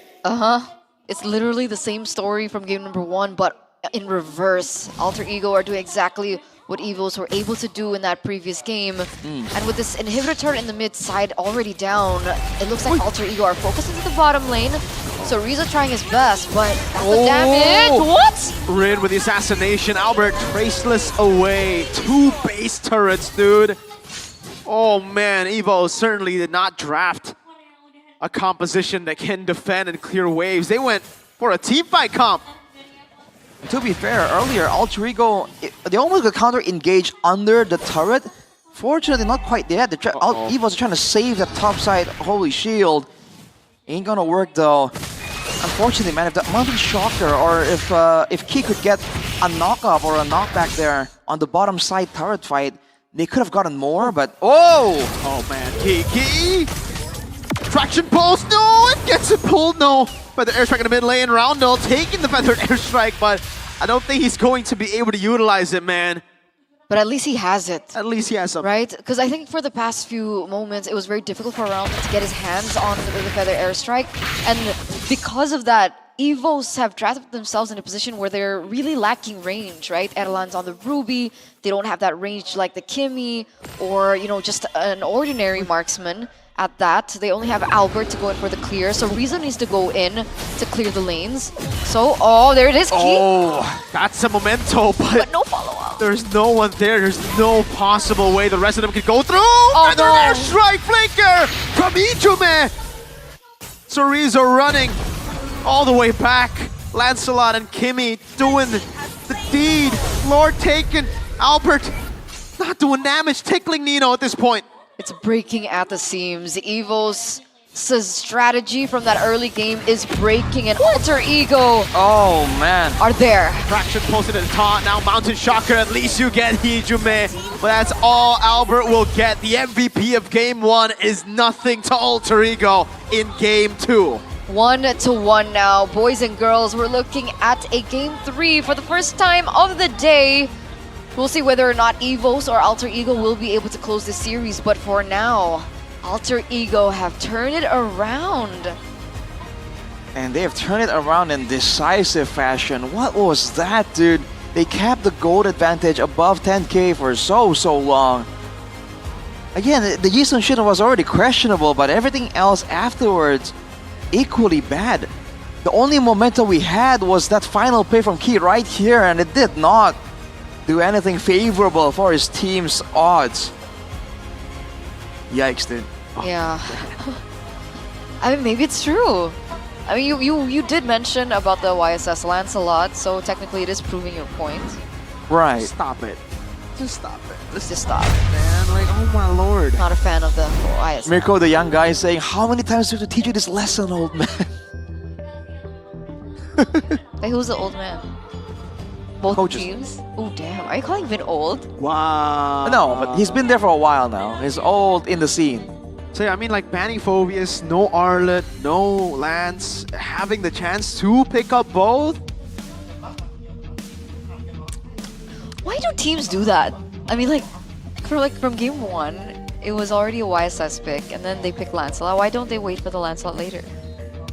Is that like a strategy? I can't. My brain can't brain that. They want to get a winning pick last. Earlier they went Farsa, right? Oh wait, was Farsa last pick red? It was, right? Farsa last pick red? It was... Gatot. Oh, it's Gatot. Okay, so there you go. They wanted to have a response to the 2 picks from the other side. Which was... Oh, before they go into their yeah. final pick. Okay, that makes sense. So you can either leave it open, pick Lancelot on red 3, or pick red 3, a counter pick to the other side, because you get to react to the last 2 picks on blue. Well, can we recraft the Kufra though? It was just the way for them to, the way they thought it. You know, they wanted to counter Lancelot, and that's what they thought of. They wanted to counter a lot of alter egos, front to back with the Kufra, because technically, if alter ego's frontline walks away, Key can get an easy set. But yeah, that was wishful thinking. Oof. So you think that instead of the Paquito pick, we should have seen an Arlet? Cho. Still Arlet Cho. Yeah. So still Ruby Gold. Yep. Okay. I think that would be fine. Why? Because they would at least have more lockdown. Just because I was really doubting this Kimmy pick, especially into the gold lane into the Ruby. I thought that the Kimmy would be a lot more vulnerable. But RV made it seem like it wasn't at all. I mean, he didn't die a single time. The way he positions in these team fights were fantastic as well. Close enough to deal damage, but far away enough to avoid the dive that we were talking about in the composition that Evo's brought. Dude, and again, this final play by Key didn't work at all. RV just was able to get away from it. And again, he has Purify. Right, so we thought that all these crowd control tools were supposed to burn. You know what? The Purifier down. I'll go as far as to say, even if it's a Layla, they would have won. There's no dive. Yeah. The only guys who could dive, Sorizo, was shut down so early. So like, literally they But they had Kufra. Kufra is a... No. Kufra dives, no? Yeah, but you dive alone, you're not going to do anything. Like you saw earlier, he was able to get a set, but on Hijume. But what is that? You can't assassinate anyone on Kufra. Do you think the Paquito could have been executed differently? Yes. But that would be with Evo's winning mid-prio. They have to help this winning lane. The thing is, they just never had mid-prio, and Alter Ego were the ones able to rotate to XP to help the CC. Yeah. So much that the Paquito winning matchup in the solo lane ends up not being a solo lane matchup. That means, again, that matchup win doesn't really matter anymore. That's why Paquito is this. We were actually talking about this before match 1. CC, who counters CC in lane is Paquito, but you don't want to go for Paquito because it's a very one-dimensional way to deal with the CC. It's like, I beat you in lane. You want something to win in other aspects of the game against a CC. Ignore the lane. CC. Which is with CC. CC to CC. That's why Arlet was a pick that you mentioned. If you go Arlet, you can CC the CC, and then you can get your Vengeance stacks while the CC goes Vengeance. I'm so confused. There's a lot of Vengeances, bro. Well, anyhow. Moonton, please, next time, don't name the same thing, skill same, alright? Okay. Yeah. That's true, please. I mean, that's not exactly the most intuitive route to go for. Help my old brain out. Anyway. Going to game number 3. Things have to change. For sure. One of which, obviously, is the YSS Lancelot. Are there any other things that we should, consider coming to game number 3? Help my old brain out. Anyway. Going to game number 3. Things have to change. For sure. One of which, obviously, is the YSS Lancelot. Are there any other things that I lost? Is that something that you're thinking about? Is that something that you're thinking about? This game, though. Because against the season... A much better idea, I feel like. Okay, so drafts. But you need a combo with the Cho, and the Ruby is not a combo. The Arlet isn't really, the Valen isn't really, the Yushin Shin could be with the Mountain Shocker. I mean, the Valentina can if she has the Feather Airstrike. That's if. That's it. And we didn't really get to see too many of the Valentina Feather Airstrike in this game. That's true. But with the Cho, at least you would get mid prio, right? Maybe we don't need to think about the combo. Maybe that's too deep. Firstly, how do we win the mid lane so that we can utilize the winning lanes? Yeah. Huh? Wolf? Lafel? Help. I miss Wolf. But he's back though. Yes. Ba Wolf. BA. He's a BA now. Baba. What about performances? Erlan didn't look comfortable on the Ruby, but that could very well be because of the range advantage of Arfi. Again, it's so easy to kite on a Kimi, by the way, right? No, you're a Kimi. You're almost like an Aerothel, but better to a degree. You don't have the same kind of mobility, but you have the range. Well, you have the crowd control, oh. right? You're trying to walk towards him, immobilize. Aerothel can't immobilize you; it just slows you down. Man, wait, which game was this? This is Evo's Na'Vi, week 1. Yeah. Okay. Are we just contrasting their performance before and the performance now? I guess that would have been a cooler like comparison after game 1.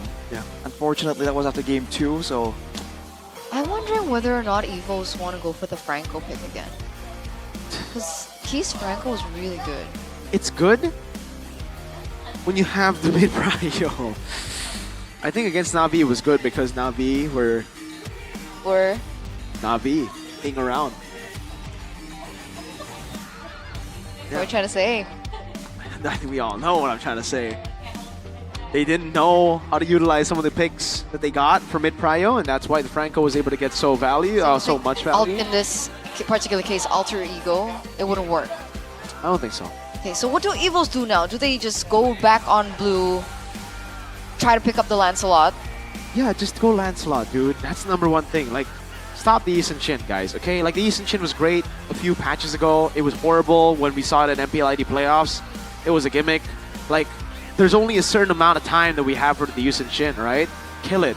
The Yi Sun-Shin is dead. Unless Lancelot is out of the picture. Then you're like, whoa! Have we discussed the Valentina pick as well? You think something with a bit more clear? We talk about mid-prio, right? If they want to go Cho, Valentina's fine. Like Cho or Kalea, but if they don't want that, yes, they need something with more clear. What if they went with something like Eve? In this composition, that way you can kind of box, you can Tyrant's Range, Tyrant's Revenge, you can clear the lane even better, you can match the Farsa, you can slow down the CC and the Kimi, both heroes that kind of want to, walk towards you, right? Now you have to walk through the Void Crystals. If you're Kimi, if you're Arfi, you have to be concerned about the Paquito and also the real world manipulation. Hey. I feel like that kind of slots in better. Hey, what about a Vexana? I like it, but, it ain't meta. It ain't meta. Vexana. Is it not meta because teams haven't, tried the new one? Because the ultimate mana cross is down, the cooldown's down, the damage got up as well. Like, so there are actual reasons to go for it. Hey, great peel too, by the way. Lancelot walks up, terrified. It's hard to land, but with a lot of the CC you already have on the other side of the map, with the lane control you have, dude, insta-clear. But I think that's why the Valentina was picked in the first place, right? More clear? Because like Miracle mentioned, with the Vexana having the Terrify, the Valentina has that same thing, and we've seen a lot of Lancelot struggle against that Terrify, and it's a lot safer, more dodges that you can utilize. You're not like a hero that stands in place, low mobility. That's fair. That's fair.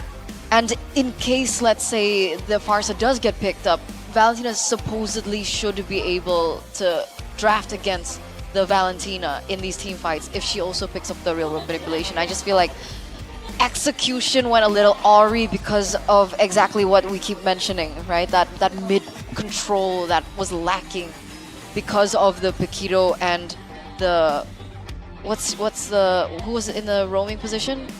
The Kufra? Yeah, Paquito, Kufra, last two picks that were the main problem. But we did see stats earlier on. Did you get a look at it? Yep. Between Arfi, Ray #1 GP. Oh, Ray and the jungle. Rin. Ray and Rin. The jungle. #1 and 3.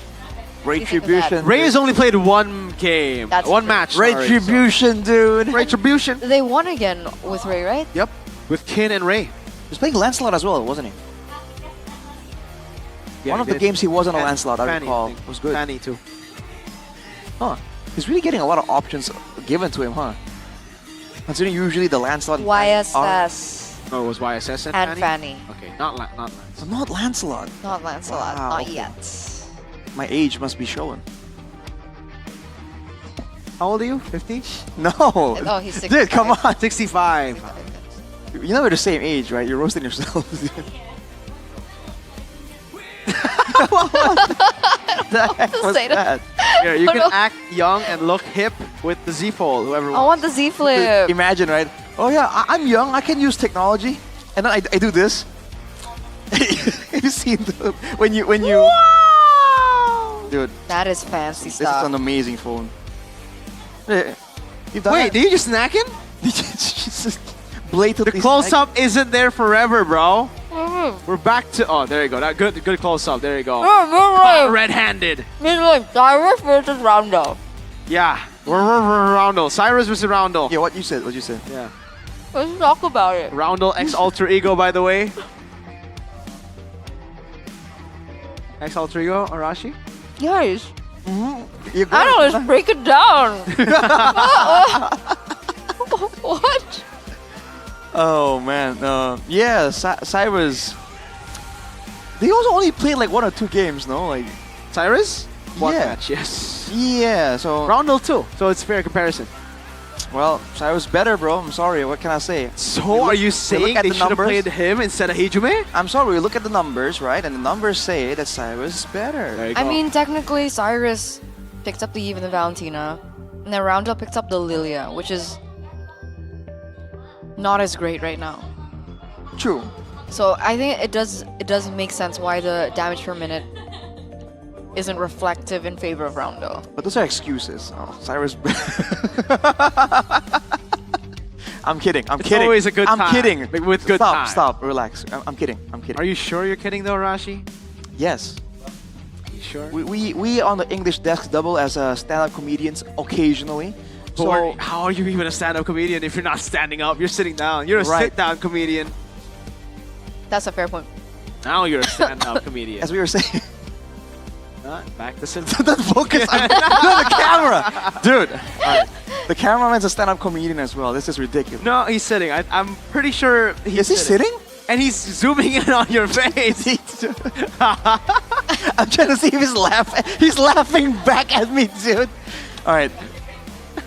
Dude, should we dial in? We've been podcasting for a while, dude. That was too close. Hey. We've been podcasting for Too a much while. Arashi in one screen. Too much Arashi in one screen, is it? For me. I don't know. Maybe you guys like it. Maybe you guys like Arashi in your screen. Because I know Arashi has a huge fan in the chat. Wait, really? Yeah, What's every his time Arashi casts, I don't know if it's a he or she though. What's his or her name? I forgot. What's its name? I forgot. Its but name. They always say, "Oh my God, Arashi's so cute today. Oh, Arashi's looking so good today." Interesting. Yeah. Interesting. You got a secret admirer, Arashi. Cool. I bet you guys have a lot of those too. I don't think I'll... Oh. Yeah. Shut up. All right. It's good to know I have at least one. Encouraging. There's a But- lot. There's one in the makeup room. Oh. But anyway, back to the match at hand. So this was something that we did discuss pre-match, right? Vin stepping up into the coaching position. What do you guys think so far about the drafts from EVOS? Very mixed. It's been good and bad. Depends on the moment, you know? Sometimes been good, sometimes been bad. Game 2, I think it was when it was kind of on the bad side. Game 1 was pretty good. Do you agree with that? I'm sorry, you're saying? What are you doing right now, Arashi? You have one job. Arash. Arash, I was stop, trying to start a gimmick. stop typing dots. Dots? He's typing dots. I don't know why. LOL, he says. I'm You know what? I'm having telepathy with. Okay, let's give Arashi a little bit of a break. Apparently, telepathy. What do you mean? It's a drafting phase. I That's gotta work true. more. Good point. I'll give you a not little the break only because I have to one say that this is the likes drafting phase games. for game number 3 Presented to you by the official tournament smartphone Samsung Galaxy Z Fold 7, Z Flip 7. Alter Ego back on first pick. Question mark Lancelot? Question mark? Question mark? I Question swear, mark? if Alter Ego pick up Yisun Shin, What are you gonna Arashi's do? doing play-by-play.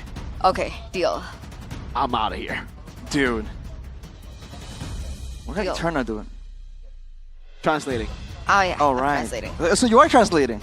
If Alter Yisun Ego pick Shin. up Oh yeah? YSS. Okay. Now I want them to pick up Yisun Shin. Dude. Alter Oh, Ego. boy. What's it gonna be? Is it the double down? How many double downs have we seen? One? Just one? Today? Yeah. I think so. 1-1 got the no CC. There you go. That's a CC. Please. That's it. This is it. This is the moment. YSS, Lancelot, Juicin. and then it's neither. Juicin! Oh my lord! I swear, if Evo's pick Yisun Shin. Oh man. Oh man. Come on, What Tigers. Dude, please just pick up Lancelot, bro. Please. So what do they go for? Lancelot Kalea? Lancelot Arlet? Lancelot Kalea, I think is the better choice, or Lancelot Eve, Forza, Lancelot Eve, Lancelot. Even something like a green is not that bad right now. They go, oh, Lance Arlet. There you go. But who CC? me a hero because I saved my Alter nation Ego from needs to falling chin, so apart. done. No, but that's not No, the no, it's done. the no. Yeah, hey, by not first picking No, Lance, we you were- basically take Yisun Shin. So No, let's we go. were talking about Uranus. first pick. Arashi, Uranus. So nobody wins or loses. Uranus, Arashi. No one wins. All right. What are they? What's like for me? The bet for me was like first pick. Yeah, Yisun me Shin. too. But no, but you said if they pick Yeah, Yisun Shin, that yeah. was No. roll back the tape. Roll back Well, the I tape. meant We got first pick. Oh man, we got Yisun Shin. we got too. video You can't evidence. change it to mean things. No, but that's what I meant. Arlet, Lancelot, and then what? Kalea? Do they go Kalea here? I don't think. Do they want a mid lane first? That Kalea is a lot. Well, they have to go Valen then mid, right? They want to get more stacks on the Vengeance. I mean, more resets on Vengeance. I shall forge my own justice. They go Farsa. Farsa. I guess you can reset Vengeance with skill 1, and then, but like, there's so many dashes now. He's gonna be independent. This Lance. Oh, sorry, this Arlet. Arlet. Well, maybe the roamer can kind of help out. Maybe Badang comes through. Is that a possible for displacement? It doesn't feel that bad, honestly. I think My tail's been itching for they a banned the real Kalea one. actually. Concerned about the Lancelot punish, I guess, because And we mentioned Farsa. that, we mentioned The that night Albert sky tells likes playing that all risky our style. team is Esmeralda respect too. Okay. 'Cause that's the only one that can kind of match the Uranus. When it comes down to that brawl, the full HP, non-existent brawl in the EXP lane. Okay. Esmeralda gets taken away already. Evos. I wonder why they went Esme here. Do they actually think that Evos are gonna go Arlet Rome? It was one of the favorites of Mr. Vin back in the day, and if I'm being honest with you, Evos have been flexing a whole lot of their XPs to Rome. Are you talking about the Vin Arlet? Yeah. The final slash? El Sapu Jagat. Yeah, I knew you still. Wait, could they still go glue for Evos? Yes. Because Evos counts. Evos. Glue counts as a displacement, right? Ben? No? Okay. Kind of, but not available any longer here. All right, Evos, how you want to round this up? They can still go Cho. They can. How crazy they want to get? That's the real question. And do they want to get like a proper AOE, big crowd control? Or do they want to get spammable crowd control? Right? 'Cause What are both you thinking? works. Are you thinking Atlas? I'm thinking Tigreal. Oh, Tigreal for Compared to KYY? Atlas For Evos?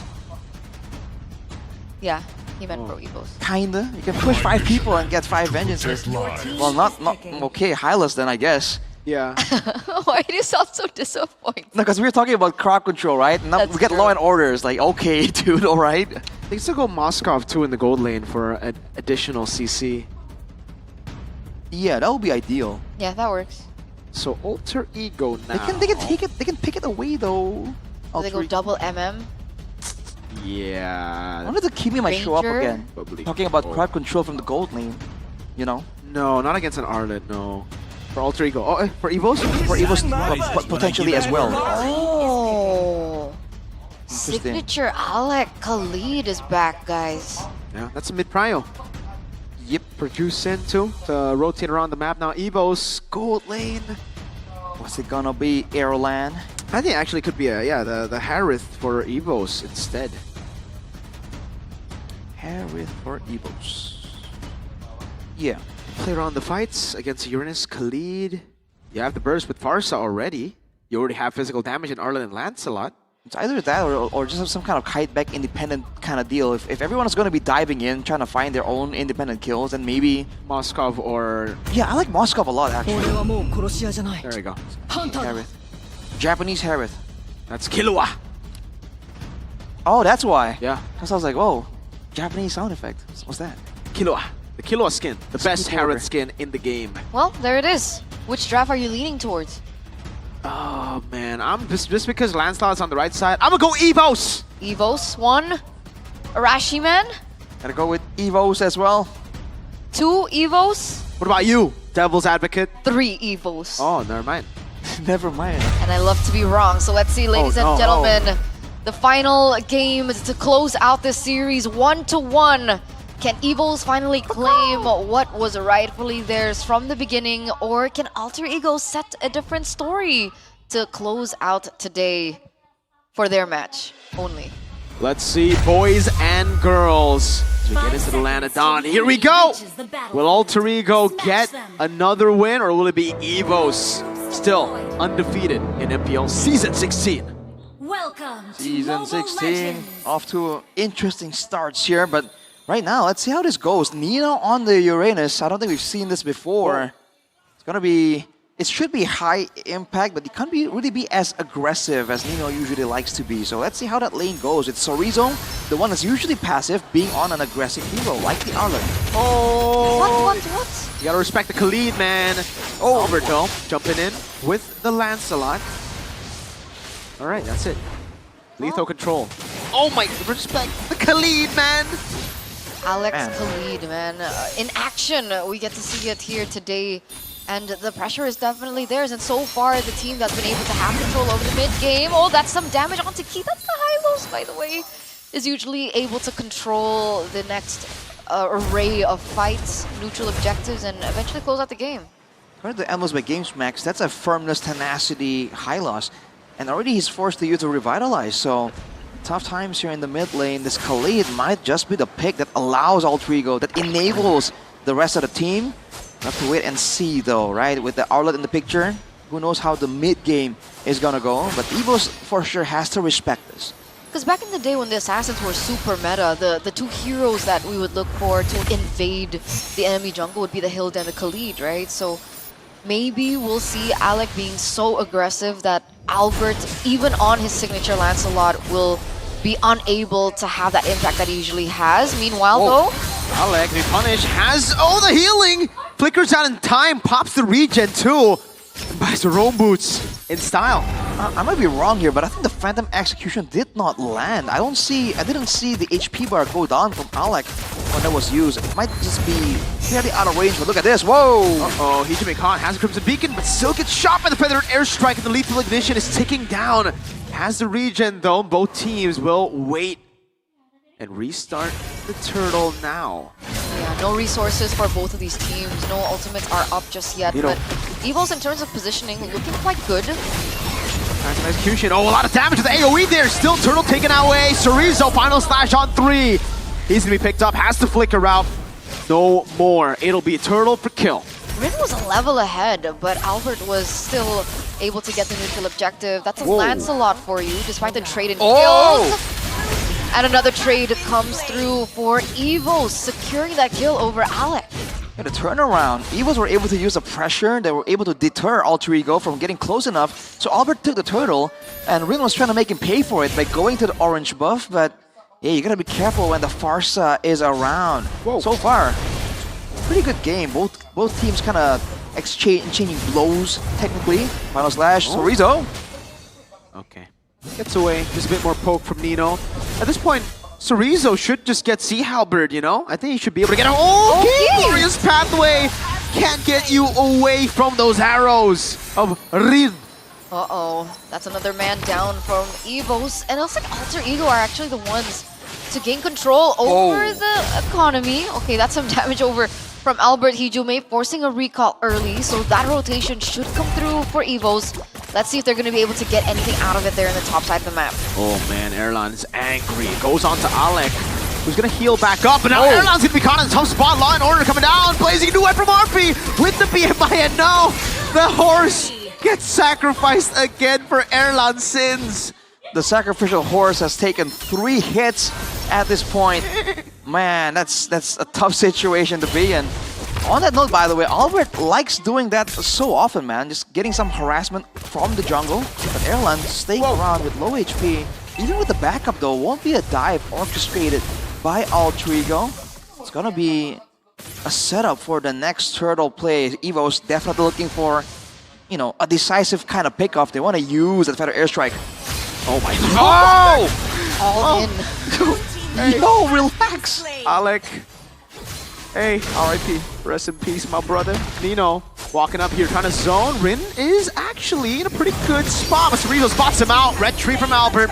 Oh, caught in a tough spot. Final slash, knocking him down, but he still gets a kill. Oh, Rin able to get away for a bit. Chorizo takes him down with the power of vengeance. RP comes around. Hijume gets a pick and a pickup on Key, and that's another one. Oh, but it's going to be given to RP as Erlan pushes down below.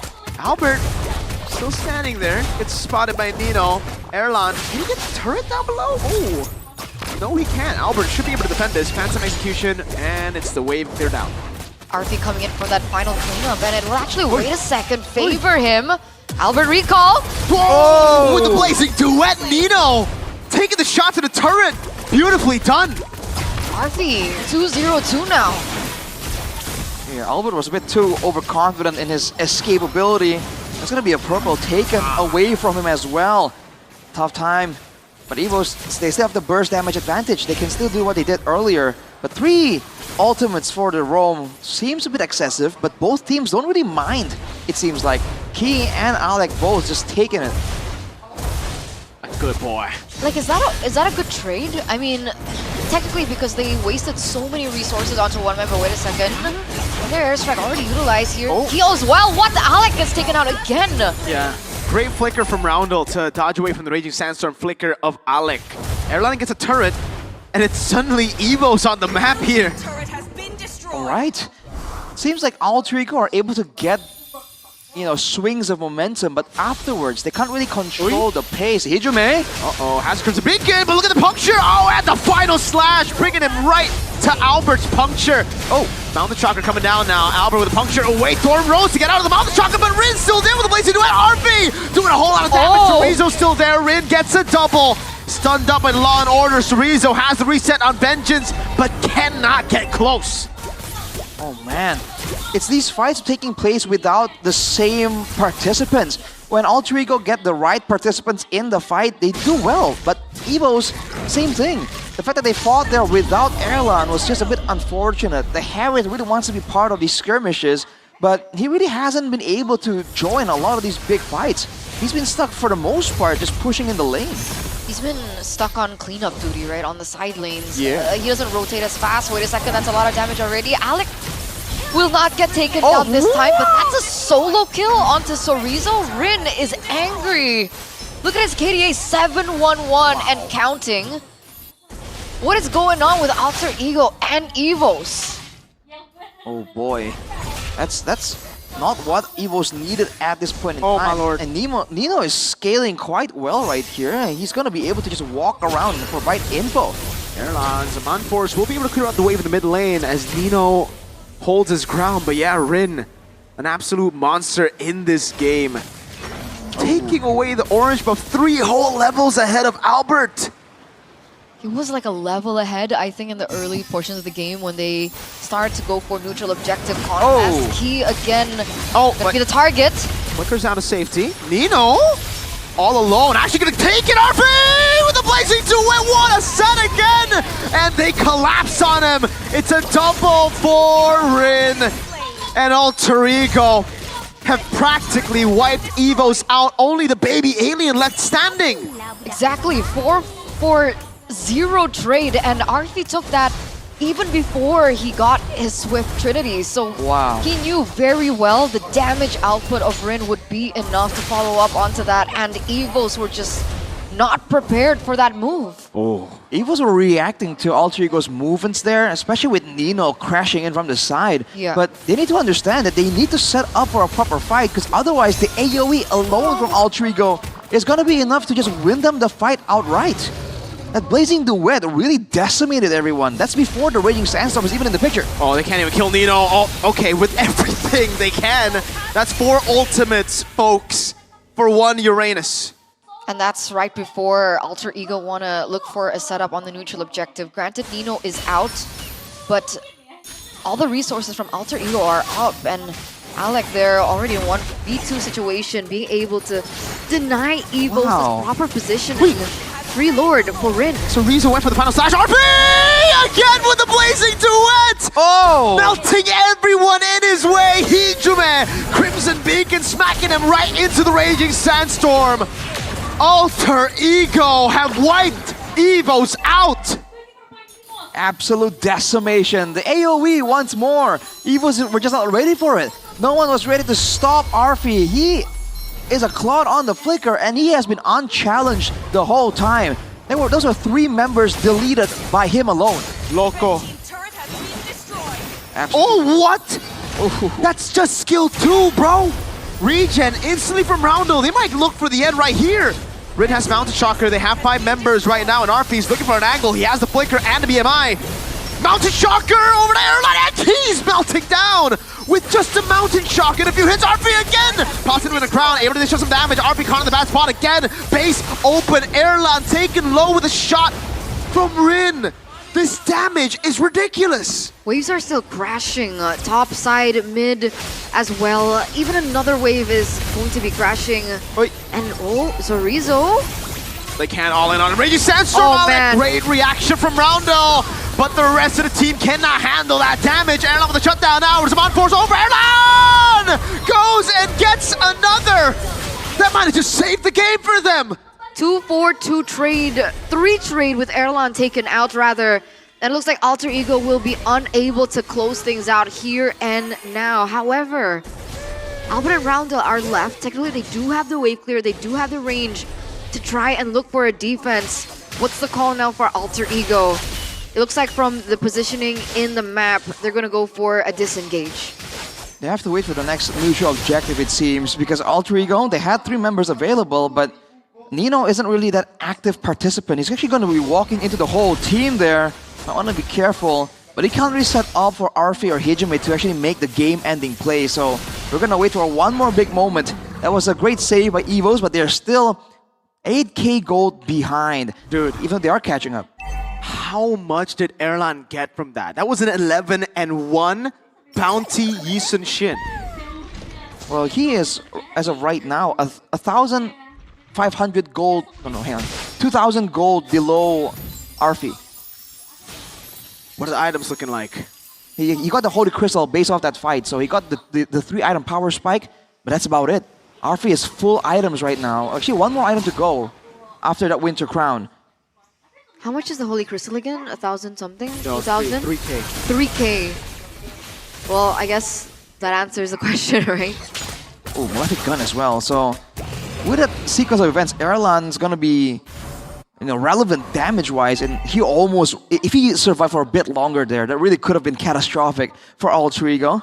But now they have the wave set up on the top side, and they're grouping together. Rin might try and solo this Lord, and Evos can't do anything about it. I mean, with Evos already getting to that power spike, it feels like Alter Ego also need to be very careful. I think one mistake can actually kind of throw things off, right? For sure, especially in a base defense situation. Yeah. So they just have to make sure to not be overzealous, because the previous fight happened under less than ideal circumstances for Alter Ego, and they were still able to get quite the decisive victory. They got really good clear. Roundel, Albert, and Erlan all have great wave clear. So Rizzo to a degree with the vengeances on multiple targets. Oh, Okay, it looks like Alter Ego. the waves. They're putting their hands up in the Yeah, air, you saw the hype from Alter Ego. waving like they just don't care. Sorry. Sure. I'm sorry. But yes, pause has been commenced. Stop laughing. I'm sorry. They're waving their hands in the air like they just don't care. But we do want to make sure Yes. that our players get the best playing experience as possible. You guys get the best view experience as possible because, of course, everything great is our priority. What? I can't. Everything great? Better than great. Fair play is Fair our play priority. is our utmost priority. There you go. Well, fair play is great. Dude, the It's wave. our priority? What? Fair play is great, Mirko. Fair play is great. So everything great is our priority. Yeah, exactly. But there are How did you not understand that? I'm sorry. I'm not at that level yet.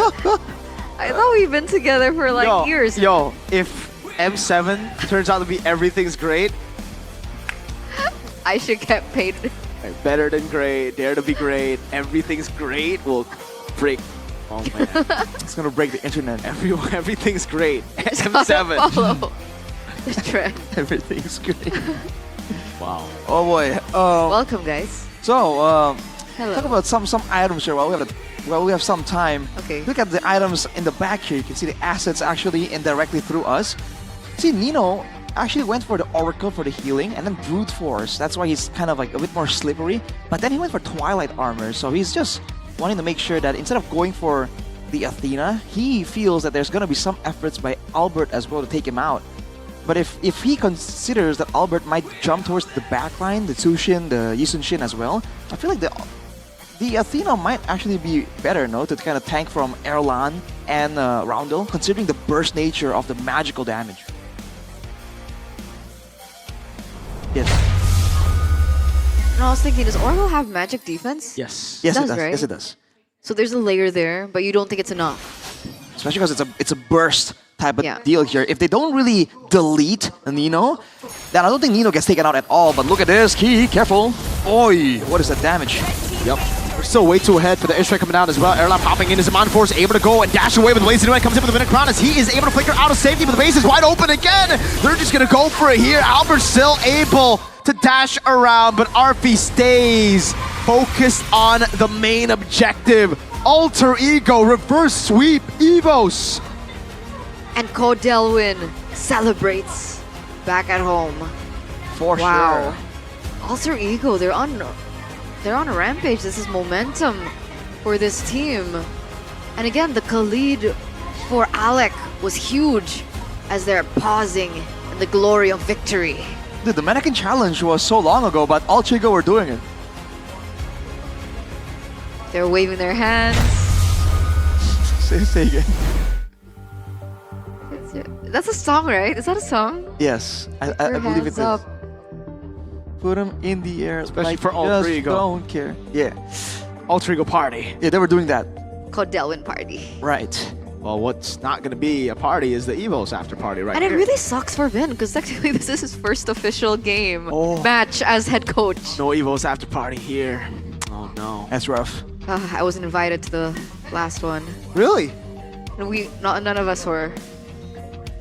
The last. Why would they even have an after? They haven't. All right, that's true. Sorry. I Well, so forgot. the last one they had. When was that? I don't know, they- 2019? I have no idea. They didn't end up because they were supposed to win at MSC. Was that the promise? I 2023. forgot. Yeah. My memory. Something along those lines. Yeah, yes, yeah, yes. But hey, Afterparties. Alter Ego, man, you're seeing them. We highlighted this before. They seem to have more discipline, and I think that tracks. So far, we've seen that they're able to actually stave off from overextending. They didn't do anything too crazy, right? Whether that's Nino and Rin, two of them were notorious for being hot-headed and just barreling in. But now they're playing it in a more calculated fashion. And to be fair, we haven't seen them defend and play towards a comeback victory by all means. But hey, I mean, I think the improvements are very visible. Even in the decision making on when and how they want to take the Lords, I feel like they have improved by quite a significant margin. And I think it's really cute because this is a new lineup that we saw from Alter Ego. It's like the OG lineup, well, which technically was with Dreams, but Dreams is not there. But now Alec is there. But essentially, it's the OG lineup that we saw from last season coming to play. And I really did feel that in a lot of occasions, in particular team fights, that the chemistry was already really built. Yeah.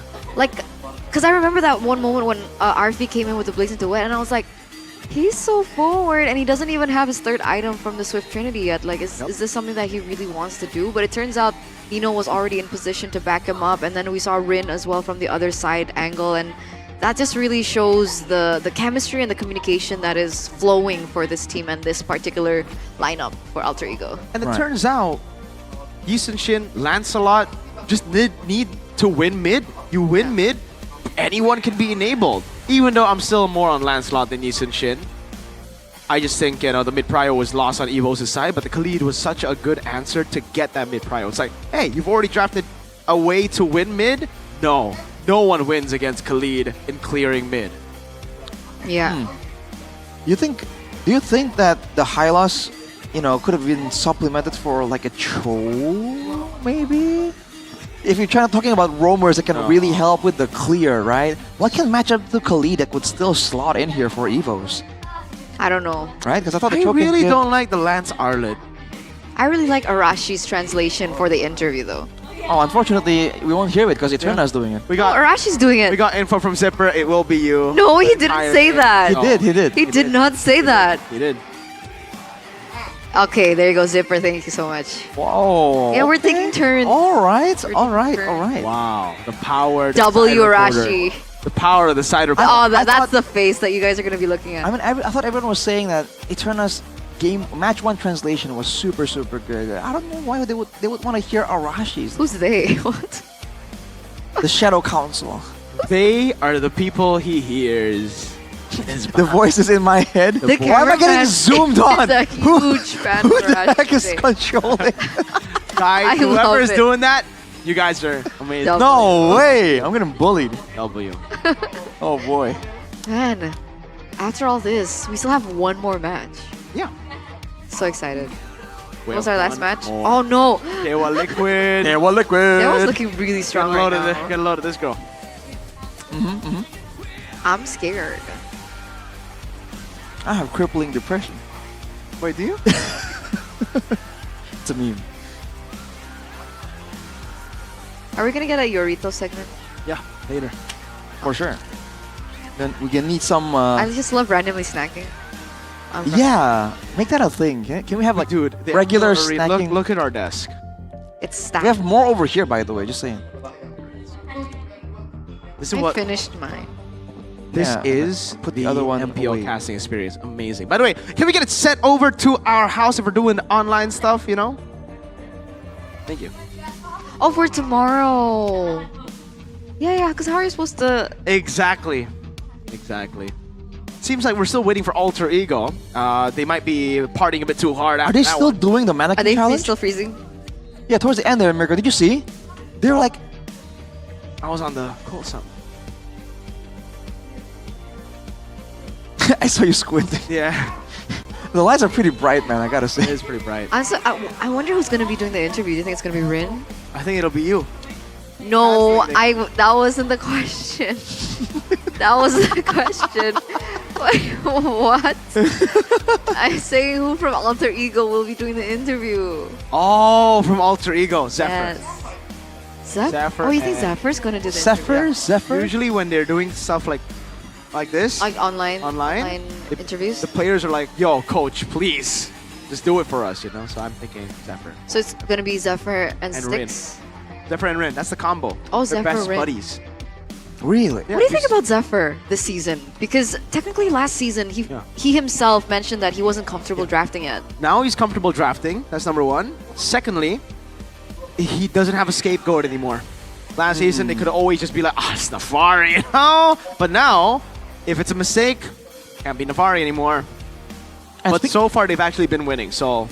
And speaking of Nafari, he's been saying that Sheffer's a genius. That's what Genius. Nafari says. What Nafari says. All right, and it looks like the interview is ready. So Bude, take it away.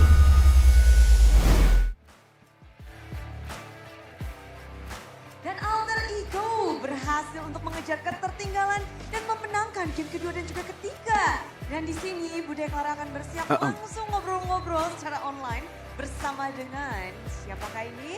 Coba kita langsung sapa saja. Halo Alter Ego. All right. They're saying hello to Bude Clara Mongstar. Or is she translating here? Ada Nino dan juga ada Hijume. Tapi Bude langsung Why is she so menangkan embarrassed? kemenangan kalian dengan 2-1 ini. All right. Apa nih kunci kemenangan What's the kalian key to untuk victory melawan here Evos? for this 2-on-1 victory against Evos? Nino saying. He's asking Bude. I don't know. What do you think?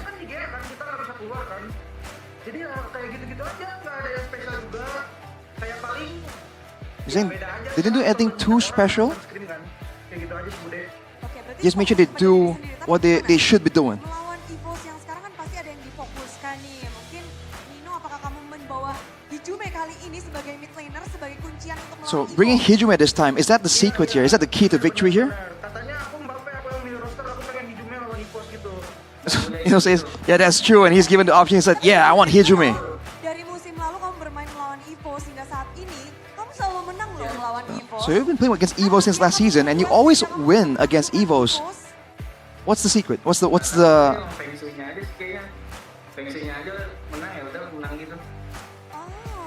I can't really hear Hijume that well, honestly. Ya, jawabannya out of the box kalau Hijume ini. Tapi Hijume, kita kan tahu sekarang tuh pelapis dari Alter Ego begitu banyak, gak cuma dari Alright, there's so many layers to Alter Ego right now, Bude says.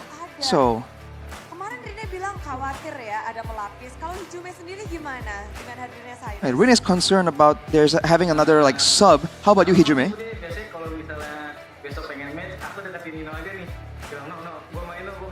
He's saying if I want to play, I'll just ask Nino and I'll tell Nino, yo, I want to play, bro, and it's a done deal. Ya. Oh, oke. Tapi kalau klarifikasi langsung di Nino. Tapi di Alright, sini but Nino disproves it and says it's all depending on the coach, man. The coach makes the call. Tapi yang menarik adalah hari ini, udah penasaran di game yang pertama mendadak ada Blue Roam. Apakah kalian Right, tergoncang? Blue Roam in the first game.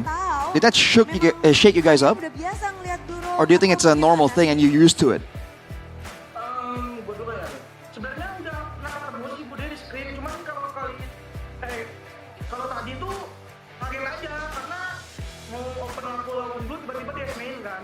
Jadi kayak kena kiss-pick aja. Alright, so Nino says they've seen it before, but just were expecting it to go EXP. So it caught them by surprise just a little bit.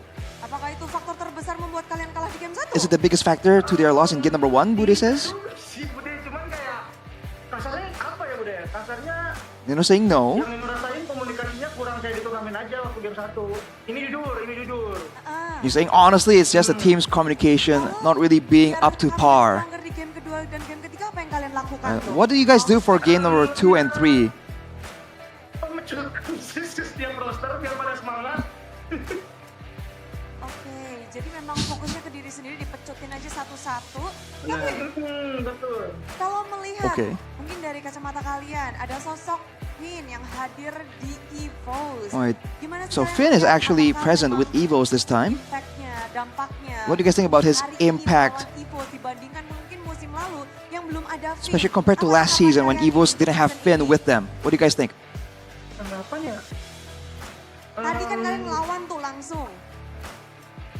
Ya lebih ke arah ini sih, hero cheese-pick-nya gitu kayak yang bisa diputer-puter gitu. So Nino saying it's the cheese picks and the flex picks. Soalnya Nino sendiri kan nggak tahu kan PN tuh kayak gimana kan. Jadi ya mungkin lebih ke arah cheese-pick-nya aja sih yang tim-tim lain harus waspada mungkin ya.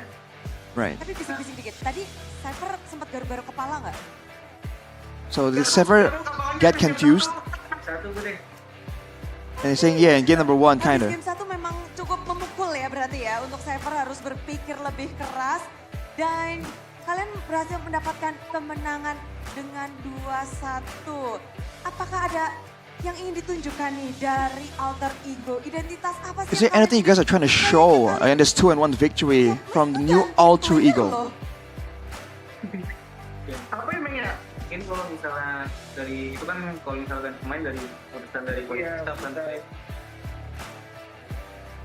sama kalau yang nggak ada penggantinya mungkin kayak harus ready main sama siapa aja kali ya? Karena kan setiap orang beda-beda kan Bude, kayak segi komunikasi, segi hero kali nggak tahu sih. Kali ya. Oh, you're saying there's a challenge there between like, you know, with the changes in rosters? Because different people play different styles and they have to adapt all the time.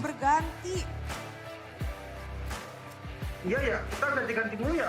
Ya tergantung Nino sih Bude. So Buddha's asking if they're okay with these changes so frequently and they're like, oh, we have been changing, interesting. Oke, pokoknya Nino jangan lupa pada micetin Nino berarti ya. Dan kemenangan leg pertama buat Hijume melawan Evos berarti nggak untuk Hijume? So the first win in the first leg against Evos, does it mean anything for you, Hijume? Berarti sih Bude, apalagi yang kemarin aku main kalah kan. Jadi ya bersyukurlah nikmatin prosesnya Bude. He's saying, yeah, because last time he was on the stage, he didn't really succeed, so it means a lot to him. And you gotta trust the process. Mungkin ada yang mau disampaikan dari tim Alter Ego. Alright, any words from Alter Ego right now? Sekali ya yang lagi nobar di Surabaya ya, makasih udah support kita, udah. Alright, so thank you to the Alter fans who are supporting from Surabaya. Makasih sih doanya kayak. Thank you for the wishes and the prayers. Yang ada di atas. And to the Almighty One above as well. Kayak makasih aja udah support Alter Ego terus dari season ke season. Ya semoga aja apa yang kita lakuin di season ini hasilnya sangat baik. So thank you for supporting us from season to season, and hopefully what we are working towards the season is gonna be even better. Dan juga Hijume, congratulations sekali lagi untuk kemenangan match hari ini. And there it is. Dan itulah dia Alter Champs yang paling sabar juga. Hey. Well done!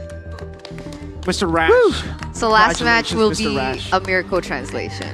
No, it'll be you. No, it has to be you. Come on. It's, yeah. It's Eterna again. You mean you is Mirko, right? She didn't do any translation Yeah. yesterday. I think it has to be a miracle. It's Mirko, see? He agrees. It's 2v1. Yeah, it'll be me. What did you say? It'll be me. Zipper couldn't hear you. Zipper It'll can be hear me. you. Don't worry. It'll be me. Alright, so there it is. 2-1 for Alter Ego. Evos, unfortunately, will have to swallow that loss again. Oh. Do they have another match tomorrow? Evos? Yeah. I believe they do. Against? Now that I need to check. But, you know, while we're checking, we get to take a look at the highlights from the previous match. Arashimen, break it down. Oh, this is when they were having the great final game here, and you're seeing again, Key was just taking so much damage. They got a match against BTR. Yeah. Oh, big. Okay, interesting. But yeah, in this game, especially with all these dive tools available, I think Evos really tried to match up to Alter Ego, tried to be the aggressor, but unfortunately, Alter Ego just got the better tools for the job. And they got Mr. Arfi, man, player of the match, presented to you by the official tournament smartphone Samsung Galaxy Z Fold 7, Z Flip 7. And here it is, the impact he had from game number 1 to game number 2 and game number 3, despite that early loss. I think at the overall, especially him on the Claude, we saw exceptional things coming out from this kid. He was able to actually play it safe and sound, especially in the laning phase. And afterwards, he was so good at just roaming at the right time. I don't know if that's his own call or if it's a communicated decision, but he's always in the right place at the right time. And for the most part, right, he just knew exactly when it's time to actually go all in and go for the Blazing Duet. And because the team is just so good at pulling away, at forcing out these resources from Evos before he arrives, it makes him look so much more better, so much dominant here. Especially with Nino coming in from multiple angles. They're really good at that Alter Ego now. By sending in multiple members individually, one by one, it kind of gets you in the zone, tunnel visioning, and that's where Arfi kind of can spot out the window and go in. This is basically a 1v3 almost. I mean, Rin helped with the final kill there, but that's a lot of damage. And if you're against him and he's on this AoE type of hero, you want to make sure that you stop him, dude, because he gets all the way in the back, no fear at all, even though he's on the flicker. No real plan B is there if he actually messes up and gets stuck in a tough situation. So Arthur's really been coming alive lately, huh? Right? I think his last match he was able to get a Maniac. Ooh. And now he gets Player of the Match as well. So these are kind of the things that we're looking now at Alter Ego, Arthy's progression in his lane as a gold laner, and the way that Alec has also come forward and molded with the rest of the team. Again, a Khalid pick that was very aggressive and very tempo breaking for Evos in game number 3. And it really felt like Evos weren't really able to counter that aggression from the Khalid. Yeah, I think they couldn't match the damage output in the early game because Khalid, first skill, you get 3 charges, 3 instances of damage just by level 1. So you can't really match him there. And when it comes down to it, he also gets the quicksand guard, so he's actually deceptively tanky as well. So Hyla's on the hands of Key is basically like a less damagey, worse option to use instead of the Khalid. So just got outmatched there. Yeah. Usually the way to deal with the Khalid is CC, and unfortunately we didn't really get to see CC that much, like the instant CC kind. It was only the Arlet, but the Arlet is never really there around the team fights early on, so the Khalid was able to just take over before the neutral objective started, and then it was a mess. Again, no resets for the Arlet. It was an independent Arlet that made it really difficult. Like Arashi mentioned, only the Law and Order. It's like +1. A spammable CC tool. Even a Badang would have been better there. Constantly throwing shots, fist crack in. Akai was the answer from Bigatron. I'm not a fan of that, though. Yeah, Akai. I remembered that, but just didn't think it would make sense here. No, I not a fan forgot of that. about Akai. I'm just mentioning it. The panda. Forget about it. Forget about it. Okay. Gotta represent my boy Renmar. No Akai. He loves the Akai. I see. That's why we won 7-0 against them. Well, if you play the Akai though, and it's not in the meta right now, you can still have a good day by enjoying a bottle of Good Day. This is the fantastic mochaccino, mate. Fantastic. I'm gonna drink it now. All right. Put on the spot. And don't forget, ladies and gentlemen, that Good Day is launching a special edition in collaboration with MPL with prizes of a free MLBB diamonds and skins. And let's tell you how. Buy Good Day Special Edition ML from the nearest mini market or store, and then you can find the unique code. Is this the collab? Where's the unique code? Show them where the unique code is. In the back. There's a so QR. there's supposed to be a unique code behind the packaging label. Right here. And then you there, scan the QR code on the Scan. packaging to redeem the code, and you'll instantly receive the diamonds or skins. Dude, honestly. That's how easy it is. Wait, where is it? Yeah, here. QR code. Oh. I already redeemed a whole lot. We have a whole carton of Good Day in the back, and that's why I have a billion diamonds. Dude. Insta free diamonds and skins? How sick is that? A billion diamonds in my account. A billion, Miracle, really? What if Literally a billion? No, it's hyperbole, bro. Oh. Well, okay. It's already a good day. It should be called Best Day because you get diamonds as well on top of it. It's crazy. Yeah, especially with Rafaela there, Uh-huh. So there's Rafael. Who's this? That's Rafaela. Who's this? That's Matilda. Who's this? Oh, no. Okay, Rafaela, Matilda, Changa, Brody, Franco. Okay. That's Franco? Yeah, that's Franco. That's Where? MPL Franco. Oh, I see it. The one on the Yeah. right. The one on the right? This one? The body's on the right. That's not Brody? No, Brody's the second. The one before. This is Brody, this is Franco. Yeah. This is Nana. I believe it is Changa. Oh, this is Changa. But it could be Nana. They all look alike, man. Nana, Changa, Angela. You're saying they need better designs? No, their skins are very similar. Like, that's true, if they use their normal splash art, very, very distinct. Agreed. Once it's skins, it's like, One's oh my lord. A little older in age, one's a little younger. Wait, really? Who? I thought Should they're all be the able- same age. Really? They look like they're... Do they look older? I feel like they look like Sucro. Hey, hashtag Gasla, bro. What is that? What sucro is that? This is the kadele. Eat it. It's the soy one. Sucro, I have coated to read peanuts, originally from Indonesia. I can't open it. With, I'm not gonna continue this I'm sorry. narration until Sorry, can you it's open first? Wait. Rashi? Technical pause.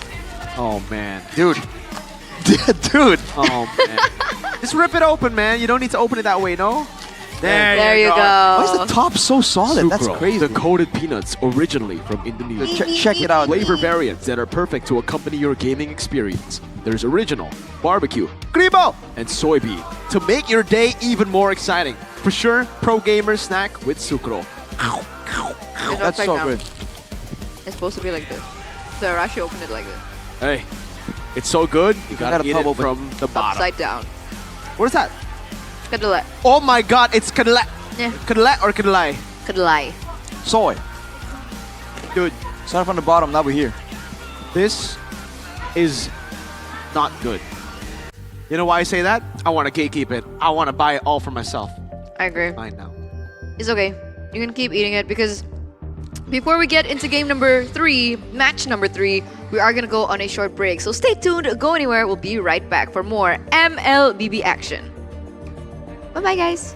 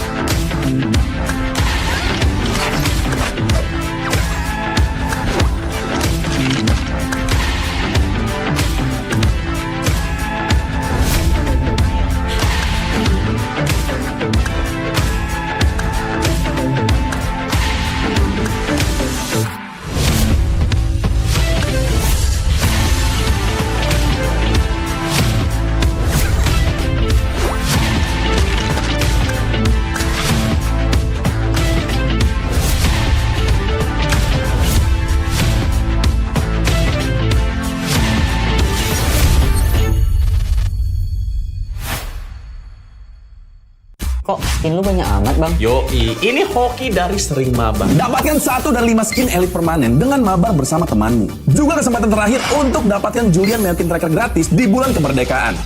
Login MLBB sekarang. Esports dipulangkan oleh Araki Hoshi. Ternyata Araki Hoshi berhasil untuk dipulangkan di lower bracket.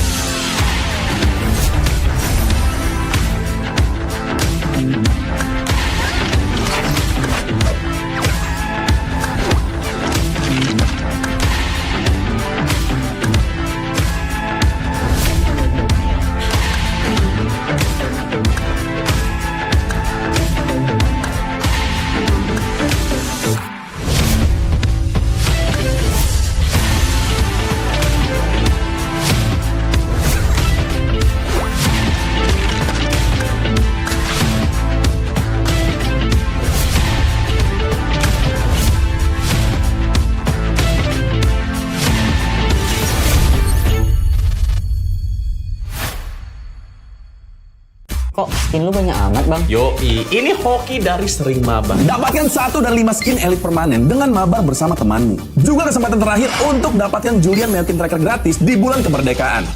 Login MLBB sekarang.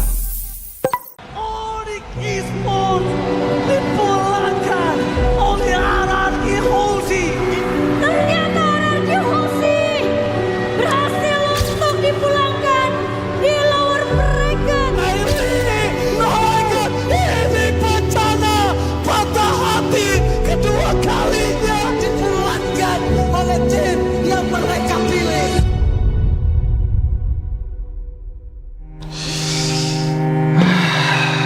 Bete banget ya, gagal mulu. Tapi kan kita Royal Bestie. Gue yakin kita bakal comeback sih. Terus kita bawa pulang Piala M Series deh. Enak lu kalau ngomong. Tim lu kemarin juara. Tim gua gagal MSC, MPL runner up 2 kali lagi. Udah, jangan dipikirin lagi. Kita tuh jago kok. Kalau kata pepatah, kita itu perintis, bukan pewaris. Gak nyambung sih, tapi gua akui ya, generasi baru sekarang garis ganas. Respect sama veteran dong. Indonesia bakal comeback dan kita kasih paham sih.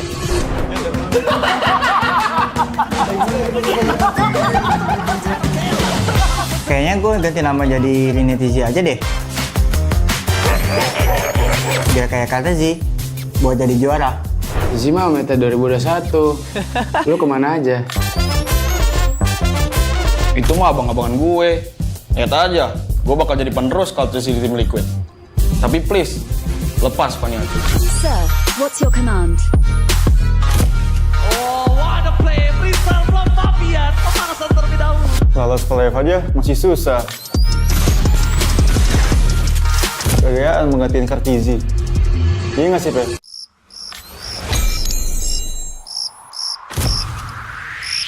Meskipun gue gak pernah lolos ke playoff, setidaknya gue pernah dipuji Vera lah. Berhasil mendorong Vitorino yang menjadi korban hasil kali ini untuk mendapatkan kemenangan di dasar satu sama sekali dan Bedian. Udah jangan pada ribut-ribut. Udah pada pernah punya cincin ini belum?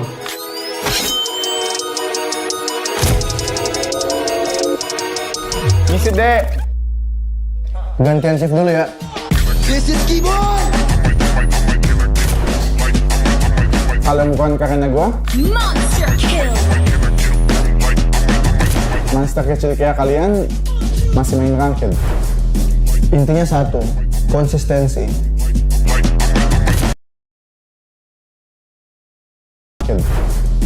Intinya satu, tanpa itu hilang. Kok kita sih jadi contoh jeleknya? Sorry guys, udah improve, cuma telat. Sorry. Sorry kok, gue ngecewain lo lagi. Ah, bosen. Banyak mulu. Maniac. Sakti Hijume, tapi sekarang lu kipan dan shutdown. Oh my god. Maniac.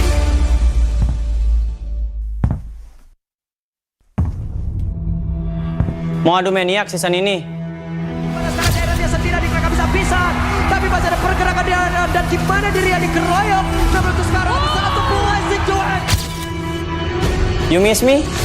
Zigduan belum kalah. Kita kasih paham bahwa era kita masih ada.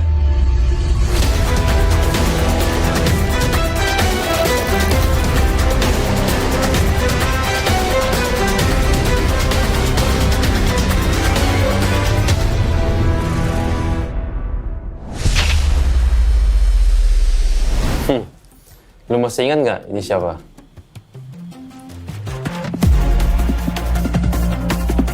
Boleh juga. Tapi lu tahu nggak di atas lu ada siapa?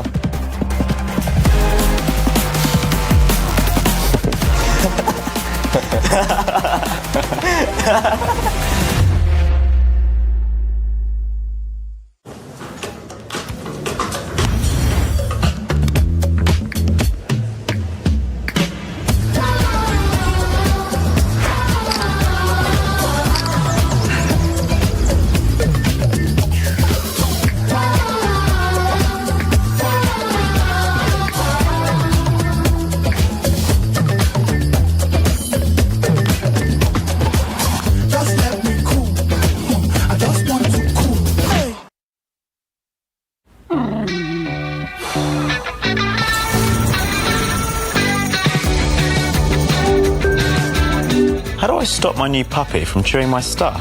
Young dogs need a lot of toys to chew. Maybe a rope toy? Yeah, tried that. He's an 8-month terrier. Gotcha. Well, young terriers are super energetic. How about a run?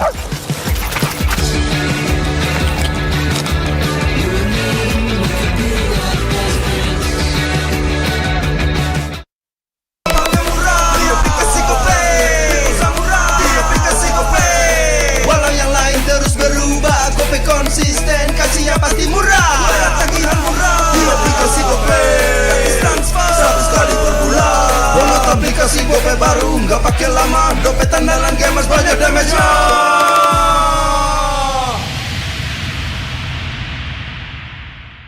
Level up bareng Special Edition Good Day dan MPL. Temukan kode unik, lalu scan QR-nya. Buat kumpulin Diamond Mobile Legends yang banyak dan menangin juga skin kerennya. Cobain semua variannya sekarang. Sebotol Good Day bikin GG Good Day. Yo, Good Day MPL, woo! Good Day MPL, woo! Good Day MPL, yes. Good Day MPL, woo! Good Day MPL, yes. Good Day MPL, yo. Good Day MPL, oh. Aku udah nonton.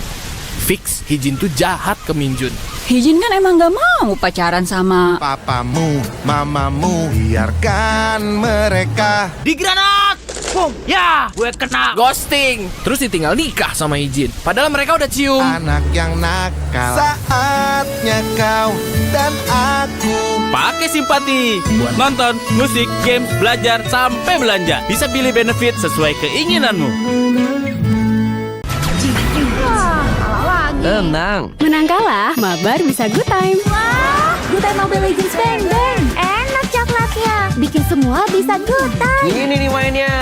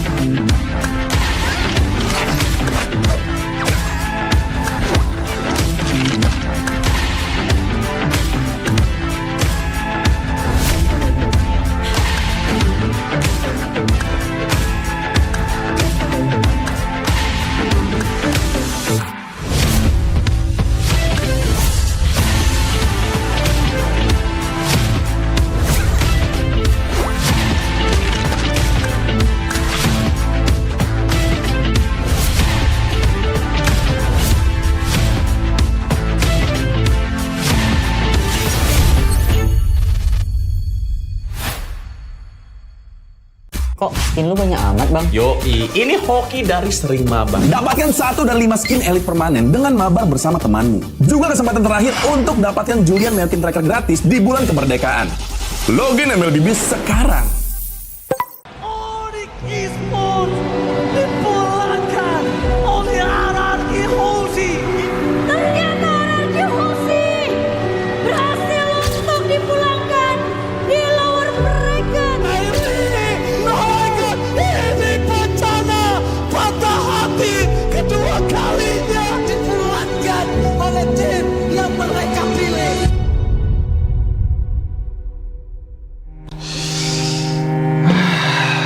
Bete banget ya, gagal mulu. Tapi kan kita Royal Bestie. Gue yakin kita bakal comeback sih. Terus kita bawa pulang Piala M Series deh. Enak lu kalau ngomong. Tim lu kemarin juara. Tim gua gagal MSC, MPL runner up 2 kali lagi. Udah, jangan dipikirin lagi. Kita tuh jago kok. Kalau kata pepatah, kita tuh perintis, bukan pewaris. Gak nyambung sih. Tapi gua akui ya, generasi baru sekarang garis ganas. Respect sama veteran dong. Indonesia bakal comeback dan kita kasih paham sih.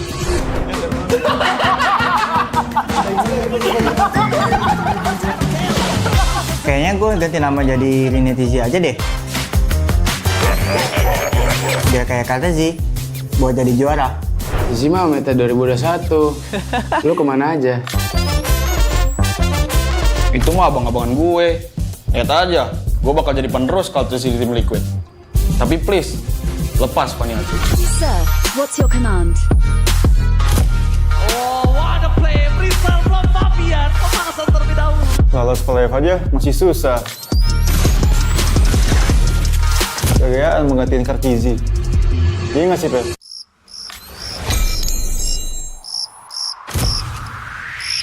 Meskipun gue gak pernah lolos ke playoff, setidaknya gue pernah dipuji viral lah. Berhasil mendorong Vitorino yang menjadi korban racun kali ini untuk mendapatkan kemenangan di dasar satu sama sekali dan Pedia. Udah jangan pada ribut-ribut. Udah pada pernah punya cincin ini belum?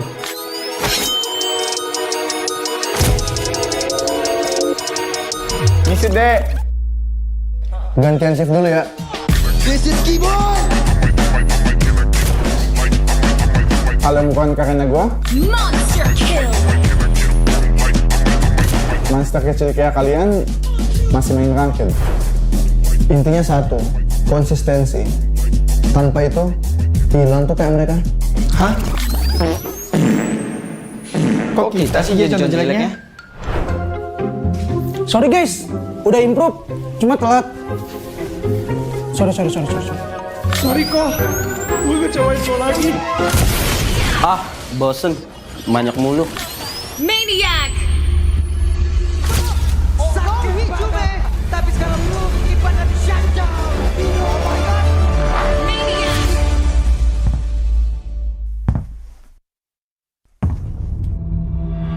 Mau adu Maniac season ini? Pada saat daerah dia sendiri dikagak bisa pisan. Tapi masih ada pergerakan dia dan di mana dirinya dikeroyok. Namun untuk sekarang satu blessing to end. You miss me? Blessing to end from Skylar. Kita kasih paham bahwa era kita masih ada.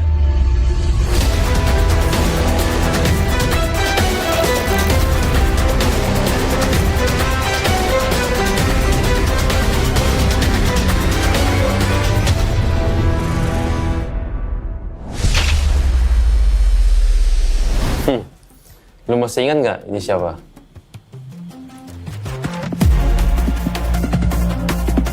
Boleh juga. Tapi lu tahu nggak di atas lu ada siapa?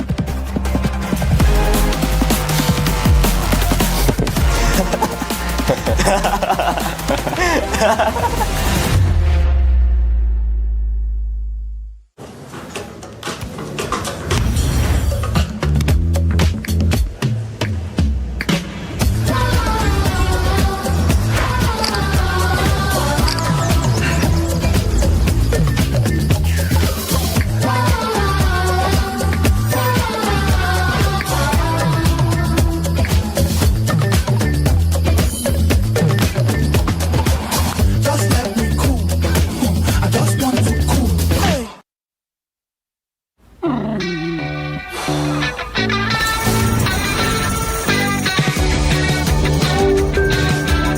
How do I stop my new puppy from chewing my stuff? Young dogs need a lot of toys to chew. Maybe a rope toy? Yeah, tried that. He's an 8-month terrier. Gotcha. Well, young terriers are super energetic. How about a run?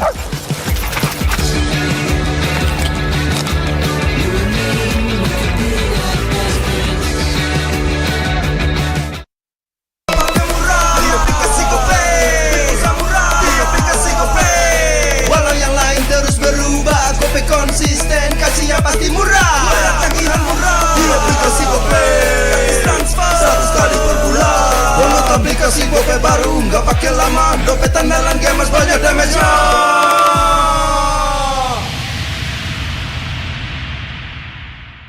Level up bareng Special Edition Good Day dan MPL. Temukan kode unik, lalu scan QR-nya. Buat kumpulin Diamond Mobile Legends yang banyak dan menangin juga skin kerennya.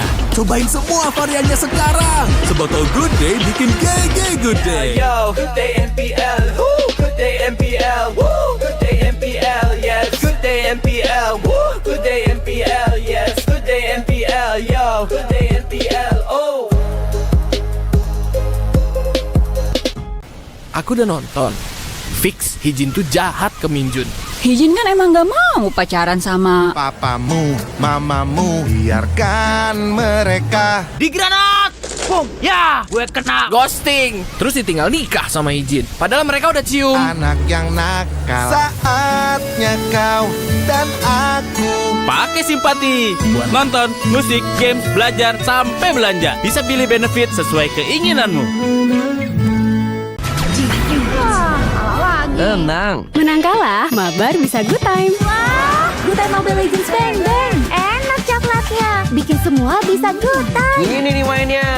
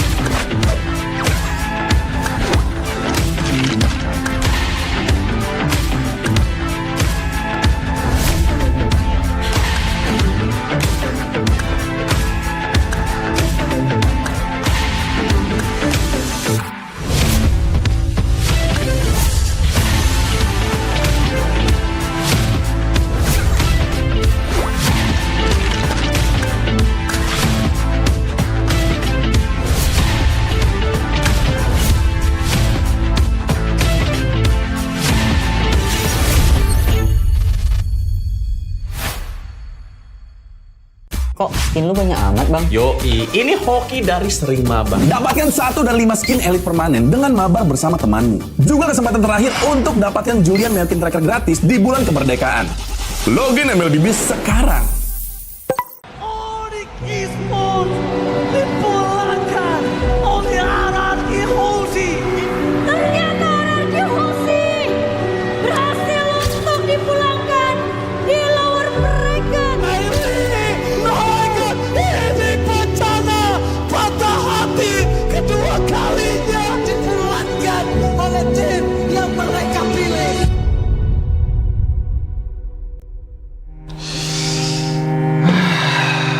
Bete banget ya, gagal mulu. Tapi kan kita Royal Bestie. Gue yakin kita bakal comeback sih. Terus kita bawa pulang Piala M Series deh. Enak lu kalau ngomong. Tim lu kemarin juara. Tim gua gagal MSC, MPL runner up 2 kali lagi. Udah, jangan dipikirin lagi. Kita tuh jago kok. Kalau kata pepatah, kita tuh perintis, bukan pewaris. Gak nyambung sih. Tapi gua akui ya, generasi baru sekarang garis ganas. Respect sama veteran dong. Indonesia bakal comeback dan kita kasih paham sih.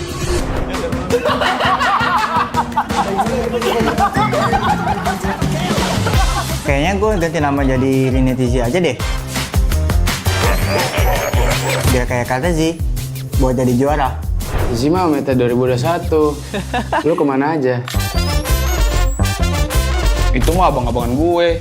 Lihat aja, gue bakal jadi penerus kalau di tim Liquid. Tapi please, lepas Paniati. Sir, what's your command? Oh, what a play! Freestyle from Fabian. Pemanasan terlebih dahulu. Lolos ke live aja masih susah. Gayaan menggantiin Kartizi. Iya nggak sih, Pel?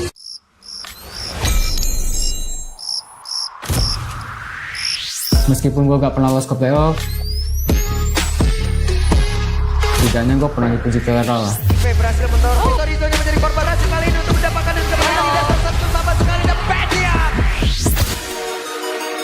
Udah jangan pada ribut-ribut. Udah pada pernah punya cincin ini belum?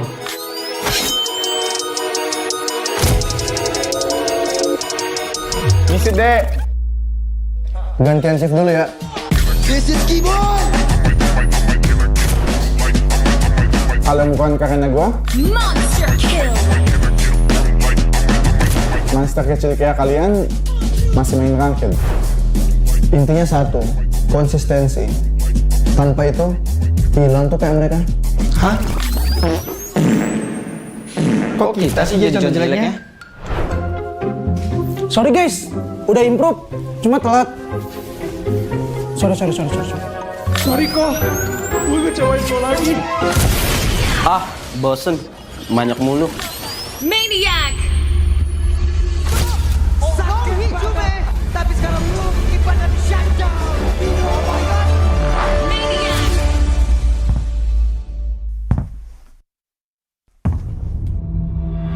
Mau adu Maniac season ini? Pada saat dia sendiri di kakak bisa tapi masih ada pergerakan di dalam dan di mana dirinya dikeroyok. Namun untuk sekarang bisa satu blessing Johan. You miss me? Tuan belum kalah. Kita kasih paham bahwa era kita masih ada.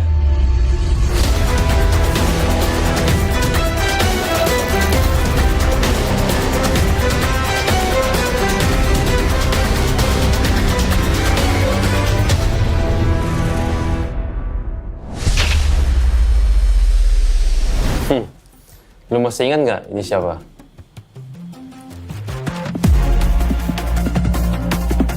Boleh juga. Tapi lu tahu nggak di atas lu ada siapa?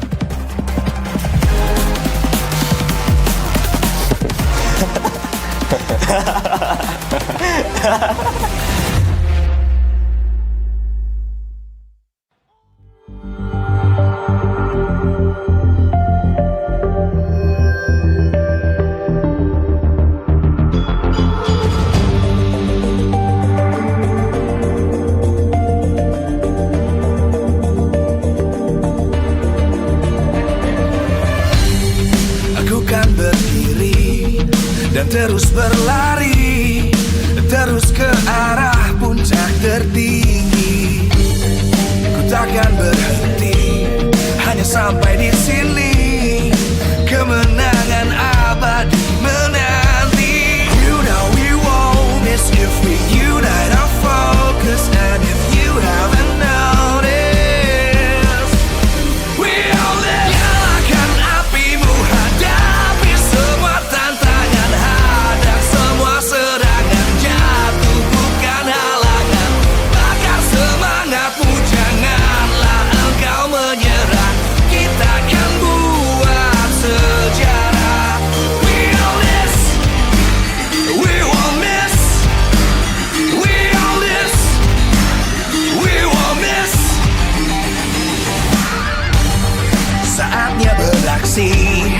menjalani ambisi.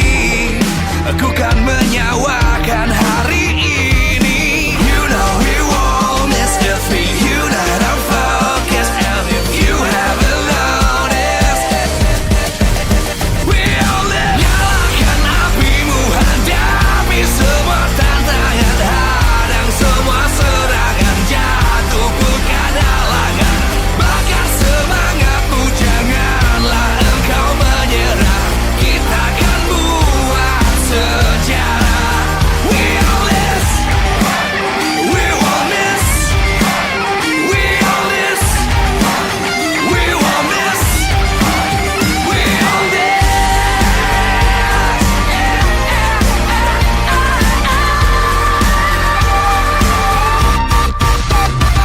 Nyalakan apimu, hadapi semua tantangan, hadang semua serangan, jatuh bukan halangan.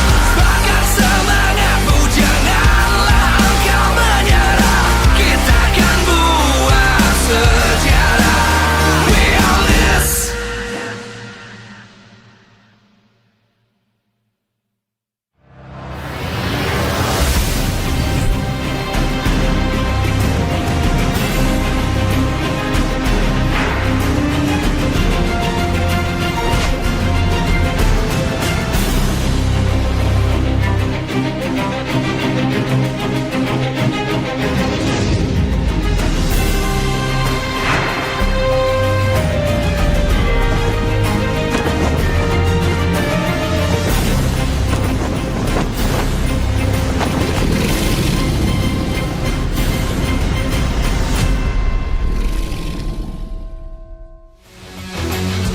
Live from MPL Arena, Jakarta, MPL Indonesia Season 16 is powered by Munton.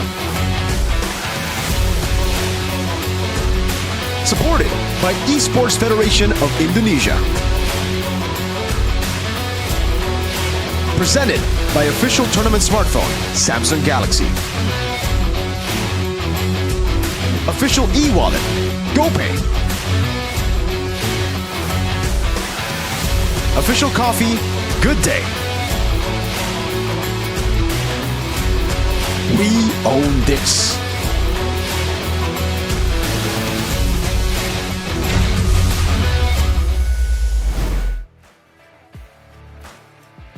Dan sampailah kita kepada match terakhir yang akan kita sajikan, di mana kedua tim akan berhadapan satu sama lain. Di mana ada tim Liquid ID yang akan berhadapan dengan Dewa United.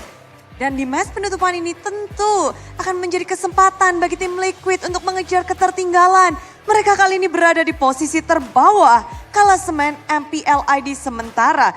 Dan kalau membahas Dewa United, mereka baru saja mendapatkan momentum dengan hadirnya satu player anyar dari Filipina. Rupanya membawa angin segar bagi Dewa United. Kemenangan pertama telah mereka dapatkan kemarin. Dan hari ini tantangan terbesar adalah bagaimana mereka akan melawan tim Liquid. Yang kemarin kita juga lihat sedang berjuang sebagai tim satu kesatuan. Dan ditambah lagi tim Liquid, mereka punya histori yang begitu baik dengan regenerasi dari segi jungler. Banyak jungler bintang lahir dari tim Liquid. Kali ini semua mata akan tertuju pada Joe. Dan bagaimana keduanya akan berhadapan? Sebelum kita menyaksikan bagaimana pertarungan dari tim Liquid dan juga Dewa United, izinkan Bude mengucapkan terima kasih kepada semua superfans dan juga kepada sponsor dan partner. Karena MPL Indonesia Season 16 powered by Munton, supported by PBSI, presented by official tournament smartphone Samsung Galaxy, official e-wallet GoPay, official coffee Good Day. Dan kita punya partner in esports, ada Simpati, Dunia Games, Gamesmack dan juga Good Time. Bersama dengan advertiser Kacang Sukro dan juga Yoritos. Ditambah supplier Head and Shoulder, UBS Gold, Royal Guard dan juga Imaginary. Dan untuk semua superfans dari The Cavalries dan juga anak Dewa, semuanya mengharapkan adanya kemenangan di match penutupan ini. Bagaimana dua tim akan menutup hari yang kedua, minggu yang kedua? Langsung kita lemparkan kepada caster. Inilah dia, tim Liquid ID dan juga Dewa United.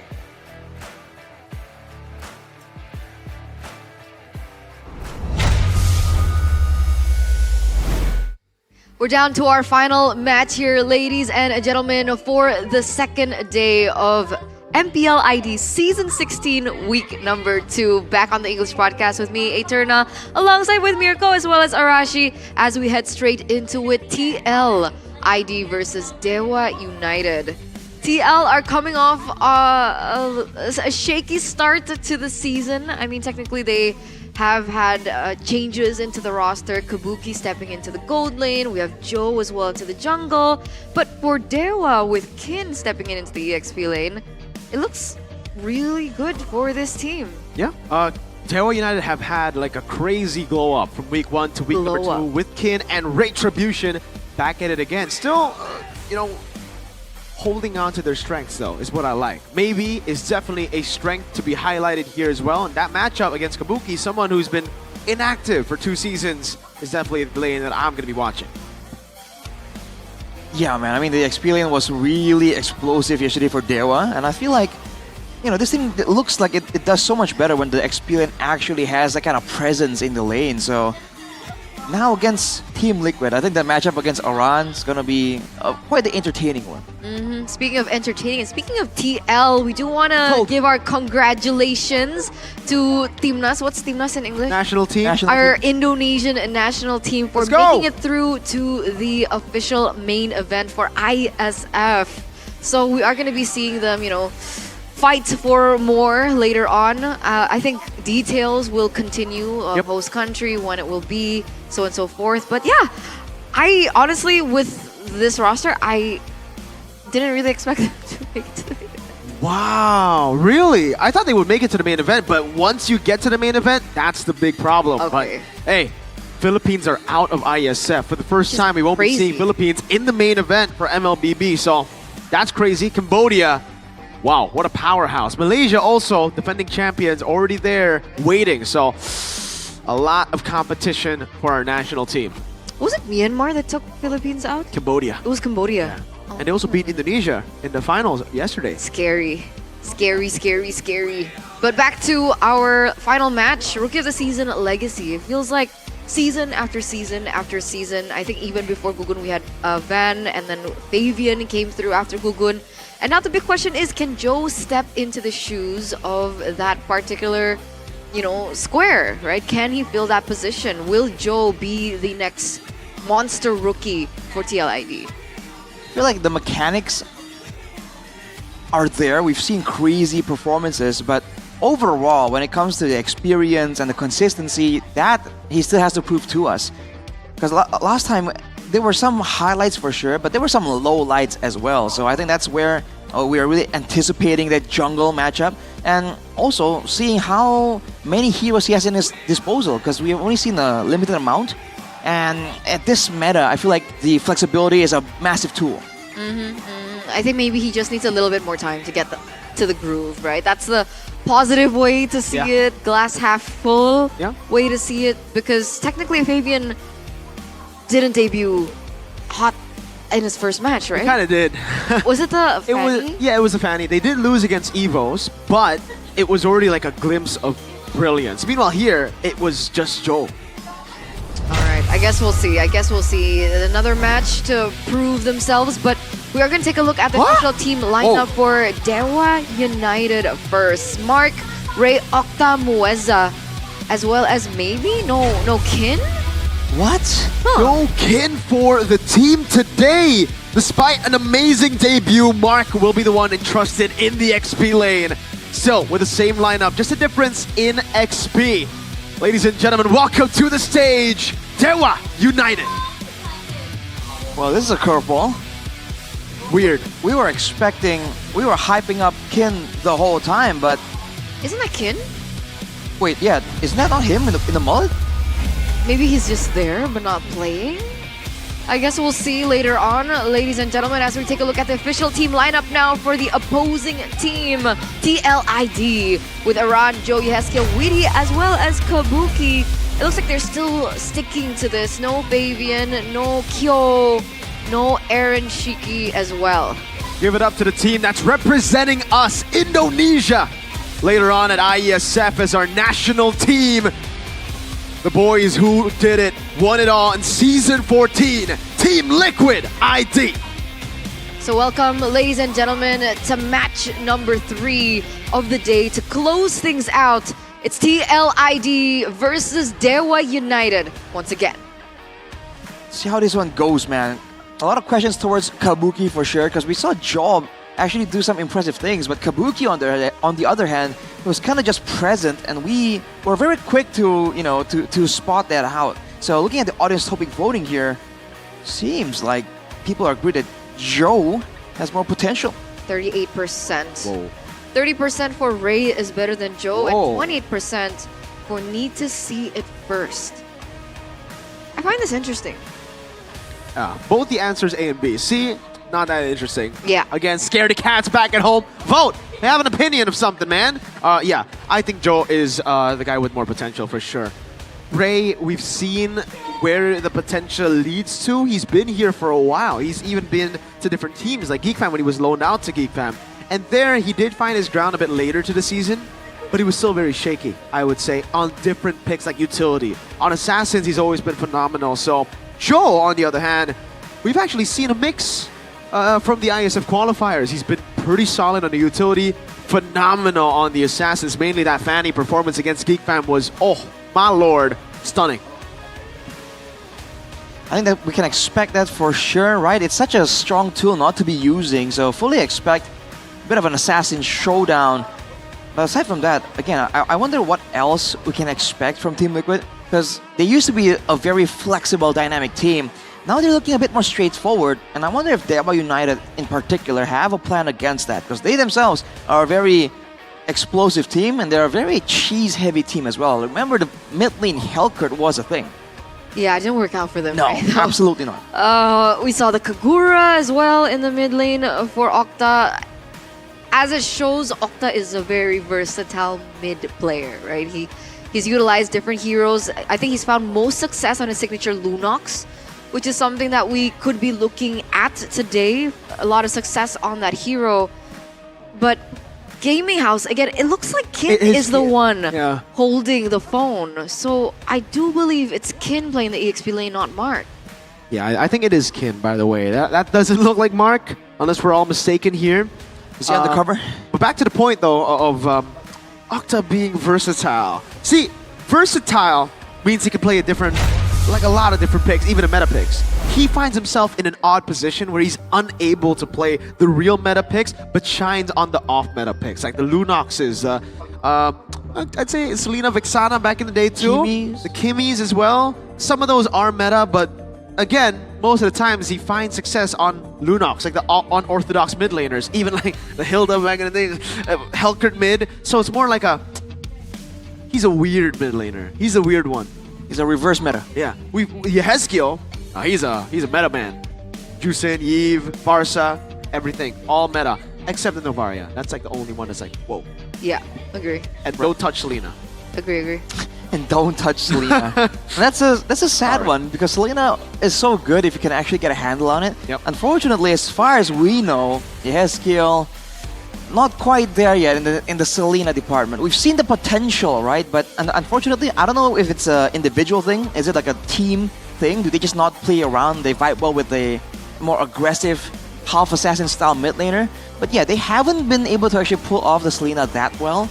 But who knows, right? With time, with that hero kind of showing a lot more value, maybe they have trained on it a little bit. I don't think it's too big of a mistake to try it out one of these games. I'm also curious to see how this EXP lane is going to go, right? We've talked about the junglers, we've talked about the mid laners, but Kin, new to the MPL ID scene, up against Aran, who's the veteran of TLID. I wonder how that matchup is going to go, how that lane is actually also going to go. But of course, it all depends on the draft. So, boys and girls, ladies and gentlemen, let's head over to game number 1, drafts presented to you by the official tournament smartphone Samsung Galaxy Z Fold 7 and Z Flip 7. And yes, it is Kin's name there on the side of Dewa United. All right. Well, the Arlott band makes sense. We saw great things from it.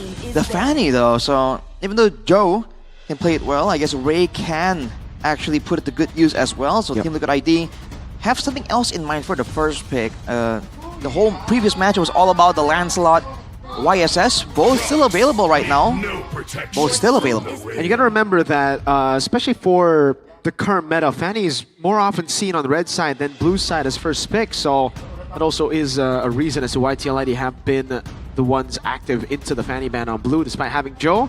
Juicin though, available. They go for the YSS. It's the trade-off again. Right now in the matchup, I believe the Lancelot is ahead 2-1. Yeah. Yep. Lancelot's open for grabs right now for W United unless they want to prolong it for a later pick. Because Phoveus in this particular game is open, and we saw that Kin can play the Phoveus really well too. And it's a great deny away from Aran. Yeah, it could be a great option there. Denying things from Aran is always going to be a value maneuver. Phoveus Harith though, now that's different. And to be fair, we did see the Phoveus banned out quite often in the previous matches. Seeing it here first pick for Dewa, quite as interesting, but we've seen Kin perform on this Phoveus as well. Great zoning application in the Land of Dawn, so see what Team Liquid ID wants to say about that. Okay. They're doing what we were expecting from the last two drafts, you know, not picking the Lancelot earlier or just go for the Harith. And this is also a deny pick. Again, usually when you see the Lee Shin, you expect the Harith to come through as well, or the Ruby, but TLID again will go for the Juicin now that it's open and Dewa didn't take it. Big question to Dewa would be, well, I don't think it's a real big question. Lancelot should be the answer, and it will be the answer. But now the mid lane, I think coming into the second phase, will definitely be limited. And I'm not talking meta picks, by the way. Like, usually you would expect, all right, the Farsa of the Yi is going to be banned. No, I think TLID are going to respect the Lunox. Lunox has been a huge pick. I think we mentioned it even before the drafts come through. Even if they want to pick up something like the Farsa, I think at this point it's quite risky, especially with the Gatot already secured for TLID. So I think in that regard, TLID has a one-up in that aspect. Looks like Dewa go for the glue, and then the Joe ban comes through for TL. Denying the playmaking roams, as well as the roams that can kind of help with the wave clear as well. I think Mueza combo with the Lunox too. Yeah, we see Mueza Octa go with a combo, the Cho and the Lunox. So if Mirko's prediction does come through, that will be a Lunox as a final ban for Dewa though. After getting the glue out of the way, are they willing to ban a Hylos just to ensure that the Phoveus can have a good matchup? Because Kin against a unfavorable matchup just yesterday, he was actually able to perform quite well. Oh, Esmeralda ban instead. They have a Harith, you know, and Phoveus, kind of. But okay, all right. Maybe, but especially if they're aiming to go for the Lunox, I would think of the Esmeralda as a ban-worthy hero. And that might actually make TLID change their minds, because without the Esme, or with the Esme banned, maybe they will have something else in mind. Something like a Kimi in mid instead of the Lunox. Right. And the Kimi against the Sushin, I think the wave clear really isn't as bad as well. It's a game of distance management when you're having the Lantern Flare up against the, you know, the hose down coming in from the Kimi. Yep. So what roamer can actually assist their Farsa? Banned away by Team Liquid ID, so they think that burst damage is what Dewa are looking for. Yeah. Interesting. I thought maybe with the Gatot they weren't too afraid of the Farsa, but they're still going to respect that, anticipating that perhaps with the Farsa in the picture that they would have a better say in the early game to ricochet into the early neutral objectives, especially with the Lancelot in their hands as well. Do they go Kalea first, and then later on, again, we can see the Kimi, Lunox, whatever it is, and it could be a good combo with the Kalea, right? Like Kalea for Dewa? Oh, it's banned out. My bad. Yeah, for TLID, it's banned out. They banned it first ban, actually. So yeah, Dewa. We're looking at Badang, Hylos. That's why they banned out the glue. I wonder if they're also thinking like, it's also like a double benefit, you know? We take the Hylos, we also deny it away. And technically, if Team Liquid ID are trying to kite back away, right, the Glorious Pathway can allow the Phoveus to be activated a lot more. Lapu Phoveus though, Mirko, this matchup, I don't know, doesn't really seem like a eventful matchup. It feels more like Lapu's just gonna take it slow. They go Granger too. Huh. Do they still want to go for the... I think the Kimi actually struggles against the Lapu. Quite immobile. Easily dove on. The Lancelot and Harith will have a good time though. So, Dewa, is it time to bring out the Lunox again shreds through the front line, play a better front to back than TLID. I think it works, and even if he gets jumped on by the Lapu Lapu and the Gatot Kacha, he can brilliance order away. So I feel like the double benefit makes it look so much more appealing here, at least compared to something like Akimi. Go Valen. Valen. I was thinking maybe Valen, Eve rather. Too much mobility, I feel. And the Lapu will just have an easy way to deal with the Eve later on in the team fights, I feel. So what are the ults that we're looking at? AOG, Bravest Fighter? That's it? Crimson Beacon. Crimson Beacon. I guess, yeah. Mountain Shocker. Yeah, it's an independent Valentina. He's gonna have to rely on his own skills, it's like not those big ultimates, because there isn't really any big ultimates for you to take. I guess the idea of the Valentina will be unearthed as soon as we get to see the emblem choices coming through. So, ladies and gentlemen, let's just get straight into it. Game number 1 in our final match of the day. We have TLID on one side, and we have Dewa United on the other. Who will come out on top to close things out today? See how this one goes, man. So many lanes to be highlighted. See if Team Liquid ID can actually show some dominance here. Is Dewa United gonna start a chain of upsets that's gonna really shake MPL ID Season 16? I guess that's a big question here. We'll get to the emblems really soon. Harith versus the Granger in the gold lane. We have the Jushin and the Valentina on the other side.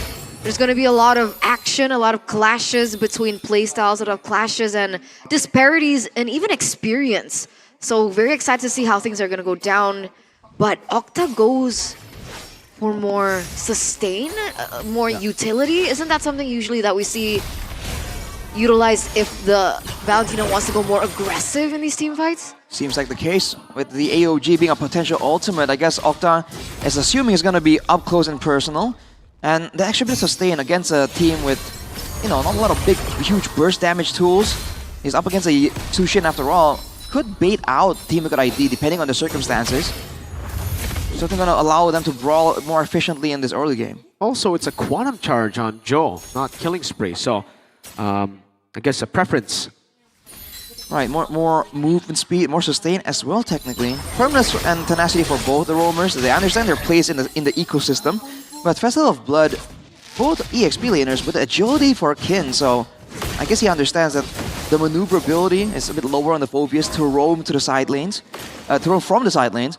With the tenacity on Yehezka as well, I think Team Liquid ID are assuming that they're the ones that are going to be moving forward. So both teams, they're kind of gearing up for a Clash level 4. Only between the setup from the EXP lane that can maybe swing the balance in favor of one of these teams. Speaking of the EXP lane, well, wait a second. Maybe it's going to get got low here by the damage coming from Kabuki in the early stage of the game, but already a clash.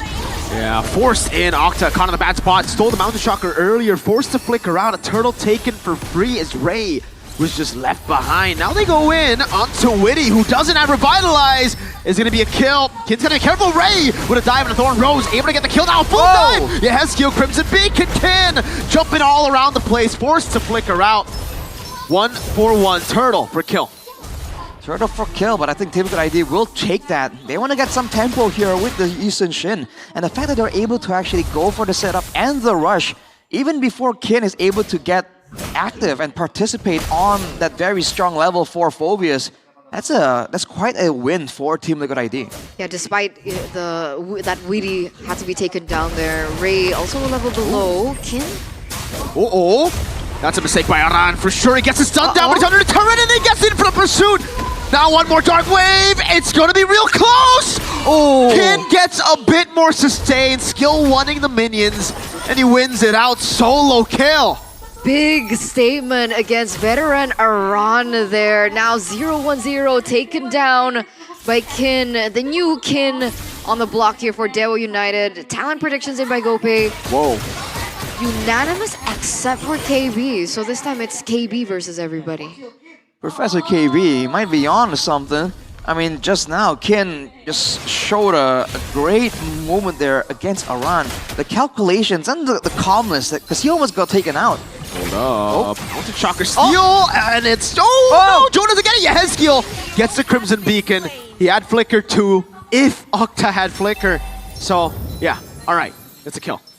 Valentina is not as straightforward to play against No. the Jushin, right? The lack of range. Technically, you do have dashes to kind of weave in and try and clear, but the lack of range is definitely a problem, and we're seeing it being reflected here in this game. Yeah, skill having a little bit more reach and a better time when it comes down to setup, especially in the mid, and especially when it comes down to the neutral objective takes, which will be happening very, very soon. You can already see the rotations from both these teams. Setup coming in from Dewa as well, but it's important to remember now that Joe is already level 8, meanwhile Ray is at level 7.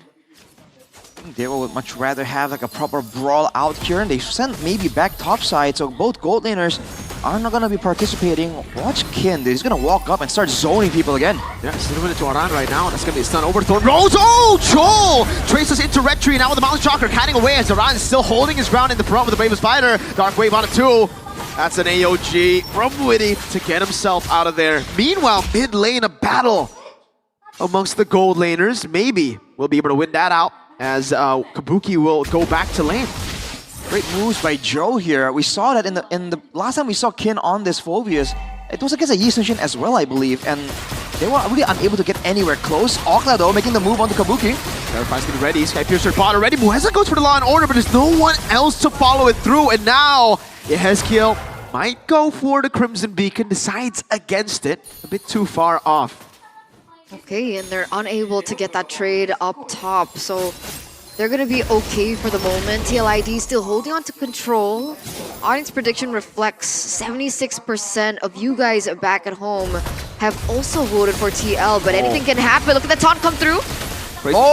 Brave Spider maybe able to survive for a bit. Now under the turret, Octa stealing the Brave Spider. Witty AOG getting out of there. A stun from Aran not landing. Now he goes back into it all. Aran! Wow! Facilitating Kabuki's shots now. It's Ken! Dark Wave! He'll be able to go Kabuki with the flicker. Wow! Ken! Flickers in again!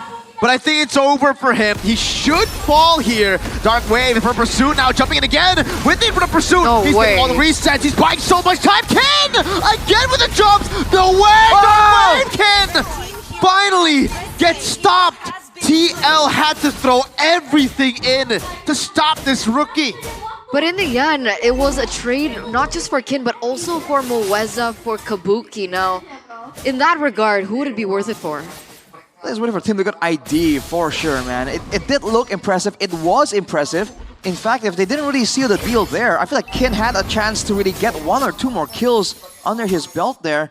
But overall, everything happened in the right position for Team Liquid ID to immediately go on this hurdle. And Ray can't get it. Perfect control here from Team Liquid ID.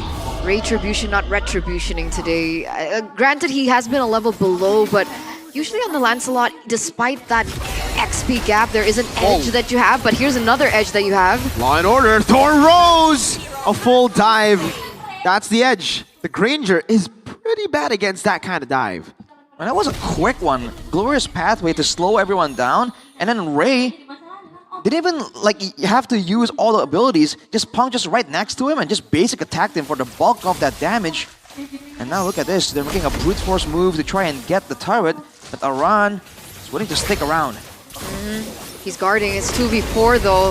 Look at the trade. That's AOG. Great one. Purify out of there. Maybe he's still jumping back and forth, but Joe goes over the Mountain Chakra, able to find Octa in the back, and he will be slain by the Traceless. Now it's Kin walking up. Joe dashed into his demise. Now it's Kin wreaking havoc again. Looking in front of Pursuit Stacks. Jumps onto Yehezkiel and will back away. Dark Wave landing. The double jump from Kin, but he finally gets lifted up, and Aran picks up the killing spree. Luckily that knock-up happened. If not, man, Kin would be wreaking havoc into the front lines of TLID, and that would have been much more difficult for TLID to look at advantage from. 3,400 gold lead. We're looking at items now. What stands out to you, Rash? I feel like in that fight, maybe it was given so much space, and he was using it effectively, dashing around, trying to do as much damage as possible in that Zaman Force where everyone was fighting in, but he really wasn't doing enough damage. So I think he needs to wait for the Holy Crystal before Team Liquid ID are going to be forced to really respect his damage potential. Otherwise, if you look at the stats here, Aran actually, because he's 3-1 and 4, he has a huge advantage gold-wise against Kin. How much are we looking at here? I guess we'll check. 1,000 something, I believe. 1,000? That's almost an item. That's kind of wild. Is Ray? Phantom execution. Oh, whoa! That's a lot of damage. Is Aran building full tank? Full damage? Because that's a lot of damage onto the front line. We'll check soon. But meanwhile, both teams, again, eyes on the prize, both looking to rotate for this Lord. Joe at level 13, and so is Ray. So he's actually caught up quite a bit with the kills that he's been able to get, and the farm he's also been able to get. Octa has Yahezkiel's ult, so Ray. interesting choice here, right before the Lord. Ray's gonna get chunked, has the regen, gets away in time. Joe poking them down again. Both teams playing it well. Bottom lane, how is it looking? It's pretty even right now, so no far lane pressure.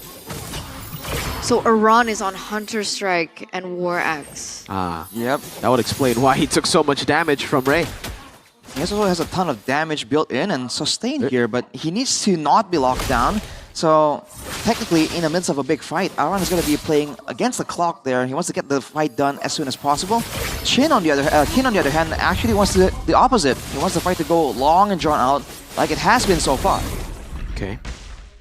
Gold lead is slowly actually getting dealt with by Dewa. Glorious Pathway making a move over to Witty. Now they go in. Dark Wave landing in the back as well. Witty still able to survive, but maybe finally picks up the kills. Joe pops in the Mountain Chakra now. It's still maybe dashing back and forth. It's going to be the sun over. Kid jumping all over the place. Kabuki getting the kill. Ray falling to Kabuki's Sky Piercer. It's a big old double.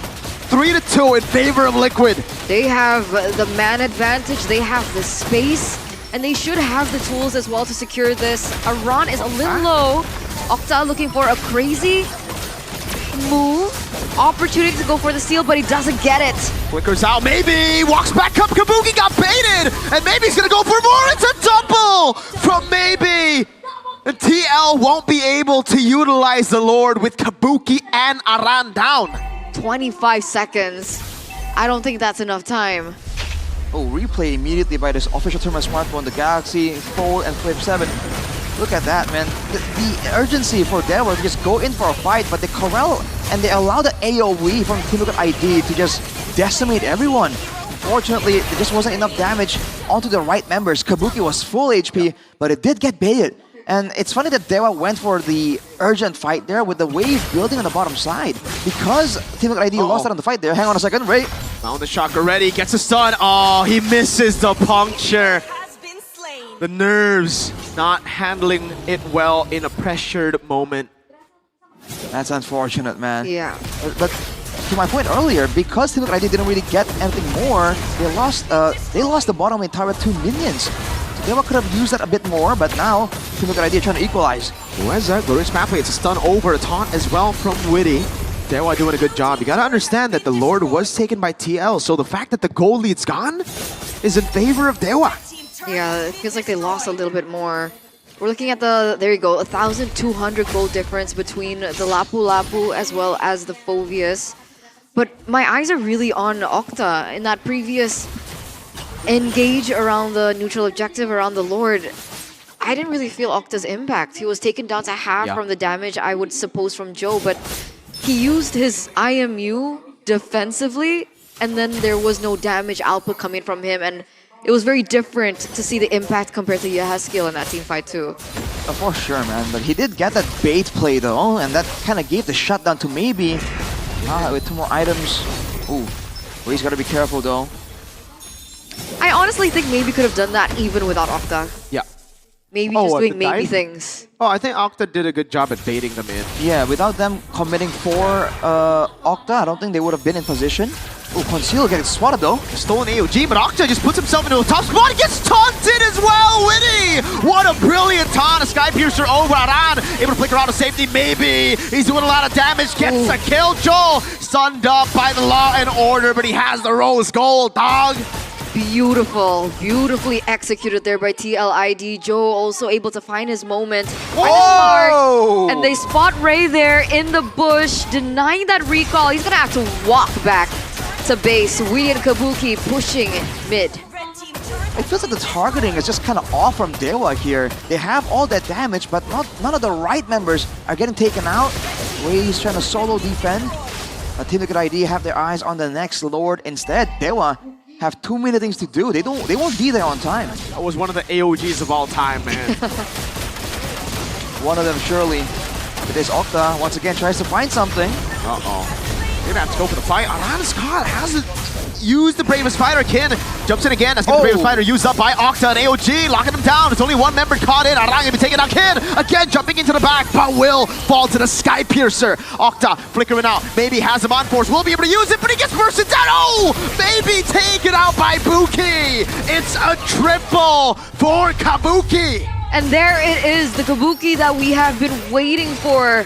The Kabuki that once upon a time was on the Beatrix is now performing on the Granger. The stacks are stacking, and this is the push coming from TLID, and the Lord hasn't even reached the base yet.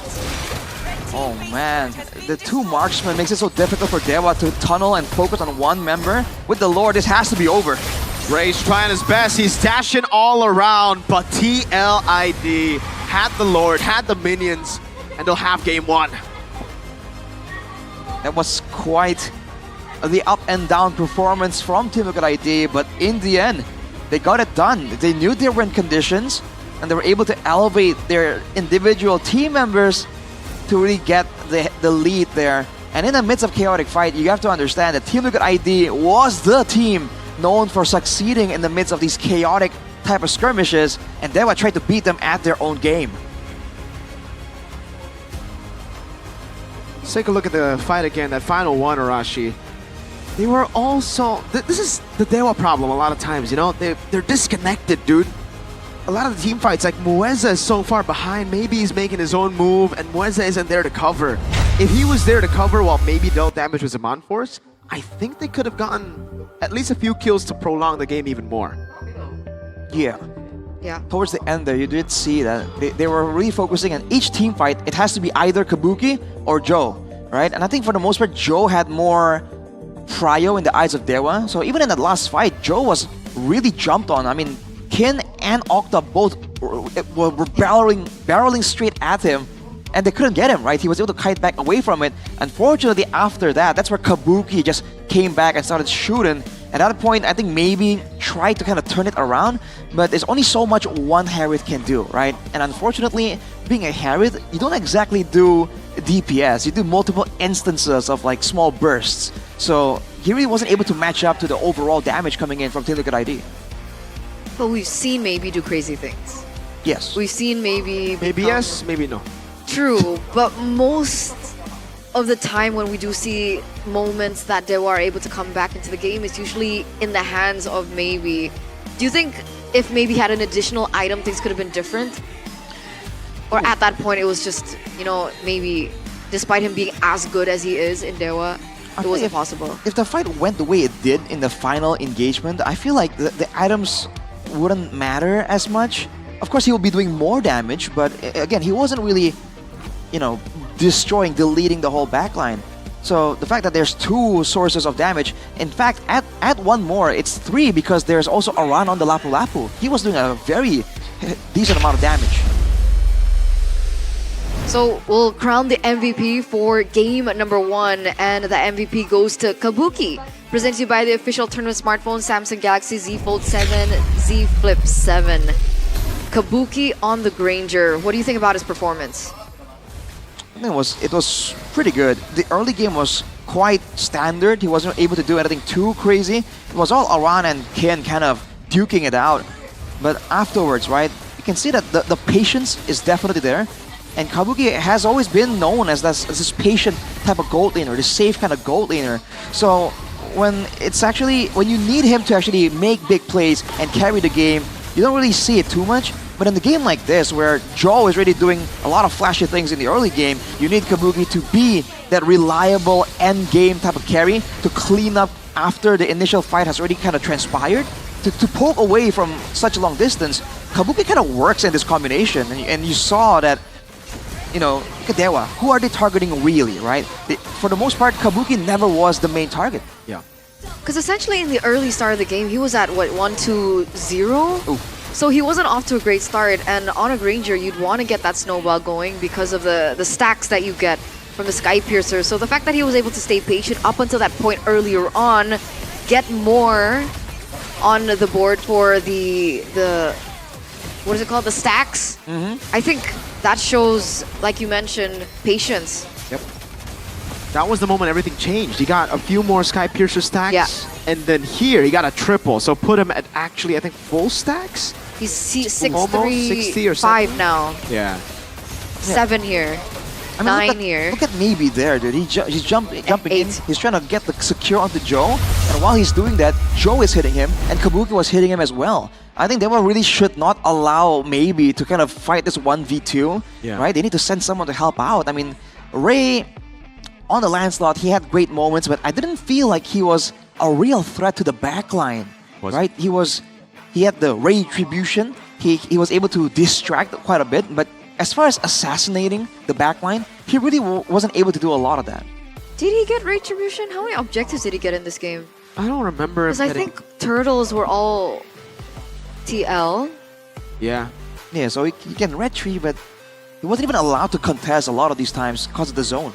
Yeah. A couple of times he was just out red treed by Joe too. Really good stuff by Joe, man. Again, he was maintaining a level lead for the majority of that first game, so yeah, Mirko, there you go. The theory, right, with the Lancelot and Yisun Shin, I think depends on the team as well. And for Team Liquid ID here, despite going for the Yisun Shin, I feel like they got a composition that really kind of shut down the Lancelot.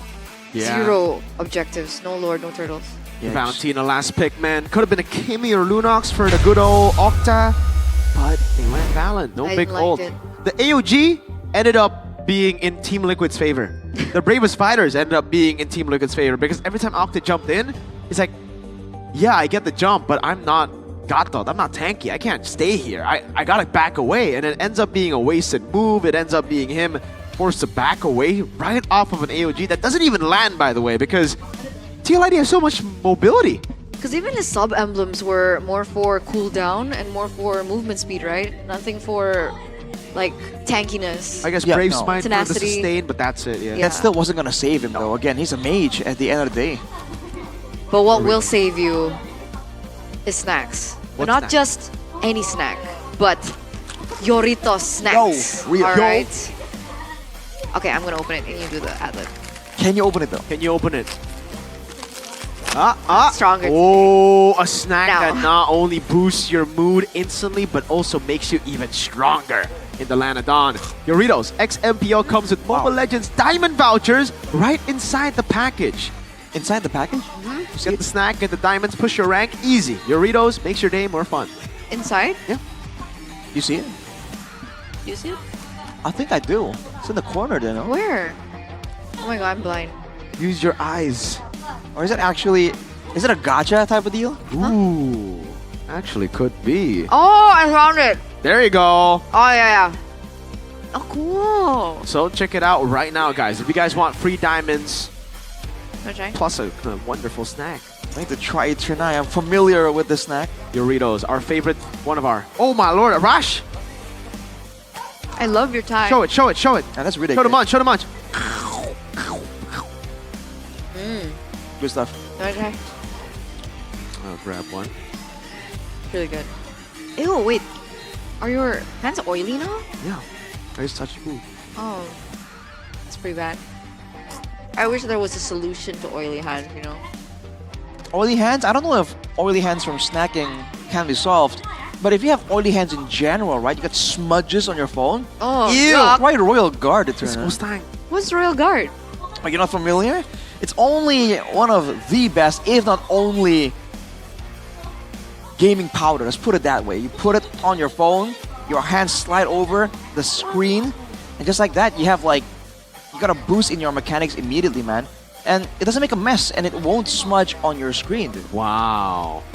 For those who don't like powder, MPL and Royals Guard also have the Royals Touch Gaming Thumb Sleeve. So Honestly, it's helpful. yeah, it's very, very helpful. If you guys want to know how the pro players like super fast hand, see the Royal does, or the Royal Gaming Thumb Sleeves. So you can snack and then you just put the sleeves on. Yeah. And voila, no problem. Boom, boom. What is that sound effect? That's fast hand. It's like the Lancelot, you know? Okay. How fast Just- your hands? It's fast forward. How fast your hands, huh? How fast your hands? Huh? Do the magic, Mirko. Exactly. Very fast, apparently. Yeah. Super duper fast. Big fast. And don't forget, boys and girls, that the price is also very affordable. So it only starts from only 30,000 IDR, and you guys 30. can play like pro players. Pro and of player. course, don't forget that you'll get a gaming card with every purchase. Do we have that here? Okay, we don't have an example, but you guys get a gaming card with every purchase that contains MLBB diamonds. So Wow. don't forget to check out Royal Guard's Instagram now for more information, and hurry to check out the MPL yellow card now. Wow, wee Right wow. We wow, we. That's what Wow, MWI. wow, wee, wow. Shout out to Cheryl. Yow. Yeah. Love her. She's really nice. She got me a diffuser in Riyadh. What's a It's diffuser? dry. What's a diffuser? It like makes the air moist because it's so dry in Riyadh. That's very Is nice. that like a of her. girl thing? No. I think No. I think Rashi it's, would like, enjoy it's a it. quality of life thing. A quality of life. Yeah. Dude, dry air is awful, man. I have a diffuser. It's called the weather in Indo. It's already humid here, so Hey, if but you're if we're- indoors, it gets kind of dry sometimes. It can. If you have your AC running too long. That's why, guys, don't AC all the time. Breathe real air sometimes. But if you're in a dry place, yeah, you need a diffuser. Do you ever turn your AC off? Oh, it's always off. Isn't it expensive to turn it on? It Not is. from Rico, because he has a lot of UBS gold purchase, so he's gaining money. Yeah. As of right now, I have gained so much moolah because I started Moolah. in season 10. I started in season 10. What? Just like UBS Gold, they started sponsoring MPL in Oh. season 10. So I was like, whoa, you can buy gold now in MPL? I started with the 300,000 IDR one. If you guys remember, they actually had a vending machine missed for that. gold. So I bought that there, and ever since, I've been good, man. No problems, you know? In any problem in the world, like usually investments go down. Gold, it goes up, baby. You can already start saving with UBS Gold bars with just 200,000 IDR. Guaranteed, 100% authentic. It's the safe way to build your wealth. And it's actually relatively cheaper. It's also the ring for the winners. Champ. Well, if you don't want to buy straightforwardly, like, gold for investments, they sell accessories as well. You remember the katana, dude? The Benedetta? The Benedetta katana necklace? That was Didn't fire. you dude. get an RQ box? I did. I have the RRQ coin. Whoa. That they had like last when they had that like whole thing going on with the coins, Was that when they won?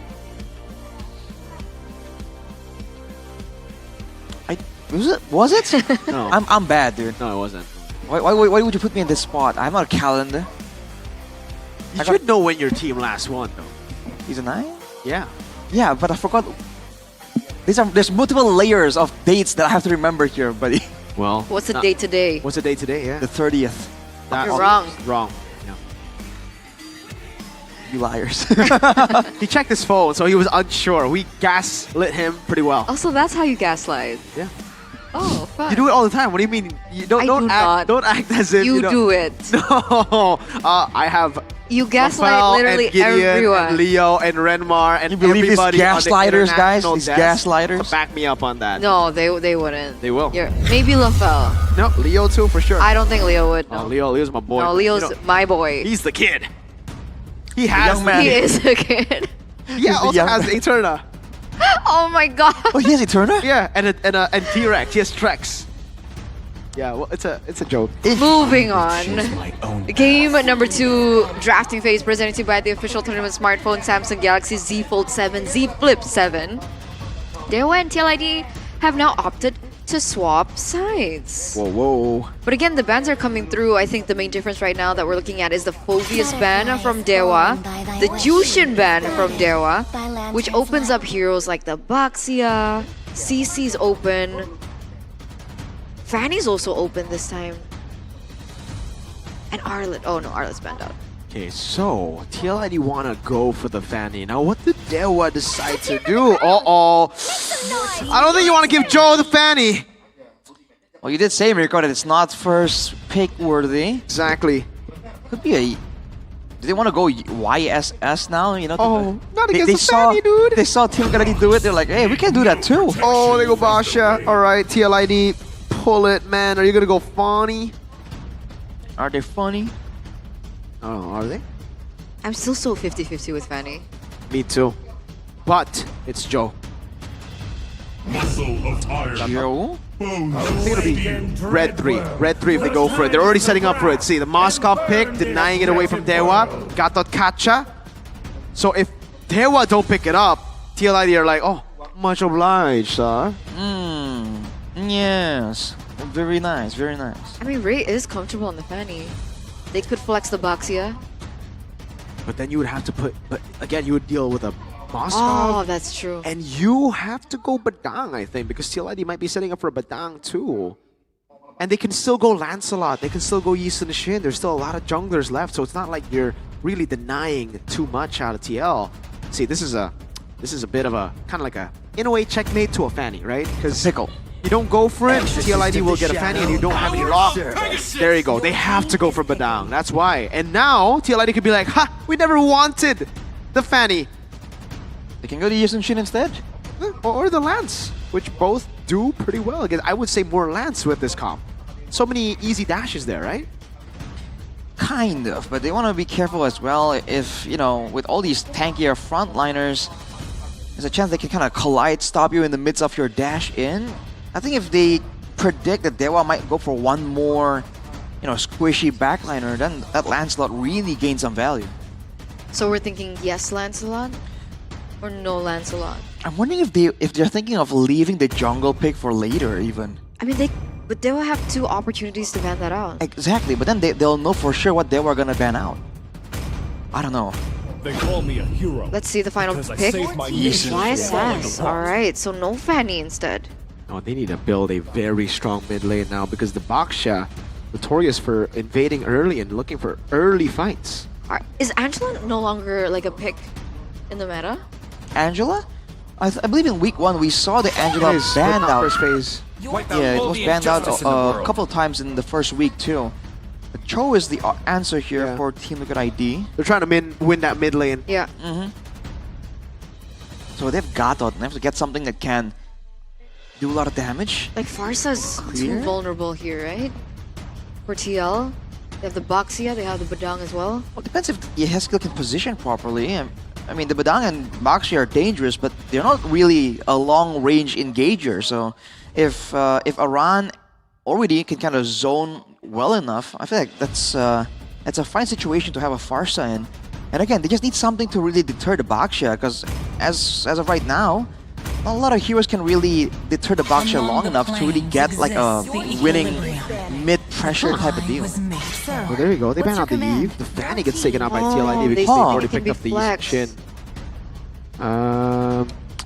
Yeah, the Eve is a good ban because Dewa's composition is very front to back and it's pretty mobile. So the Eve will punish it quite a bit. Now, question is, will they also ban out the Farsa? Do they want the Farsa? Do they want to ban something that's a bit more crowd control heavy? Because the Farsa, again, you can do damage, but that's about it, right? And sometimes with multiple fighters, you want to get some kind of stun in too. Dewa can go Kimi still. It's pretty good, right? They already have a Baksha, they have proper frontline. Would it be too greedy to go for the Kimi with the Granger already there? Because TLID could very easily just last pick Hilda XP. Because I don't think TL can go Kimi now.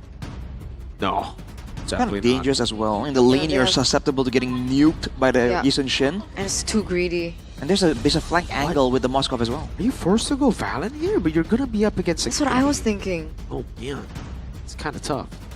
I didn't cure your pain. They go Valen. I harness. All right. They will definitely go Kimi here.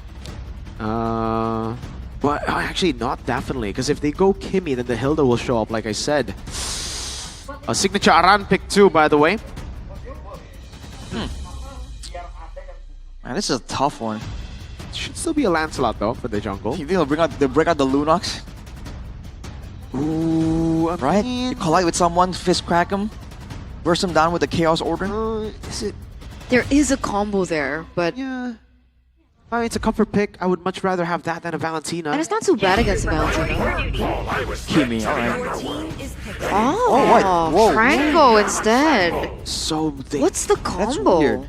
Well, it's the Shield Unity Shield Iron Unity Hook combo. Franco. But what do you do after that? That's right? my question. These aren't really hardcore burst heavy heroes. That's Kimi and Ranger should be alright with that. Like, you can get the immobilization, so we stunned up for a bit longer. And especially in the early game, Baksha and Badang plus Kimi Franco, they have enough base damage to take any of the squishy members down. So yeah, they just need to hit it. I can see Granger, but for Kimi, I think it's more to what you mentioned, just immobilization, but no damage. That's burst. Hilda doesn't come through because of that. Because of the Franco. Yeah, so glue is their choice now for TL. Solid choice by TL. Yeah, great stuff, I'd say. I'm a bit concerned about how Team Liquid ID are gonna deny the hooks here, because Glue and Gatot both, they're not exactly big, sustainable, super tanky frontliners, right? So I feel like this kind of allows Dewa to get more pressure using the hook. That might kind of force the backline of Team Liquid ID to play a bit differently. Maybe Purifies are warranted here for TLID? I think so. But for Valentina, Purify is so expensive, honestly. I'd rather go Flicker for Valentina for the outplay potential. Yeah. I guess we'll see. Ladies and gentlemen, potentially the final game if Dewa aren't able to turn things around, but the drafts are looking good for Dewa, so let's see how they're going to be able to execute it in the Land of Dawn. Game number 2. Let's head over. Here it is. Will Dewa be able to pull off a win to force game 3? This is kind of like deja vu, dude. Last time I saw Yehezkiel on Valent and his opponent on Franco, it was the fastest game of Season 15, RQ. Well, that's also a different Franco, but different time. See if Mueza can actually replicate the same kind of success. Look at the clearing though, with the assistance coming through. The fact that the Kimi is actually hitting 2 camps at the same time. Hey, might be onto something here. Ray's gonna be so ahead when it comes to the clearing speed. So take a look at the emblems by GamesMax. Pull yourself together for both the Franco and the Badang. So Kin with a support emblem build as well. He's trying to be a bit more utility with those shieldings. And for Kabuki, he's trying to get more value using the Master's, the Assassin emblem there too. Trying to make sure that the lane is a little bit more equal, but this isn't equal for Kabuki. Yikes. Yeah, that's full gang 4 in the bottom lane. Oh man. Yeah, that's, hey. That's dirty, dude. That's dirty, but it's respect. It's like, hey, Kabuki, you were good last game. Let's stop you early. And in this situation, it's going to take a lot longer as well for Kabuki to get to that point, right? So the fact that they're able to take him out early, it's a good start for Dewa. Oh, the hook landing again. Whoa. Oh man, it's going to be Witty this time taking down Dewa. We're trying to force it out, but Joe able to get the Mountain Chakra in. Ray's doing so much damage and taking a whole lot. Oh! Yehezkiel with the Flicker. Octa doing the same. Gets the Sky Piercer too, just in time. And actually is able to get on Yehezkiel, but Kin cannot get close. Bit of a signature strategy here for... Oh! Kin! Hey, on the Phobius, the Arla, and now the Badang highlight reel. The mechanics are definitely there. Iron Hook doesn't land, but Witty, what can he do here? Much, I think, but actually facilitates Aran's full mount on Kin. Still able to survive for a bit. The Mountain comes in finally, and Aran brings him in. The AOG was cancelled earlier, and it's dodged away from his Mueza. Gets the Iron Hook. Kin will fall, but now Aran is caught in a tough spot. He has to run away. Can he get away? Yes, with the split. He got stunned earlier. Thought he was going to be taken down there, but luckily he's still able to get out. But things are going so badly for TL. 5-2, objective take secured by Dewa. It turns out Mueza plus Ray plus Octa, it's working for them. 1,000 gold lead here in the first 2 minutes of the game, and it looks like they're not stopping there. Uh-oh, Witty able to go for the taunt. That's it, just disengages. Dewa holding the lead. They're really playing their, very fast-paced game with the Franco Baksha. Yeah, TL needs to figure a way to slow things down. Oh, for sure, but it's hard to do that when they have so many engage tools available, and the jungler is quite literally everywhere. And the thing with the Kimi is that you don't really do a lot of damage, but when your team is forced to kind of fight again and again in a long duration in the early game, Kimmy is one of the best. Oh, ooh, shield into the Iron Hook, Bloody Hunt, and look at the lock, dude. Together, they can kill anyone, and the Sky Piercer is only going to keep on racking up for Octa. There's nothing that Kabuki could do about it earlier on. No damage. Just tickles coming in from TLID at this point. The hook doesn't land this time. Ooh. And Yeheskiel have been sent down. Joe's there as well to try and aid in the efforts that Kabuki is trying to do. Man, it's a tough one, but Joe at least... Oh, man.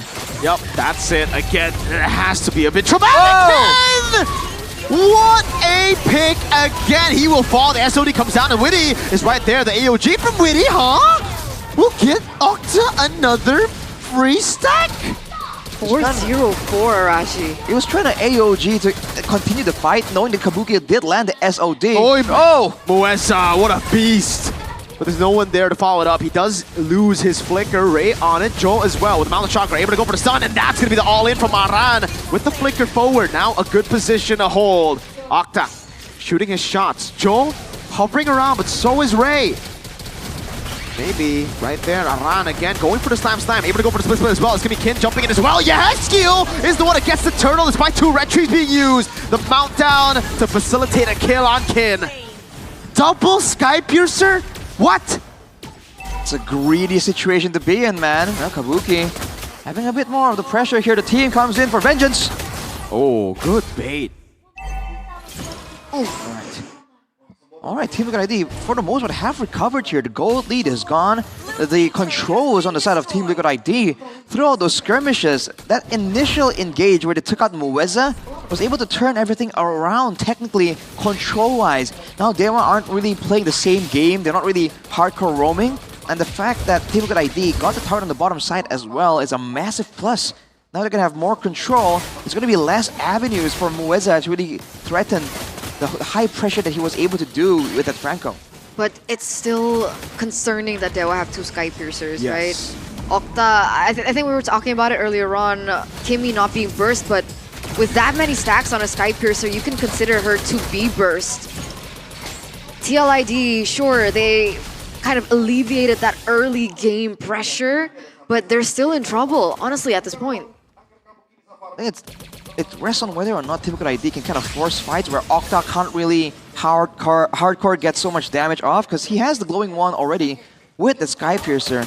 But again, he can only really get that maximum value if he's allowed to stand there and do some damage. Whereas we saw earlier, Aran, Joe, and Yeheskiel, technically, if they play their cards right, they can deny Octa out of the fight immediately. And he holds the bulk of the kills for Dewa United. So if they can take out Octa immediately, they're actually at a gold advantage, a much higher gold advantage. But how will they be able to do that? Iron Hook. That should be a Sky Piercer stack again, this time 5. So I believe he's sitting at 40 because he got a kill before the Sky Piercer. 1. See, that's the thing, right? There's so much peel because even if you do target Octa, you know that Kin is there, always ready to shut whoever is going for that kill down. And it makes it even worse if Moesa gets a pick like that. Ray, Shield Unity again, this time with the Iron Hook. Actually, not landing only to the... Oh, Kin actually missing with the flicker already there. Let's keep the fist crack over to Joel, sunning him up and getting another Sky Piercer over to Octa. He's looking for more. Yeheskiel steals away to Puissance. The traction pulse doesn't land. Kin gets 2-0 into the hook and maybe gets his first Sky Piercer. The double Sky Piercer is working. Aran walking out, Witty sunned up again. That should be another Sky Piercer, just a few more shots. Ooh. And maybe gets his second Sky Piercer stack. So you have Octa sitting at 606. You have maybe sitting at 304. There's just so much pressure right now onto Aran, Witty, and Yeheskiel to maybe look for that initial engage. Because I think that's the only way to go about it. You can't go for a front to back at this point. There needs to be some angle of attack to take down Dewa at this point. Because right now the frontliners is where the difference is at. Because for the most part, I think Kabuki is doing a great job still farming up. He is 3rd on the scoreboards right now, just below maybe an Octa. But the frontliners just can't withstand the damage. Look at that! Iron Hook flicker brings Witty back. That's Octa 6 stack, 60. Aran caught in the fist crack and the traction pulse. Forced to flicker out. Could have been very easily another stack. Oh man, Mueza. Oh man. Scary stuff, man. So many ways for Dewa to actually set up for the Iron Hook. It's not just the Baksha, it's also the Kimi, it's also the Badang even. So this is a pretty straightforward strategy, but it really is working so well. Team Liquid ID have the advantage of the macro play, but in order to do that, they have to stop the momentum, the snowball from Dewa first. We saw that earlier just a little bit, but after that turtle fight where Team Liquid ID decided they're gonna try and fight Dewa again, that's where they kind of lost that stoppage. Whoa. Forced back, traction pulse over to Witty. Yes, Gil taking a beating from the 2 damage dealers, and Kabuki gets a turret. So it's on Kabuki right now to make the plays, split Dewa up while also taking objectives. Because right now they've been always rotating 4-1 or 5 as 5, right? With Kin lurking somewhere to give that support over. So if they're able to split things up like that, it might work. Oh! Iron Hook on Joe with the winner crown, uncancelable! Witty AOGs, but it is way too close, and Octa is at full stacks, baby. Man, what a play. SOD to try and go for a steal, but won't be allowed by Dewa. Actually, can Kin actually find Kabuki? Oh! Okay. Wrong bush. Okay, he doesn't spot him out just yet. The problem is, even if Kabuki wants to look for like that crazy play, he just received his Swift Trinity as he has skill caught again. Luckily, he's still able to get out. I was expecting maybe some Purifies on the board, but it looks like he has skill went in, all in with the flicker choice instead. So he's got to be careful of these hooks landing. But surprisingly so, despite Dewa with this 4,200 gold lead, despite everything going according to plan for Dewa, Joe's still ahead in level compared to Ray. So if they're able to withstand through this next push, I think TLID have a chance now with the Swift Trinity for Moskov. Whoa! Fancy moves there, but look at Ray. Oh, an attempt from Witty that just fails so hard. Oh, gets the kill on Joe. Yes, he will die, but he's done enough. And again, Witty falls. Who got the Sky Piercer that time around? Was that maybe? I think it was maybe. Oh man, we don't even know for sure just Octa yet. killed Joe. Octa, it seems. Oh, what's that? It's on Kabuki to deal damage. Aran still putting on the grabs, and the holy shields, man.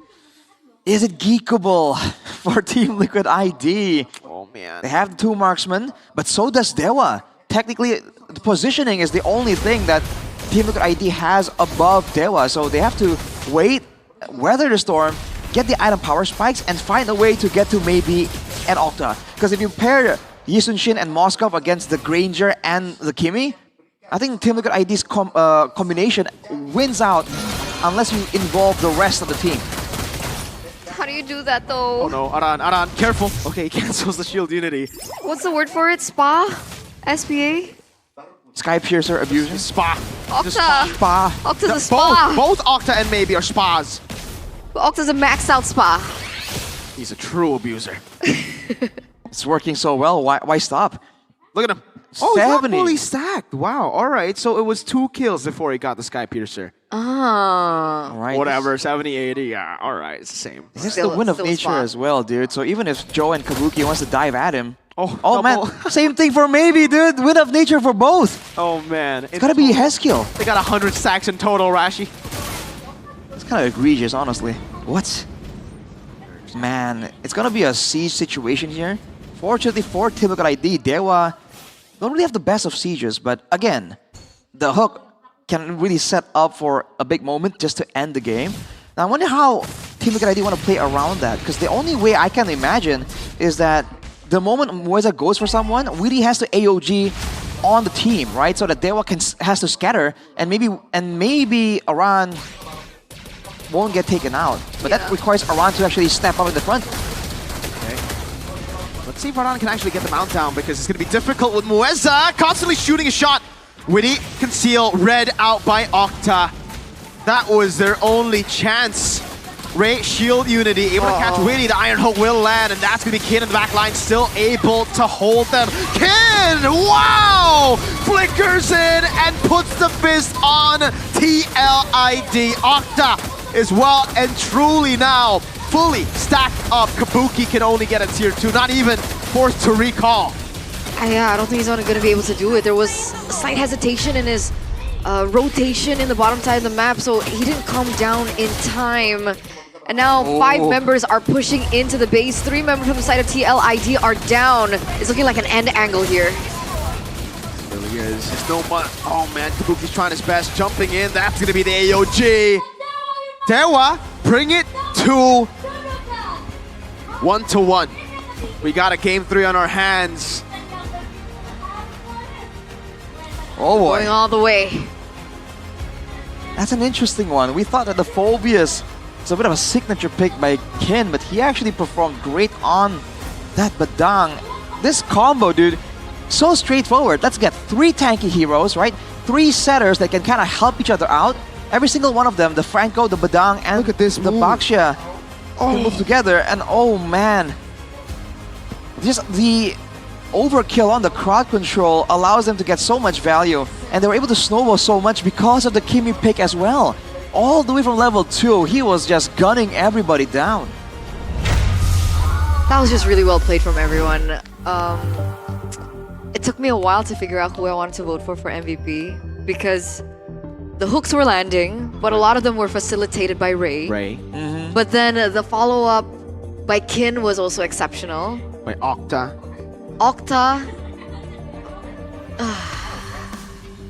I feel it's an argument for a lot of different players for this game. It really was well played. It's not like Team Liquid ID just said, yo, you got us beat, and you know, just stood back and relaxed. They tried their best. They tried different approaches. They tried the split push. They tried a run forward, witty forward, but I think the game plan was just so solid from Dewa. It was just difficult to find any kind of counterplay available to him. And luckily it worked out to their favor. Yep. Because I feel like there were very particular scenarios that had to be checklisted to make that work, and they were like check. Yeah. That first rotation towards that bottom side really set the pace and tone for Dewa. 4-man Buki. The 4-man Yeah. Hey, Poor Kabuki. Poor Kabuki indeed. And I don't know, that's what you get when you're up against a composition as tanky as Dewa United, because if you win out early with that Baxia composition, there's really not much you can do on the other side. With that composition, Eastern Shin Moskov, you can't shred through, and that's why I wasn't a fan of the Valentina pick. Again, we are just going to be, you know, scapegoating Valentina as we go through these games. Yeah, it really hasn't worked out, huh? Valentina. I feel like a AoE damage or AoE crowd control could really be a lot more useful compared to just, you know, the Valentina factor here. And again, there was just no way. And the targeting from the side of Dewa is so good as well, dude. They picked and choose who they wanted to go for. So let's see who the MVP is. Drumroll, please. It's Moza! Presented to you by the Visual Tournament smartphone Samsung Galaxy Z Fold 7, Z Flip 7. And yeah, I agree. He was definitely one of the players that I considered as well for MVP. See, that was that first blood that really just started the downfall for TL, man, in this game. Nasty stuff. Oh my lord, Kin. So good. As far as flashy plays go, Kin definitely took the cake here in this game. But overall, again, the fact that Team Liquid ID were a bit late to respond, they obliged some of the skirmishes in the early game from Dewa. I think that kind of was enough for Dewa to get the ball rolling. And from there, what do you do, man? Like, oh boy. You know, ironically, I really felt like Kin played the Badang a little similar to like Aran. Yeah, an like assassin Badang. He was just doing his own thing, side lane control, but then he's always there. As an assassin, yeah, he enters the fray like an assassin. And unfortunately, despite the glue pick that could really block a lot of these shots, this wasn't enough. This was the fight where they kind of recovered, and then they went for a turtle fight, and they did not win at all, dude. They got punished again. I feel like there was a moment for Liquid to really come back somewhat. That was it. From there, it was a done deal, dude. Not a single person can be the recipient of that Iron Hook. And with the fleeting time completed, dude, like they're... Oh my lord. His targeting is phenomenal, man. This kid. Ken? Yeah, dude. Second match. He's just really, really good. This one, dude. Oh, this was just the cherry on top, really. The 3-man Bang. flicker. Oh, man. Beautifully done, Kin. Beautifully done. So Looks good. more like Kin MVP highlight reel, by the way. I'm just saying. I voted for Kin. Oh, same. Oh, well. All right then. But there it is. And it's so crazy because when I did that first interview with him yesterday when he just came, he's only been here for a month, by the way. He was shaking. He was like really nervous. I saw the in interview. a way, I could feel his confidence, but he was nervous. Do you get what I mean? Yeah, he's nervous to be on cam, on stage, but he's Yes. confident in the Lanadon. He Yeah. knows how good he is in the Yeah. Lanadon, in the game itself, and I think it shows. It really shows that confidence. Hey, if you are that nervous on stage, but you make up for it in-game, it's great. It's like the opposite of what we have in Indonesia usually. Yeah, that's true. I see. Oh boy. If now you're Team Liquid, what do you go for though? What's the solution here? Because every single lane seems to have a way of exuding that impact. I mean, Kin for sure, but the rest of the team, it's not like maybe an Octa are just are just not so good and they're just relying on the rest of the team. I feel Everyone like- can kind of make plays. Octa was facilitated in this game. Oh yeah. Oh, for sure. Maybe and Octa were just passengers, man. So Octa game number 1 for me was, He was trying to be the driver, but he Well- kept on crashing. yeah. And then in game number 2, he was facilitated. Which Some people why- should just not drive. I agree. Yeah. I agree. I do not challenge that. And you can help other ways, right? You can navigate. That's Ah! true. You can can be a be the DJ. driver, You can be the driver. You can be the DJ in the car. Maybe he was the DJ this game. make jokes. Octa.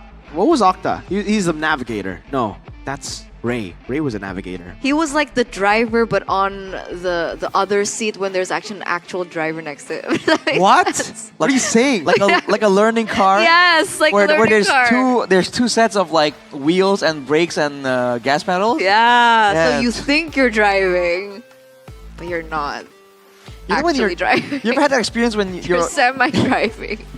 when you're younger, when you're playing a PlayStation and then like Yeah. They give you the controller, but they unplug it's not plugged in. Yeah, exactly. It's like what octaves do you I used to do that to my little sister. I'm sorry. Oh, wow. That is so mean. My sister did that to me, dude. Hey, can't relate, guys. Oh, only child Mirko here. But I get the PlayStation, all right? So I'm fine. Okay.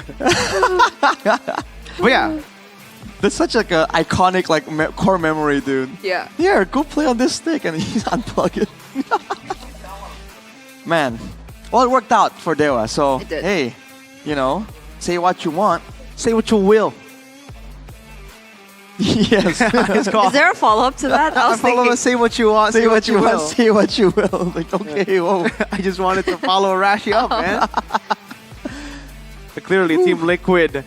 I don't know. So, like you can make the best out of a bad situation, and it was clear in the game that they were like, all right, we're in a bad situation. Let's not make the best out of this because so many times Witty was like practically dead. He was 1 HP. He's like, nah, I'm going back in. Give Sky Piercer stacks. Like, usually, sure, I understand what you're trying to do. You're trying to get most of the value before you die, but not against a composition with 2 Sky Piercers, brother. You do not want to be giving away those kills. This is like a composition made to deal with the previous season Beloyskis, you know? Right. Yeah. What's going on? You're supposed to be wise. Yeah. Weedy, what's going on, bro? I feel like they could have like traded a bit more and really avoided the fights. To be fair, it's easier said than done Like in the early game, you mean? with the shield unity and the rapid boots on Mueza on the Franco. Yeah, they're gonna keep forcing out fights, but Keep remembering the 4-man gang. yes, it's like. And then the insta one in the mid lane. But you mentioned Mirko, like Joe was actually a level or two ahead of Ray in that mid game. It's because he personally was away from all the action. He's like he has nothing to do with it. He does not want anything to do with those skirmishes. I feel like Team Liquid ID needed to do more of that as a team, maybe. I have a chicken solution. Chicken solution. That's why Purify, guys. Oh. The chicken solution. Would have helped. But Would've then, helped. but It would have helped. But it would have been easier to pop the Purify. Because like the Boxer goes shield unity, you Purify? Okay, no But Purify this time. usually it's like Purify hook, right? So if Shield Unity Hook? I mean Shield Unity. No, Yeah. that's what I said. No, you said Purify No, I Hook. didn't. You said Purify Hook. Don't gaslight You're me. gaslighting us. Shield You Unity. said Purify Hook. Shield Unity No, Hook. you gotta admit you said That's Purify Hook first. Two Purify valuable Hook. resources already burnt out. What the For one, Purify. I'm not even gonna. You know what I mean, guys? No, I'm not even gonna, acknowledge what you're saying because you're trying to gaslight. Don't nobody know what you mean, bro. You're trying to gaslight not just me and Arashi. You're trying to gaslight everyone watching. The audience at home, like, did you say Purify? No, roll it back. Roll it back. Guys, I You said Purify Hook. Purify Hook, right? Oh no. Yeah. Yeah. Now she's trying to gaslight Purify the Hook. fact that she didn't try to correct herself. Purify.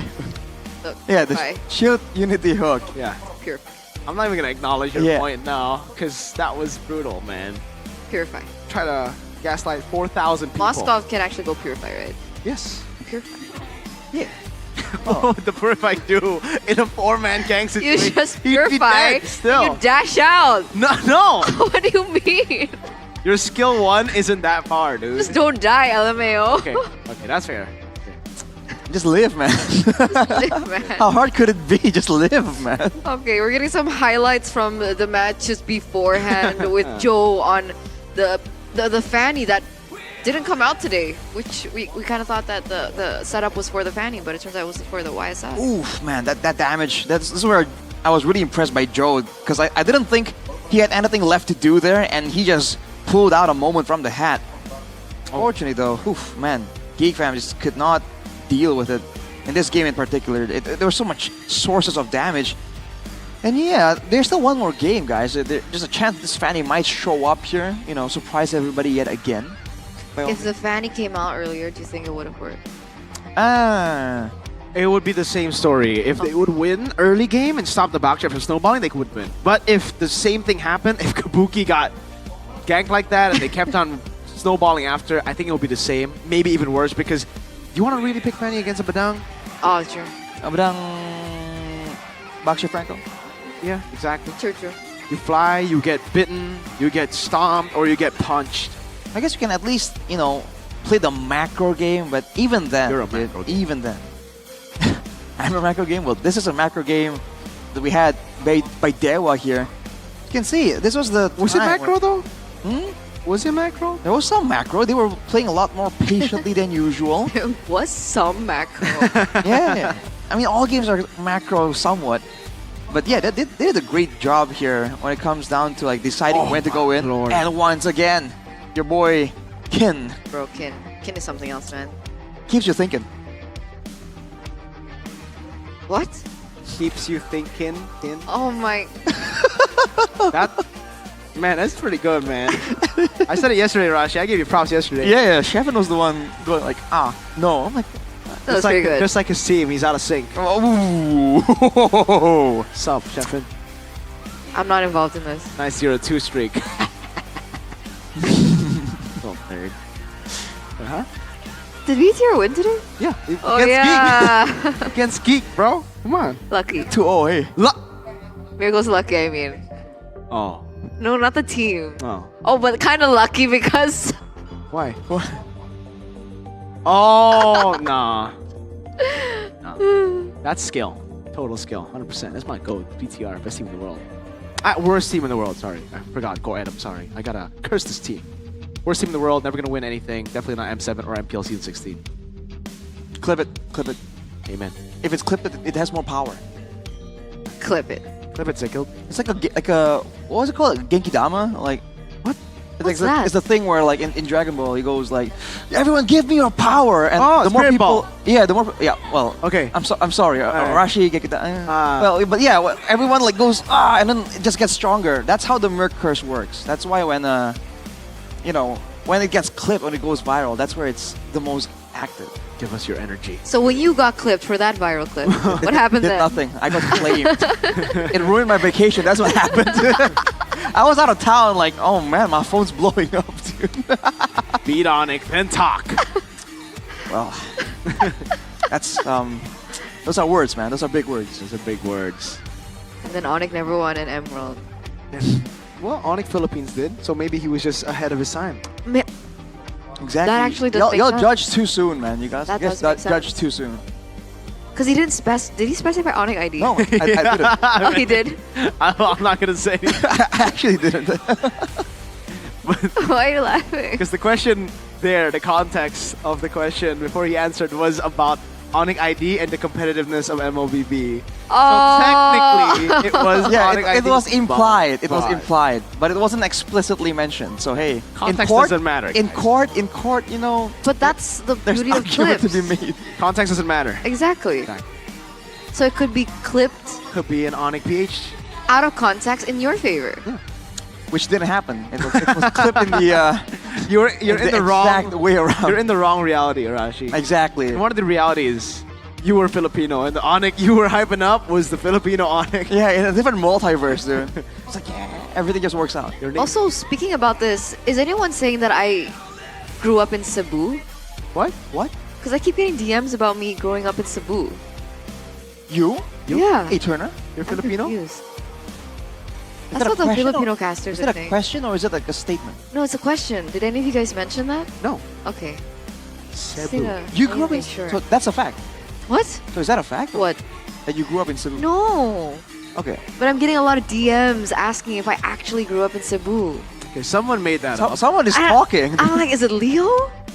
I don't think it would be Leo. Leo doesn't do that, you know? Who's from Cebu? I don't know. Right? I think it has to be someone from that region. I Theoretically. think I know who it is. Who is it? It's another young man from the Philippines. There's only one young man. Everyone else is Why old. There's only one young man from the Philippines. Everyone else is ancient. Everyone else is ancient, especially that wolf guy. Aww. I'm so happy he's back. I'm happy. Yeah, he's cool. He's my boy.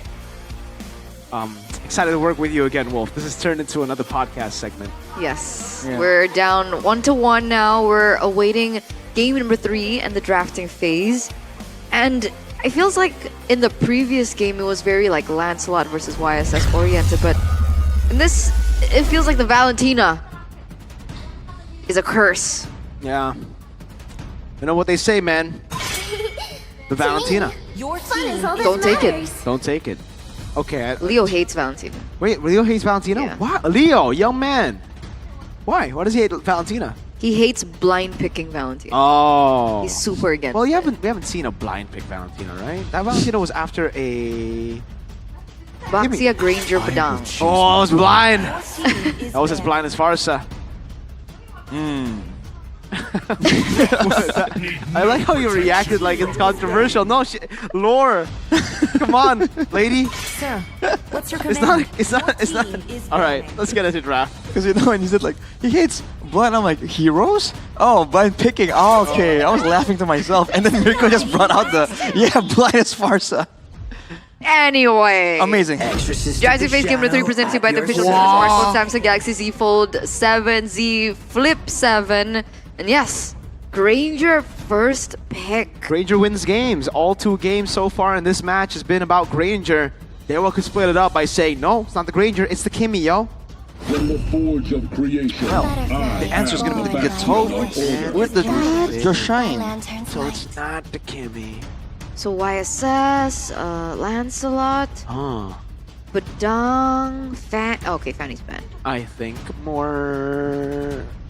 Dude. They will have Juicin though. Like, that's really good for Yusun Shin.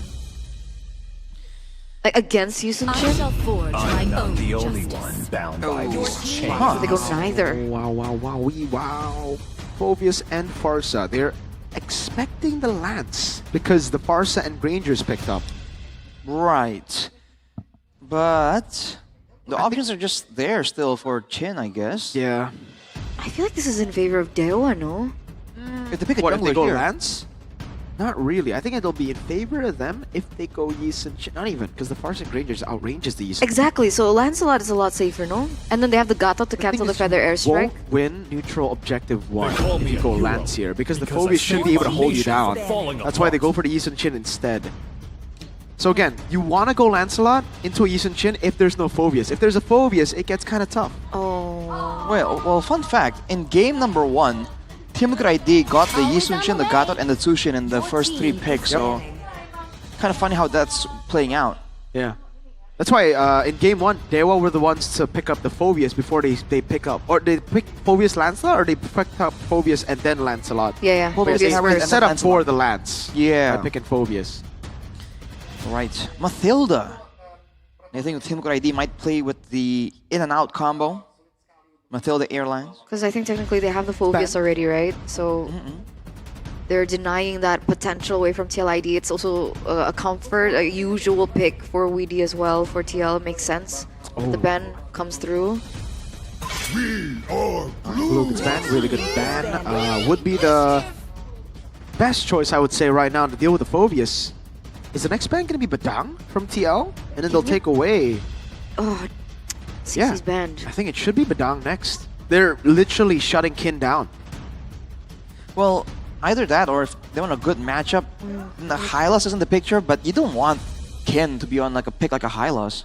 Yeah. So that's what they're kind of forcing So onto passive. Well, oh wow, never mind. Okay, they were the ones to ban it out. My bad, bro. They think it's. I mean, it's really good. Yeah, looking at it again, they have a very good composition already. They just need a tank up top. Oh man. Okay. So the Badang is open. The Badang can still come through, but will the Badang be picked up? I think it's good, right? Oh, Badang, yeah, I think it's solid. With the Gata Kacha, it's a crazy combo. Ooh. Oh, another good shout will probably be a Hilda XP against Farsa and Granger. Well, that can work. Yeah, if they want to go for synergy, just go for a Mosque. Ah, man. Every time you pick Yisun Shin, puts the gold lane in a very weird spot. That's true. You need some synergy there as well. I think the Hilda isn't really a bad call at all, considering the mobility. It's going to be a chasey type of game if they really want to go for the Hilda. They go Harith because of the Yisun Shin. Does TL go Lancelot here? The Harith is really questionable against Farsa Granger, by the way, so it's already kind of tough. And yeah, Lance is up for grabs, so I'd go for Lance if I were TLID. Yeah. And then I'd go for just a tanky boy in Rome. How tanky, Mirko? That's why they got the Hylos. Ooh, snatch the Hilda away. I don't think it's that good. Someone want something with sustain. Oh, a Hayabusa. Huh. So what? They just go for mid-prio with Cho? It is a witty pick. I feel that they kind of lack frontliners if they go for that option. Yeah. But who's left? That's a good Grok question. isn't meta, right? Power of Pegasus! Badang. Yeah, right. The choice that we thought Deo were going to go for, but they wanted to wait all the way to the end, so... What is it? It Show us. Now it should just be the Hilda, really. I don't think the Uranus is good, because it's a farce. There's a lot of burst. Terizla, maybe? Esmeralda? I think Terizla might be the best choice here. You just dive into Farsa Granger, penalty zone, and then the Gata follows up if they flicker. Can work. We haven't seen it in a long time. Edith? Is Edith an option? I would go Terizla over Edith. Right? Yeah. I think so. Just AoE, because the fights have bigger engage compared to Edith. Edith True. or Shatter, you can't get two. Terizla, you can. Terizla is also pretty good against Phobius in lane. End of one thing. Esmeralda! The beginning of another. I was thinking, it really duels well with the Phobius. Kind of takes some... Is there any shielding for Team Liquid ID? Badang, that's it. Badang and Phove. Not even Phove. Phove doesn't even get shield anymore. Yeah, against the Phobius, it's just the all-in sustain, you know, bully him in the lane type deal. Oh wow, they did use this back when Sorizo was there though. Now it's Kin. We've seen him on the fast engagers. The Esmeralda can engage at the Falling Star Moon, but it's very telegraphed. It's a different playstyle. Let's see how he does. That's a big question. How will he do? I mean, he's been playing different heroes very differently as well. So I don't know. I could be seeing a version where Dewa will be able to get this one. But here it is, ladies and gentlemen, all the way to the third game, pushing it to the third game. Can Dewa close this up as we enter the Land of Dawn for our final game of the day? Here we go, ladies and gentlemen. Will it be Dewa or TLID? The pressure of being Indonesia's representative in the national team. Oh, there you go. Aran already winning out in the lane against Kin. Well, it's a lot of damage. Level 1. You would think Esmeralda would have a bit of an advantage, but I think Esmeralda will do better level 2, if anything. Yes.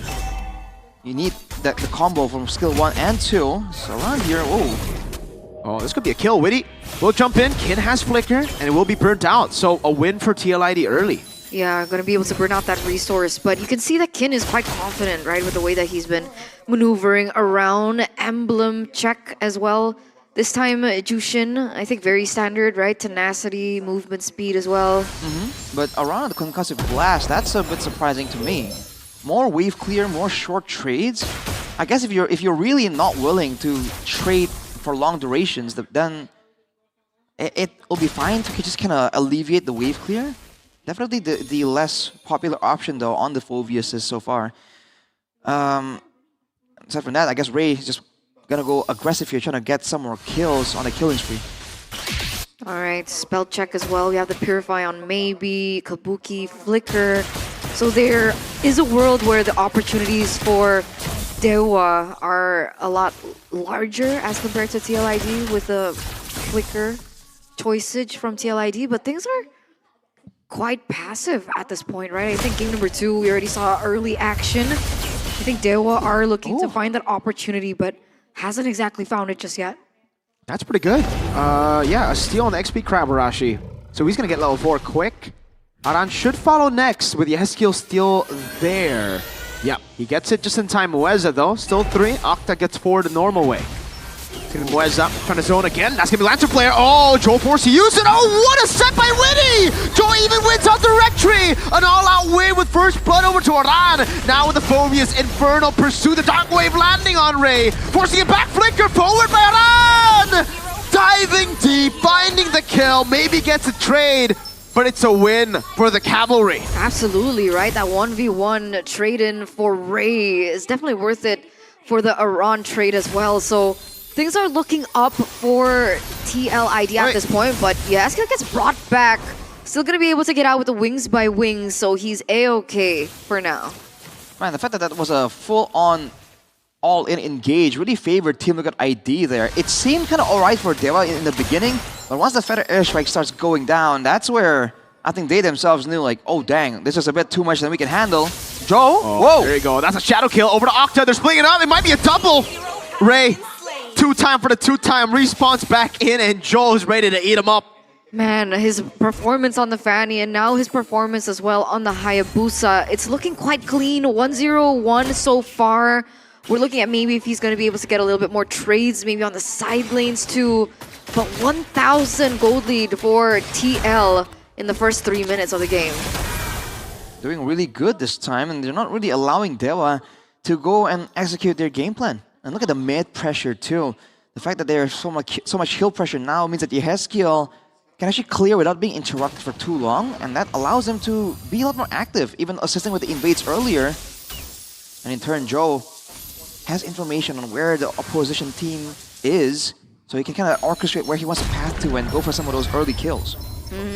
And that's maybe why he has a level above of Ray up until this point. So neutral objective is going to spawn really, really soon. Looks like Joe will have an XP advantage, but that's a rotation coming in from Dewa. Yeah, Aran caught against 3 members, lifts it up, and should be... Oh!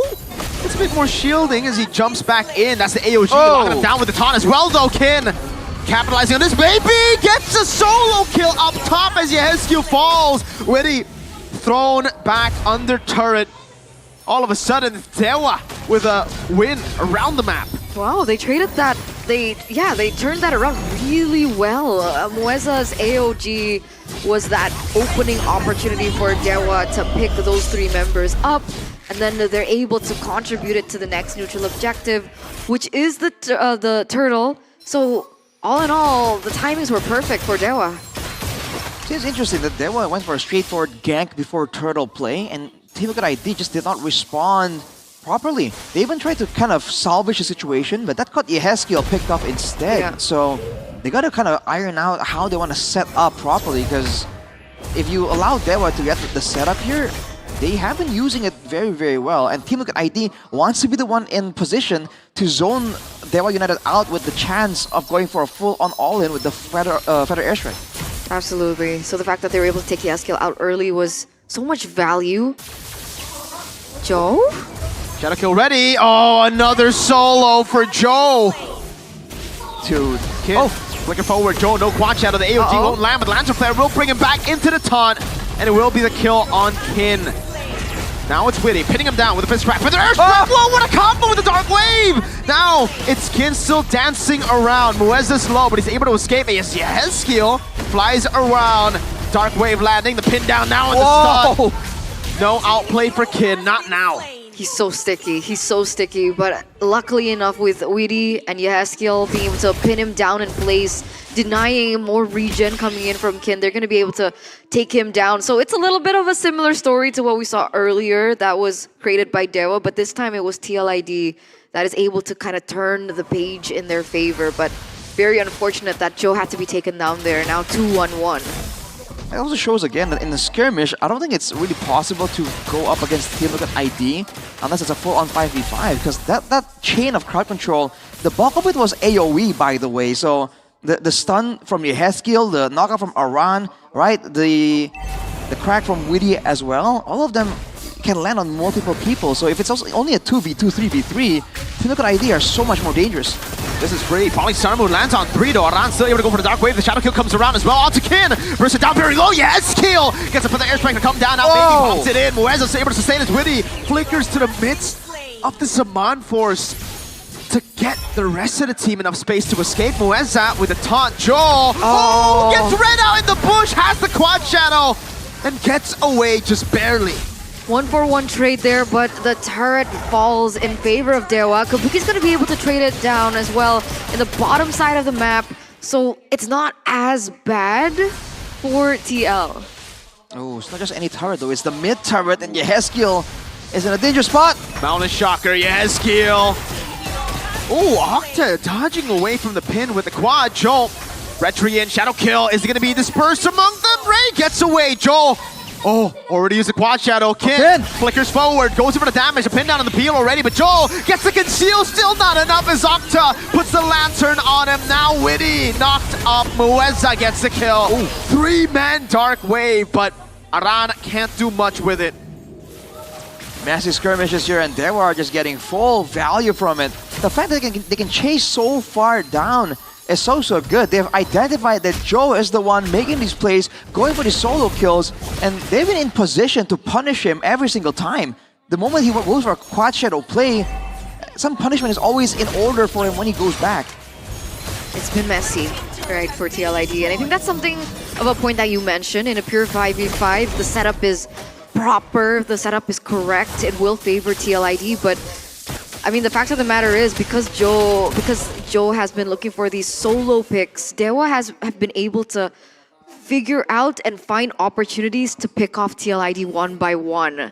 And eventually, it causes Dewa to find more opportunities on the map, look for more openings on the map, because of the way that their composition has been set. Right? Whoa. Oh, lethal ignition! He's... Regen, okay. I thought with the glowing wand and lethal ignition he was dead, but he had a crimson beacon. Yeah, it had a regen too. Luckily, without the regen, I think he would have been dead. He's not in the fight any longer though. Whoa. Yeah, that's why they go for it. Kin gonna be taken down by the Infernal Pursuiters. Kabuki does a lot of damage. Still Witty. Able to go for the fist crack now. Flickers back to safety. Aran still in the midst of it all. Jumping in the Infernal Pursuit will get taken low. And now the cleanup from Joe gets the shadow kill in. Quad shadows back. Witty in the bush. Feather airstrike in a really tough position. That's a flicker out. Yes, kill thrown back. It's a killing spree for Octa. Joe picks up the turn, or the Lord rather, now as he gets the quad shadow and shuts Octa down. Beautiful team fight from Team Liquid ID, man. Kiting in and out of the danger zone and still getting the Lord there. The fact that Yahaskiel, I think, had 2 feather airstrikes there really kind of helped them out. Initially, they were getting some momentum, but they really lost multiple members, and the team with more invulnerabilities and more burst damage can make the first play, the first move, a lot easier, a lot more reliably, and that's what Team Liquid ID did, is get the burst damage down and get out. Yeah, it was already set up to their favor as well, right? With Octa having to recall because he was caught really low. That allowed TLID to look for that opportunity and be like, hey, okay, we have a man advantage, and this is kind of the way that our composition works, right? Our team fight is strong, our setup is proper, and that's how TLID gets the advantage. They have the Lord that is still marching in favor of them there in the bottom side. Maybe is going to be able to take control over it. I think TLID are looking for some other structures on the board, but unfortunately, they're not going to be able to get it, except for the structure in the top side of the map. The color in the mid lane might also fall soon here. They did a great job mitigating the damage, doing damage control. See if they can actually find something else, like a trade back almost. The Feather Airstrike to try and zone Dewa away, but they will hang on to that final turret there. Small win, small victory. But all the map is opened up for surprise plays from Team Liquid ID. And already, even before the turrets fell, TLID are the ones with the assassinations from Joe, from Yeheskel as well. Here's the thing though, maybe he's at 203. He's always the spearhead to Dewa, and Holy Crystal has been bought out. There is an opportunity, right, for Dewa to look for a comeback? Yeah, I think that there's a real case, but from the looks of it, it's just so volatile. They have to try and go for the right engage here, and maybe Kin has to kind of like hold back a little bit because he, again, isn't a full-on tank. He can't be the first person in because he gets nuked down before he can actually get the shields going, right? That happened in the previous fight. Yeah. It will get really difficult. They would certainly have that comeback potential. They have a really good late game, but it really comes down to how they deal with TLID's layering. TLID have a lot of bursts, so they will want to try to play around that and try to look for like the longer fights, but the layering is so good from them. The way they utilize the Feather Airstrike into how Joe comes in late, they will lose like Aran sometimes and Witty in the fight early, but they'll be able to make up for it with the cleanup from Joe.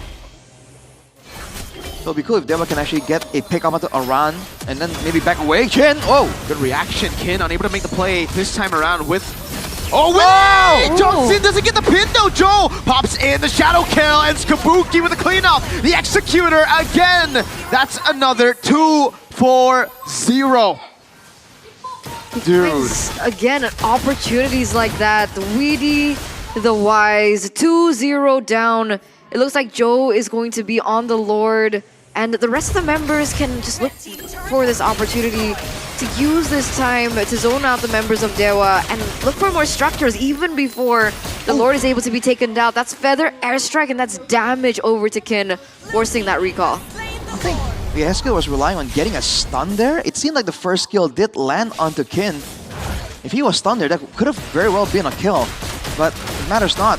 Right now with the almost 4k gold advantage, Team Liquid ID waiting for the Lord, waiting for the next moment to explode. And so far, Witty has been the big problem that Dewa couldn't solve, dude. They're trying to play around Aran, play around Joe, but Witty keeps coming in with a 3-man fist crack. They gotta solve that first. For sure they do. But how do they solve it when, again, they don't really have a front line that can stop him from fist cracking in, right? Like, the Esmeralda's there. If he walks up, he gets pinned and he gets bursted down by Kabuki and Barca, who has more of a follow-up type of deal. Isn't really the first one in, and even if he goes in, it's same problem. And the rest of the team, obviously. And it comes down to also Witty, how he's been able to utilize the Badang. He doesn't come in first. He's very late into the team fights. He conceals alone and finds flanks. Feels like a Kin in game number 2. A Kin Badang. A Kin Badang. Let's see. Lord already on the base turret now. Zaman Force used up by maybe, but the Feather Airstrike drew. Oh no! Aran has the flicker, gets away, but it's a big waste of flicker there. He was pulled by the Lantern Flare into the base, and TLID will only be able to get a few hits on the base turret. It's fortunate that before that sequence of events, Aran actually completed the Athena shield. 1v1 though. Uh-oh. Aran taken low, Kin. That's an AOG. Aran is as good as dead with a taunt landing. No Witty! There with a Feather Airstrike. Following it up, it's a kite back for Kabuki, and now Joe walks off. Witty gonna be taken down, but the Shadow Kill lands into the back. Over to Octa. Quad Shadow, back and forth. Witty ends up sacrificing his life so that Aran could live. I think Aran was actually out there. Witty, they made the call before he realizes that Aran was out of danger already. Even if they were gonna take him out, they were gonna have to expend a couple more resources. But Team Liquid ID, when they get the chaotic fight like that without pre-planning, the layering didn't really come through. And your Heskill was kind of not given space to actually output maximum amounts of damage with that ultimate. So, hey, that's an angle that Dewa can exploit again. Gold lead down to only 2k. AOG didn't land either, right? In that, No. in that push.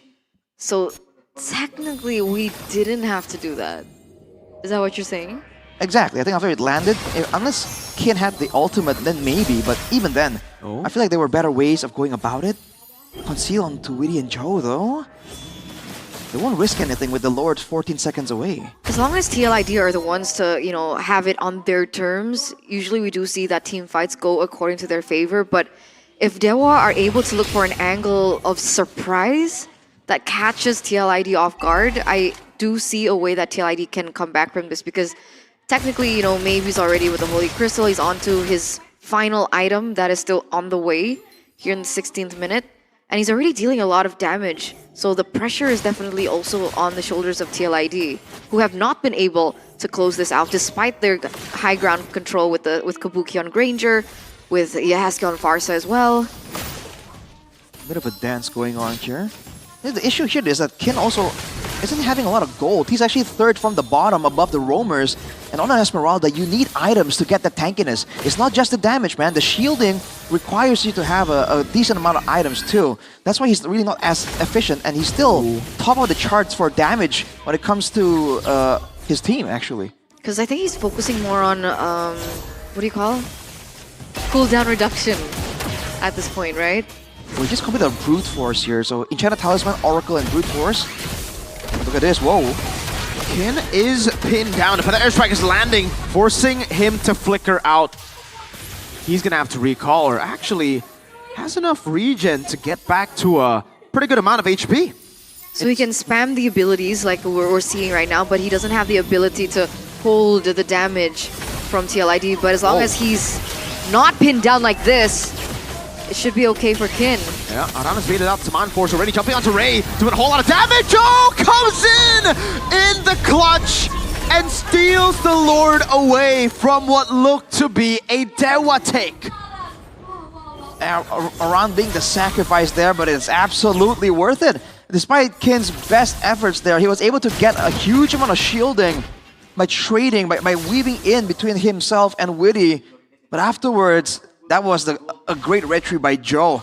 3k gold lead. And Team Liquid ID have a measure of control here.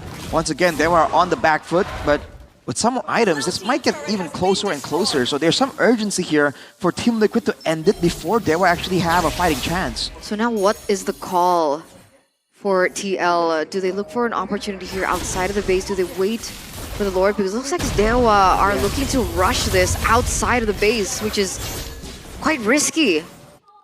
Maybe he's a monster already. Joe? Yeah, Joe has a good position, but there's no way he can burst anyone when they're grouped up like this, alone. Yeah. He needs friends, or he needs Dewa to split up. That's what Dewa have already changed in their game. They were split up a whole lot in the early game. Now they're just sticking together as much as possible. This should result in a base turret take. At least one. Everything goes well, that sure should be the situation, but you mentioned it, Mirko, maybe already at full items now, so there is damage. The only difference is in the frontline quality here, and Ken ain't really there yet to be the main frontline. It's one turret down. Team Liquid ID should be able to get one more, I assume, with all the ultimates still available. They don't risk it. Actually, they might be able to now that maybe it's actually cycled as a Manforce. It's down. Still a whole fence though from Dewa. Falling Star moving over to Aran. Oh, he's going to be hurt down. Joel jumps into the back line, able to find a Shadow Kill. Octa flickering out in time, maybe dashing back and forth now, doing a whole lot of damage, but doesn't get the reset on the last Chrono Dash. That could have been a way to get an equal trade, but now it's Kin for nothing. And they get an inhibitor turret. Fortunately for Dewa, it's on the same side that the Lord is going to be at. Another move here from Team Liquid ID though, Empowered Wave on the bottom. Weather Airstrike doing a whole lot of damage. The Mountain Shocker lands on Yehezkiel. Maybe has the Manforce back up. Now he's not going to miss on the Quad Shadow. Winter Crown used. Buys Immortality. Joel gets a turret up there. Kabuki buys the Rose Gold. Aran in time to get it. Joel has to back away, and Ray goes for the traceless forward. 3 base turrets, TLID with a win. Both gold laners are down, but I think Arashi mentioned earlier on, right? They had the inhibitor turret on the top side of the maps, but now they also have the one at the bottom, which will allow TLID to have a little bit more of an advantage when it comes down to the next Lord take, which it looks like they're already setting up for. Yeheskel already in position, opening up vision, giving information for the rest of the team to follow up, considering that Kabuki is also still down and not yet available to facilitate this next Lord take. Well, without the main gold laners, this is where Dewa has a bit of an advantage. They have Ray as a secondary marksman, whereas for Team Liquid ID, now they lose out on the spammable poke. The only long-range option they have right now is Yeheskel. But again, that play on the base was just so good from Team Liquid ID, because Joe was kind of deterring members of Dewa using the Quad Shadow, and then he kind of sneakily went for the bottom turret as well. Now it's back to a 5v5, but the wave is building up on the bottom. You're seeing Mueza maybe plot some kind of flank, some kind of engage here. They are the ones who have to do something dramatic here. What's the call though? Everyone's in position. Oh, look at the Gatot Kacha. Mueza's in the back line. Seal. Yeheskel's getting read out. Wow, good reaction there. Witty able to go for the fist crack now with the feather airstrike coming down. Ray still able to kite back in the back line. Zol with the shadow kill. Winter crown used by Ray. Octa able to flicker out of safety. His allowance going to be taken very low. Maybe still there to pick up the kill. Oh!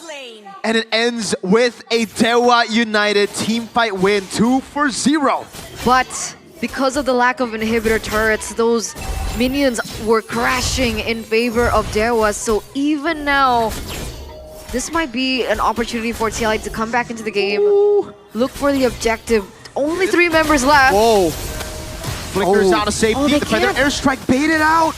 Oh, that's a big resource. That should give maybe all the space necessary now. That's GG. TLID can't contest. The zoning certainly from Dewa won't make it any easier. The fact that they lost 2 members, I think the death timers are way too long for some kind of contest there. So unfortunately for TLID, they got kind of baited there, because you need to look at the items. I mean earlier Octa had a brute force breastplate, and now he has an immortal. Yeah. Right. So there's items like this that makes the backline members quite deceptively tanky. Maybe has an oracle, by the way, so more shielding. Right. And Ray earlier had the winter crown too. So there's a lot of like minor items here that's kind of throwing off the calculations from TLID. And that is what they were able to actually use to get Octa and Ray out with a sliver of HP.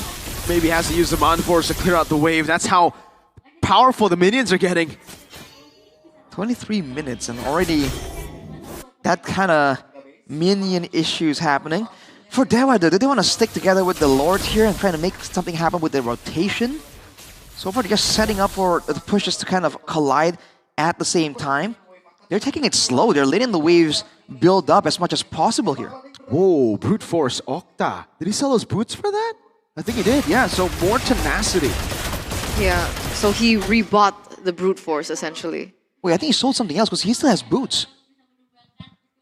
Oh yeah, he does. There was something else he just sold there. What did he sell?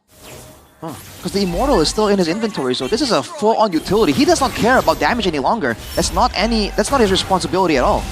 I don't think he had the last item in yet. Hold up, base turret taken out already. Yeheskel still holding on to the feather airstrike now as Aran is the one holding the Lord to move on to the mid lane. And just like you saw from the real-time victory rate, despite the evolved Lord, we're at 50-50. Oh, there it is. Things are getting even more heated. If Dewa are able to look for opportunities like that, catch TLID off guard, that's the win con that we've been talking about from that mid game, right? Mueza looking for that flank. Despite Yeheskel being able to flicker out of that, that was already something that surprised them. And I think the rest of the members were very slow to kind of capitalize over that movement. And so they lost 2 members from that engage. I'm wondering if Dewa can look for something similar, if TLID will fall for the same thing once again. I think the advantage Dewa have right here is the amount of disengage they have. Every single member on their team can kind of bail out of a fight. Whereas for TLID, once they're in, once they want to actually commit and start something, Aran and Weedy can't really escape, as well as Joe, Yeheskel, and Kabuki. And it's no coincidence, those are the 2 members that got taken out in the previous small skirmish. Oh, Kin! Able to bait out Aran into a tough spot, forcing the flicker out, but they dealt with maybe Zaman Force. They will have to wait for it to be back up before they can go for an all-out again. There's a wave on the top side, so Massive one. they will be okay with that. They see Joe on the map. They might force something out here. Kin has his ultimate back up already, and there's a choke point right there. Oh man, the wave is going to be crashing into the base. TLID want to go for the gamble. They have to go for it now. Zaman Force used up, maybe going to go for the commitment. There's Witty, won't be able to get it there in time.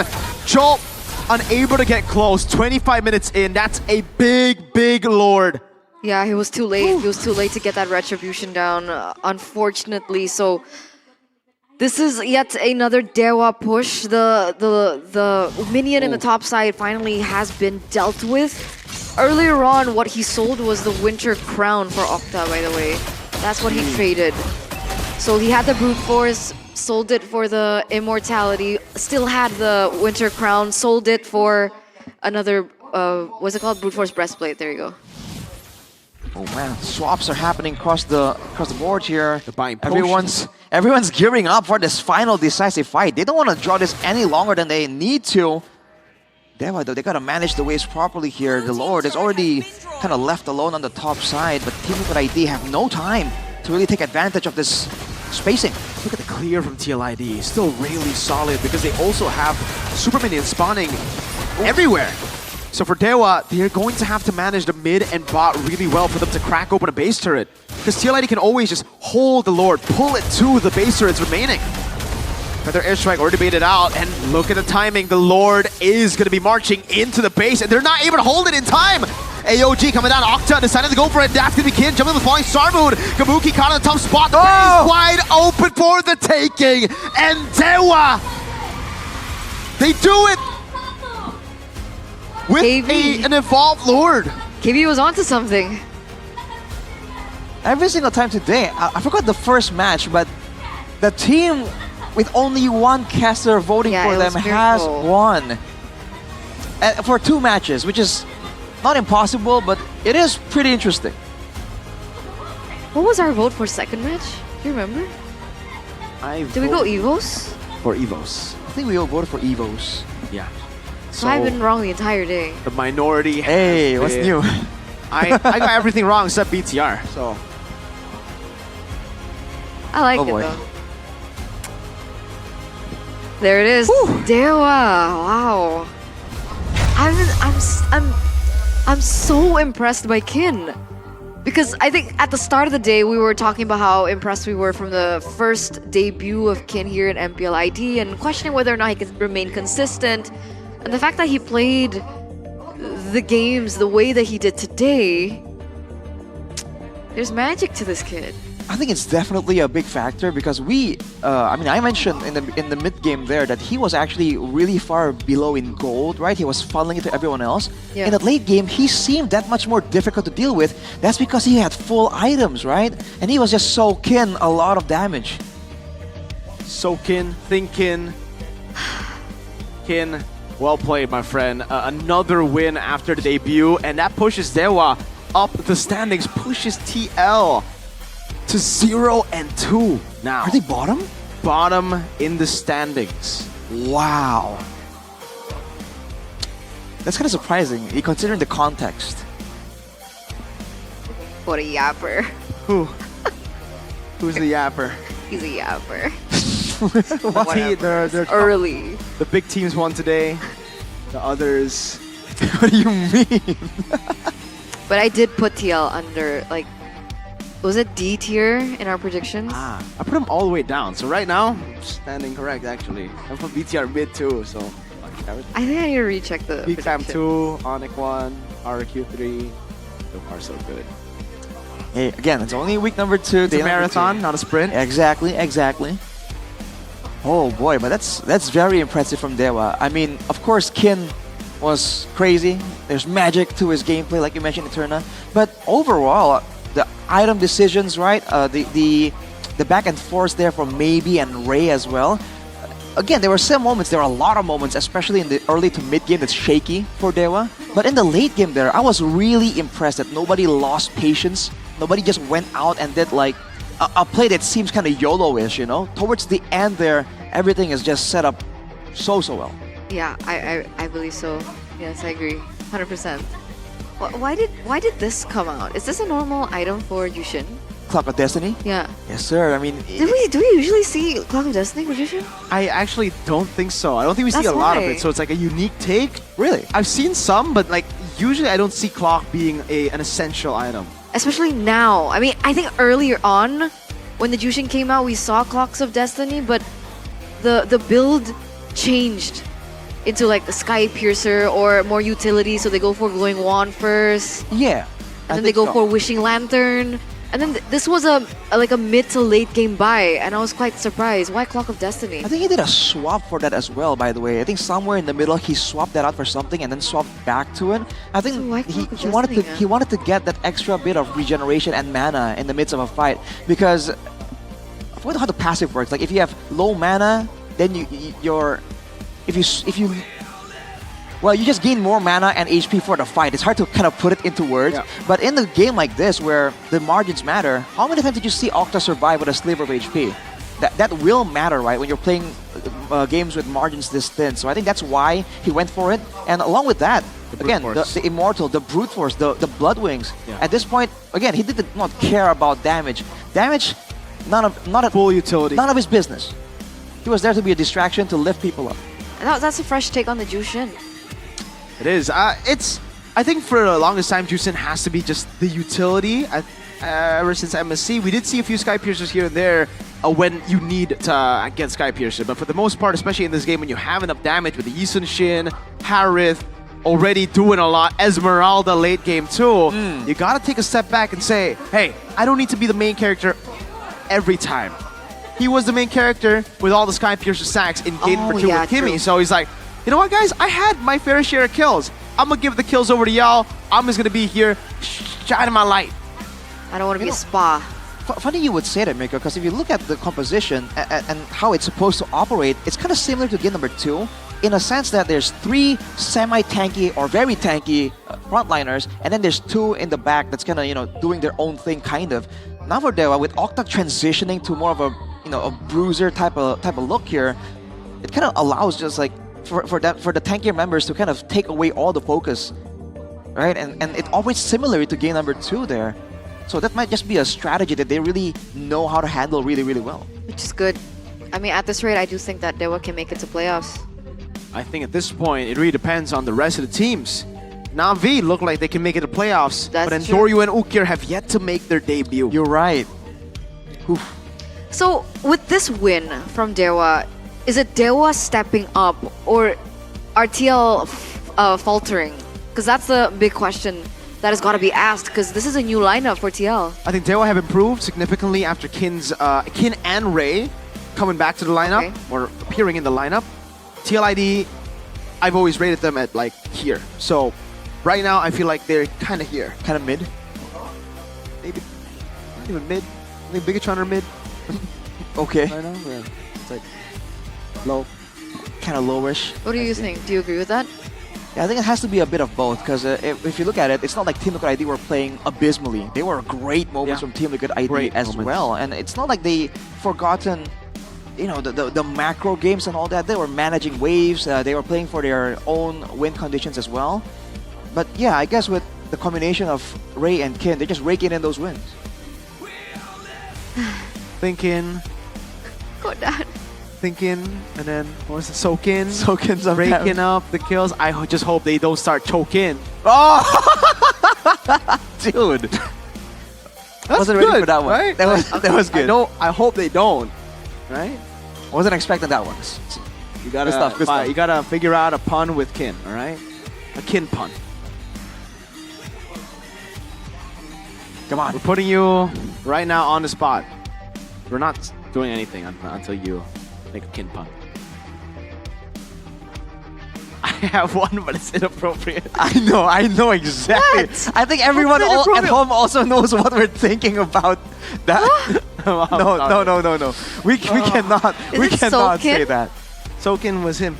Oh, you did Soakin. Yeah, because he's so good at ton of damage. You got Rakin, Soakin, and I'm thinking. I got What's the dirty Chokin. All right. What's the inappropriate one? Dude, not like what? Oh, right. On broadcast. Walk-in. But okay, yeah, but like put it in a sentence. Yeah, put it Oh. in a sentence in context. Yeah. This is gonna take a while. I mean, with the way they're playing here, I think they're gonna be making it to playoffs. I'm stealing away some options here, so it's narrowing down. This is so hard, guys. You never know, Arashi. They might be faking. Oh! We're taking things away now.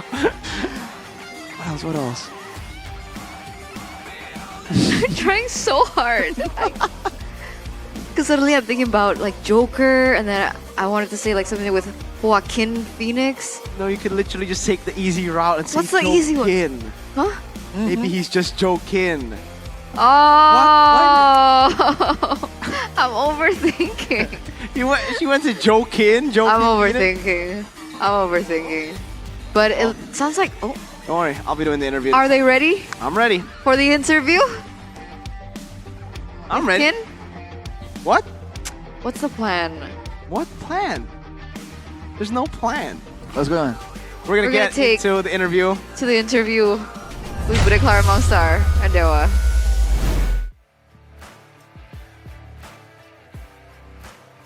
Dan game yang begitu mendebarkan telah kita saksikan di mana Dewa United berhasil menumbangkan tim Liquid ID. Dan di sini Bude akan langsung ngobrol secara online bersama dengan kedua player dari Dewa United. Langsung saja, halo tim Dewa. Halo Bude. Oh, I'm not doing the interview. Sorry. I'm supposed to translate the interview, right? Okay. Minggu ini kalian tutup dengan kemenangan di 2 match kalian. Bude penasaran, untuk match kali ini melawan TLID, apa nih kunci kemenangan kalian? Kunci kemenangannya apa ya? Main as a team. Okay. As a team. Ray mentioned the keys to success for their win today is playing as a team. Kekompakan ya. And their chemistry together. Game ketiga begitu panjang. Tarik ulur, maju mundur. Tapi pada akhirnya kalian tuh yang pegang game ketiga. Momen apa yang membuat kalian bisa memegang kendali dan memegang kemenangan juga? Yang dapat Lord terakhir, jadinya ya Lord krusial kan itu. Ya, pakai ini ya, pakai menang ya. Ya, Lord Evo. Lordnya soalnya udah Lord gede, jadi ya pas kita secure kita udah tahu kita harus menang. Tapi gimana cara kalian tuh ngedapetin kemenangan pada saat di arah Lord, memegang kendali permainan juga? Essentially, Bude Clara Mongstar was asking what was the main turnaround, how were they able to win game number 3, and then they were talking about the final Lord and how they were able to execute it there. Kamu hari ini beradu melawan sang veteran dari tim TLID. Musim lalu kamu ngelawannya player Youngblood juga, player anyar. Tapi gimana sih Mibi kamu berhadapan langsung dengan sang veteran Kabuki di season ini? Ya menurutku sama aja sih kayak lawannya Golden lainnya. Sama aja sih. Oh. Okay. Bude asked how does it feel to go against the veteran in TLID Kabuki, and he said same thing. Even compared to last time that they met, which was against Youngblood's Kyo, Aaron Shiki, he thinks it's the same, no difference. Dari week 1 dan bahkan week kedua. Dan dengan datangnya satu player anyar yaitu Kin, Bude ngeliat kalian bermainnya juga udah sangat kompak. Apakah kalian memang dari segi chemistry, dari segala macam bersama dengan Kin sudah lancar? Bude is asking about the chemistry with Kin because he's new to the team. Sudah lumayan. Tapi kedatangan baru nggak hanya And maybe says dari it's Filipina, it's good. Udah dapetin pelatih import juga, dan ini adalah pelatih impor kedua yang kalian miliki. Bude penasaran impact apa sih yang didapatkan dengan coach import ini? Bude is asking about the new coach, the new import coach for Dewa, and what the impact has been for the team. Kayak bantu improvisasi dalam game lah, sama anak-anak juga mau dengar, jadinya ya kita bisa lebih improve lah dari bisa kali. Oh, jadi dari Coach Wright pun membawa hal angin segar juga, gameplay juga yang menarik. Okay. Dan dari Dewa United So sendiri, new gameplay, they've been taught to improvise in the game as well. That's one of the impacts that Coach Wright has been able to have in the game on Dewa United's team. 40% sih harusnya. Ya, 40%. Oh. Malah kita main sebagus di scrim lah. Masih banyak yang harus diimprove. Apa tuh? Apa aja tuh? Mungkin ada yang bisa disebutkan sesuatu yang mungkin bisa diimprove? Ray still thinks that there's still a lot that they need to improve on. Rahasia dapur. They're at Tapi dari 60% Dewa is I think mendapatkan what he hasil baik mentioned. terus menerus. Dan kalau hari ini Ray, kamu berhadapan dengan jungler anyar juga nih dari tim Liquid ID. Ray bisa dong kasih tahu Bude. Kayaknya ini TLID kan selalu menghadirkan jungler yang berpotensi. Ray ngeliatnya gimana nih tentang Joe?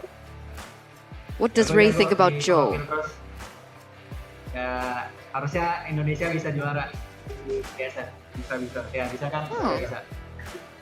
Well, kalau gitu kita juga aminkan bersama. So Ray thinks Semoga that Indonesia bisa he's juara. good and Tapi kalau dari he Ray, hopes that Indonesia will be able to win at ISF.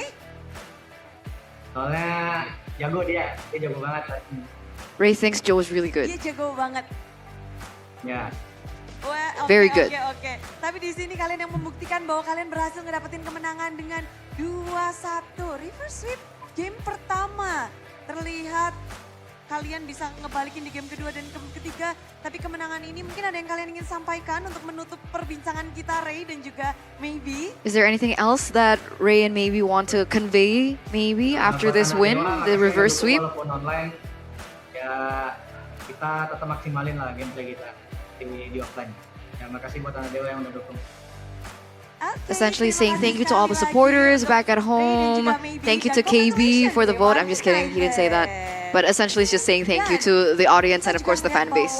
Perjuangan mereka ternyata membuahkan hasil yang baik.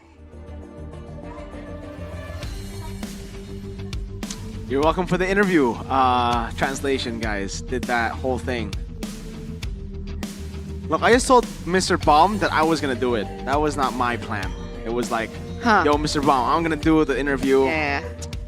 And I did it. Yeah, the whole thing. You're welcome. Thank you, Mr. Baum. So that was the plan. I was already so suspicious, so sus. So sus, Arashi. Were you part of this plan? No, Yes, I had he was. no idea. He was the one who planted this idea. Oh, he did? Planted, Did he? He planted this idea. Okay. This is slander. I guess we Me have and a Baum. new sideline reporter next week. Arashi? Arashi. You're a Me? reporter In a next dress. week? In a dress? In a dress. In a dress? Rash in a dress. I don't think we do that here. Rash in a drash. I mean, Gideon did it. Gideon did. That was for losing a prediction. Prediction. He's built different though. That's true. He did the. He actually tore the dress by flexing. That was a good translation though, Eternal. Yeah, you should do this all the time. You're so good at it. Anyways. Flashbacks to that game, Arashi. Is there anything else that we need to break down? Man, that game lasted for so long. We had a lot of time to really break things down. But again, I think Dewa did a great job understanding that we don't have to fully commit, and you have to. And in this situation, you know, we can bait. Kin! But So clear happy the match. for this kid, yeah. Clear the match. Kin, presented to you by the official tournament smartphone, Samsung Galaxy Z Fold 7, Z Flip 7. He's just so freaking good. Look, man, every single time, especially towards the in early game, he was tanking and soaking up damage, right? We've already mentioned that. That was very, very obvious. But in the mid game, when he wasn't tanky enough to really absorb all that damage, he did a good job, like moving around, just trying to be, you know, relevant, doing some damage and soaking us up some damage. Even though in theory he isn't able to, like you see here, when he gets locked down and he's forced to accept all of that damage, absorb it, he just gets taken out immediately. But afterwards, I think he understood that was going to happen. So he kind of adjusted and he started flanking around the sides just to ensure that, you know, at least he is going to keep the roster of Team Liquid ID guessing here and there where he's going to come from. And I think in the mid game, it really seemed like it's a matter of time before Team Liquid ID really just get that victory, right? Snowball out of control. Joe is going to delete the backline. But I think after the first few base defenses, that's where you really get that feeling like, hang on a second, TLID are kind of struggling to really crack open the base. And here, I think this was still kind of on the favor of Team Liquid ID. Unfortunately, again, after losing 2, right? After losing 2, they didn't really commit. So they were like, hey, you know, we got 2 members. That's fine, let's back away. Because they can't really finish the Lord anyhow without. And afterwards, they try to make some movements here to go for the 50-50, to go for the team fight. But in the end, it's only a matter of time. Everyone at this point, I think, saw the chance to go with the Lord. They know they can't siege the base towers down, hit the crystal, man. Once they cracked it open, that was GG. You definitely know he's Filipino by the way he plays, right? I mean, outside of the game, probably really good at basketball. Inside of the game in the Lanadon, Duncan on his opponents. Yeah, he's milking it. We are milking it. I don't think this joke a bit too. He's milking it. That's a nice one, though. Yeah, I tried. Hey, tried. That's one. That's one. That was great. I was waiting for like half an hour. So that's why during the whole highlight, you're like, I gotta keep it. I don't need it. I don't need it. I need it. That was a good one. Respect Eterna. But respect to Kin as well, dude. This guy, it seems like, you know, some of the things that made the rest of the players good, like maybe, like Mueza, we've known before. But it just seems like with the addition of Kin, it all works and flows so much better, man. And if you look at the objectives, that's crazy. You wouldn't think that this is a Dewa United game. But it is, man. 5 Lords. And the one that mattered was the one that ended the game. For some reason, I feel like Mueza plays a lot better with Kin as well. Yeah, well, when your EXP lane is taking so much focus away, right, on the roam position, you can kind of pressure. do more. Yeah. Exactly. So it's similar to what RRQ has going with like Dairon and Edok, right? When Dairon is having so much pressure, right, Edok can just hide around and vice versa. So they both, like, when one engages, the other can wait, and they just keep on tricking their opponents. Why couldn't you hold it in? Because Arashi was trying so hard not to laugh. He's like, trying to act. Yeah. With that loss for Team Liquid, we're gonna take a look at the updated standings or something. Whatever. Presented to you by the official service smartphone, Samsung Galaxy Z Fold 7, Z Flip 7. Dude. It's whatever, guys. 0 and 2 can't be me. Not anymore. RRQ on the rest. Whoa, Dewa and Alter Ego! The Dewa being up there is kind of it's kind of crazy, dude. Wow, the power of Kin. This was like Dewa. No more. Ago, right? Yeah. Are you looking for another one? No, well, I think Arashi was no. Arashi was expecting me to do something, and I'm like, no, I'm just saying, Kin, you know. Now it's always gonna be linked. Link in. Okay, that's enough. That's enough. Keep spamming Evos. Now we're gonna keep on linking Kin. Oh. Alright. But this is tomorrow's schedule, ladies and gentlemen. Fun stuff. Match 1, Navi Alter Ego. Match 2, RRQ TL. Oh. It's okay. Redemption. Redemption match TLID. Match number 3 to close things out. BTR versus Evo. Oh, that's nice. Hot matches tomorrow. We do want to remind you though that it will all be held online. Yeah. So even the casters are going to be casting online. Yeah. So you'll be seeing. Who's the rotation tomorrow? Me, Realize Gani, is it? I think Chef. Might be. It ain't me. Is it Chef and Chef? Me, Chef, and Gani will be casting online. So get ready for that, boys. BTR versus Evos, TLID versus RRQ, and Alter Ego versus a possible Endoryu Ukir debut now. Ooh. We've been waiting for that. I think a lot of the audience back at home, all the chats are like, where are Endoryu and Ukir? Where are I they? was like, where's Endoryu and Ukir? They're so angry. Yeah. They were hangry in the chat. They were expecting, you know, it's like when someone tells you that there's food, right? You go out and there ain't food. Like, dude, come on. That's one of the worst feelings, man. Yeah. Like false hope, you know? Can't do that. Well, he's thinking about one. He's thinking. Or like if they say that there's like more snacks. Oh, that's not what he said. What? What? Wait, what? With all the snacks here, we're snacking. Is that what you're trying to say? No, like I'm trying to say that if people don't show up to see the potential debut of Navi, the new members, they'll be flaking. Well, they could also just not watch the stream and be slacking.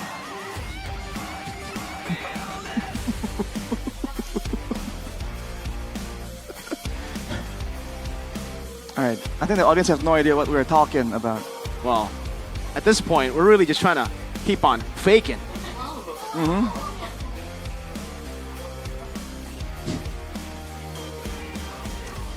I've been really liking MPL season. I can't think of one. I was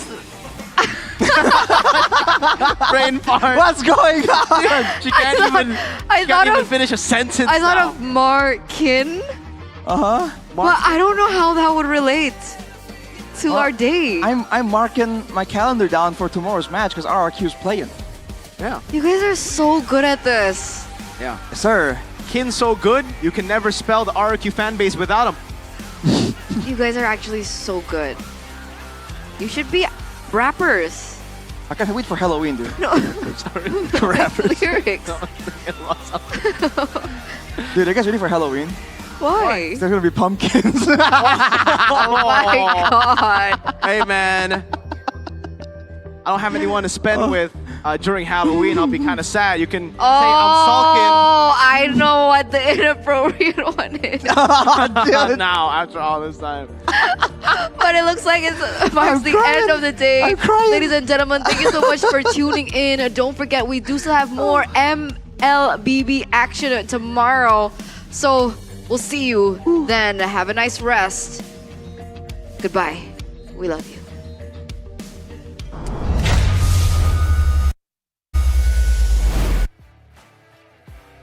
Hari ini 3 match telah kita saksikan bersama. Hasil pun telah didapatkan. Tim-tim yang mendapatkan kemenangan tentu menjadi modal bagi mereka untuk bisa melangkah lebih hebat lagi. Namun pelajaran pun telah didapatkan dan itu bisa menjadi bekal bagi tim yang harus berjuang lebih keras lagi. Dan di sini kita juga melihat bahwa suara dari semua super fans yang terus mereka gaungkan di kolom komentar tentu mengubah adanya super fans pick. Tim-tim, 9 tim yang ada di MPL Indonesia, mereka semua berjuang untuk M7 World Championship nantinya. Dan inilah dia, Super Fans Pick untuk hari ini, hari yang kedua di MPL Indonesia Season 16.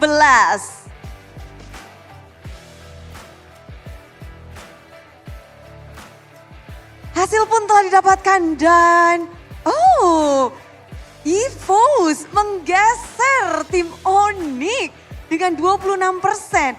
Onyx memang masih berada di top 2, namun ini adalah angin segar atau ada dukungan yang besar dari EVOS fans. Mengikuti belakangnya ada Alter Ego, RRQ, Bigetron, dan kita juga lihat Geek Fam, Dewa United, Tim Liquid ID dan juga Navi. Navi tergeser ke samping.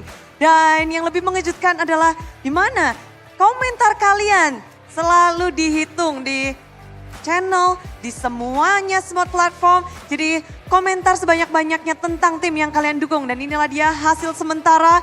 Tim-tim pun harus menggunakan ini sebagai batu acuan bagi mereka. Kita akan menyaksikan bagaimana mereka akan berjuang terus-menerus di 9 minggu regular season. Pada akhirnya nanti ke babak playoff. Tapi regular season ini tentunya begitu meriah karena ada dukungan para sponsor dan partner. MPL Indonesia Season 16 powered by Moonton, supported by PBSI, presented by official turnamen smartphone Samsung Galaxy, official e-wallet GoPay, official coffee Good Day, dan partner in esports ada Simpati, Dunia Games, Gamesmack, dan juga Good Day. Bersama dengan advertiser Kacang Sukro dan juga Yoritos. Ditambah supplier ada Head and Shoulder, UBS Gold, Royal Skirt, dan juga Imaginary. Imaginary pun banyak sekali. Tim-tim, banyak juga super fans yang mengharapkan hasil baik untuk mereka. Ini baru hari yang kedua, di minggu yang kedua. Dan Budi juga mengingatkan bahwa MPL Indonesia Season 16 untuk hari esok akan digelar secara online. Bagi super fans yang telah membeli tiket, semuanya akan di-refund untuk hari ini dan juga esok. Jadi jangan lupa untuk cek email dan juga WhatsApp kalian. Tiket akan di-refund. Hari ini perjumpaan kita harus usai. Bude ingatkan sekali lagi untuk semua super fans dan juga semua penduduk Indonesia stay safe. Dan Bude harapkan dari MPL Indonesia juga kita mendoakan yang terbaik dan semoga segalanya menjadi lebih baik. Hari ini kita harus berpisah, sampai jumpa di hari esok, hari yang ketiga, minggu yang kedua MPL Indonesia Season 16, We Own This.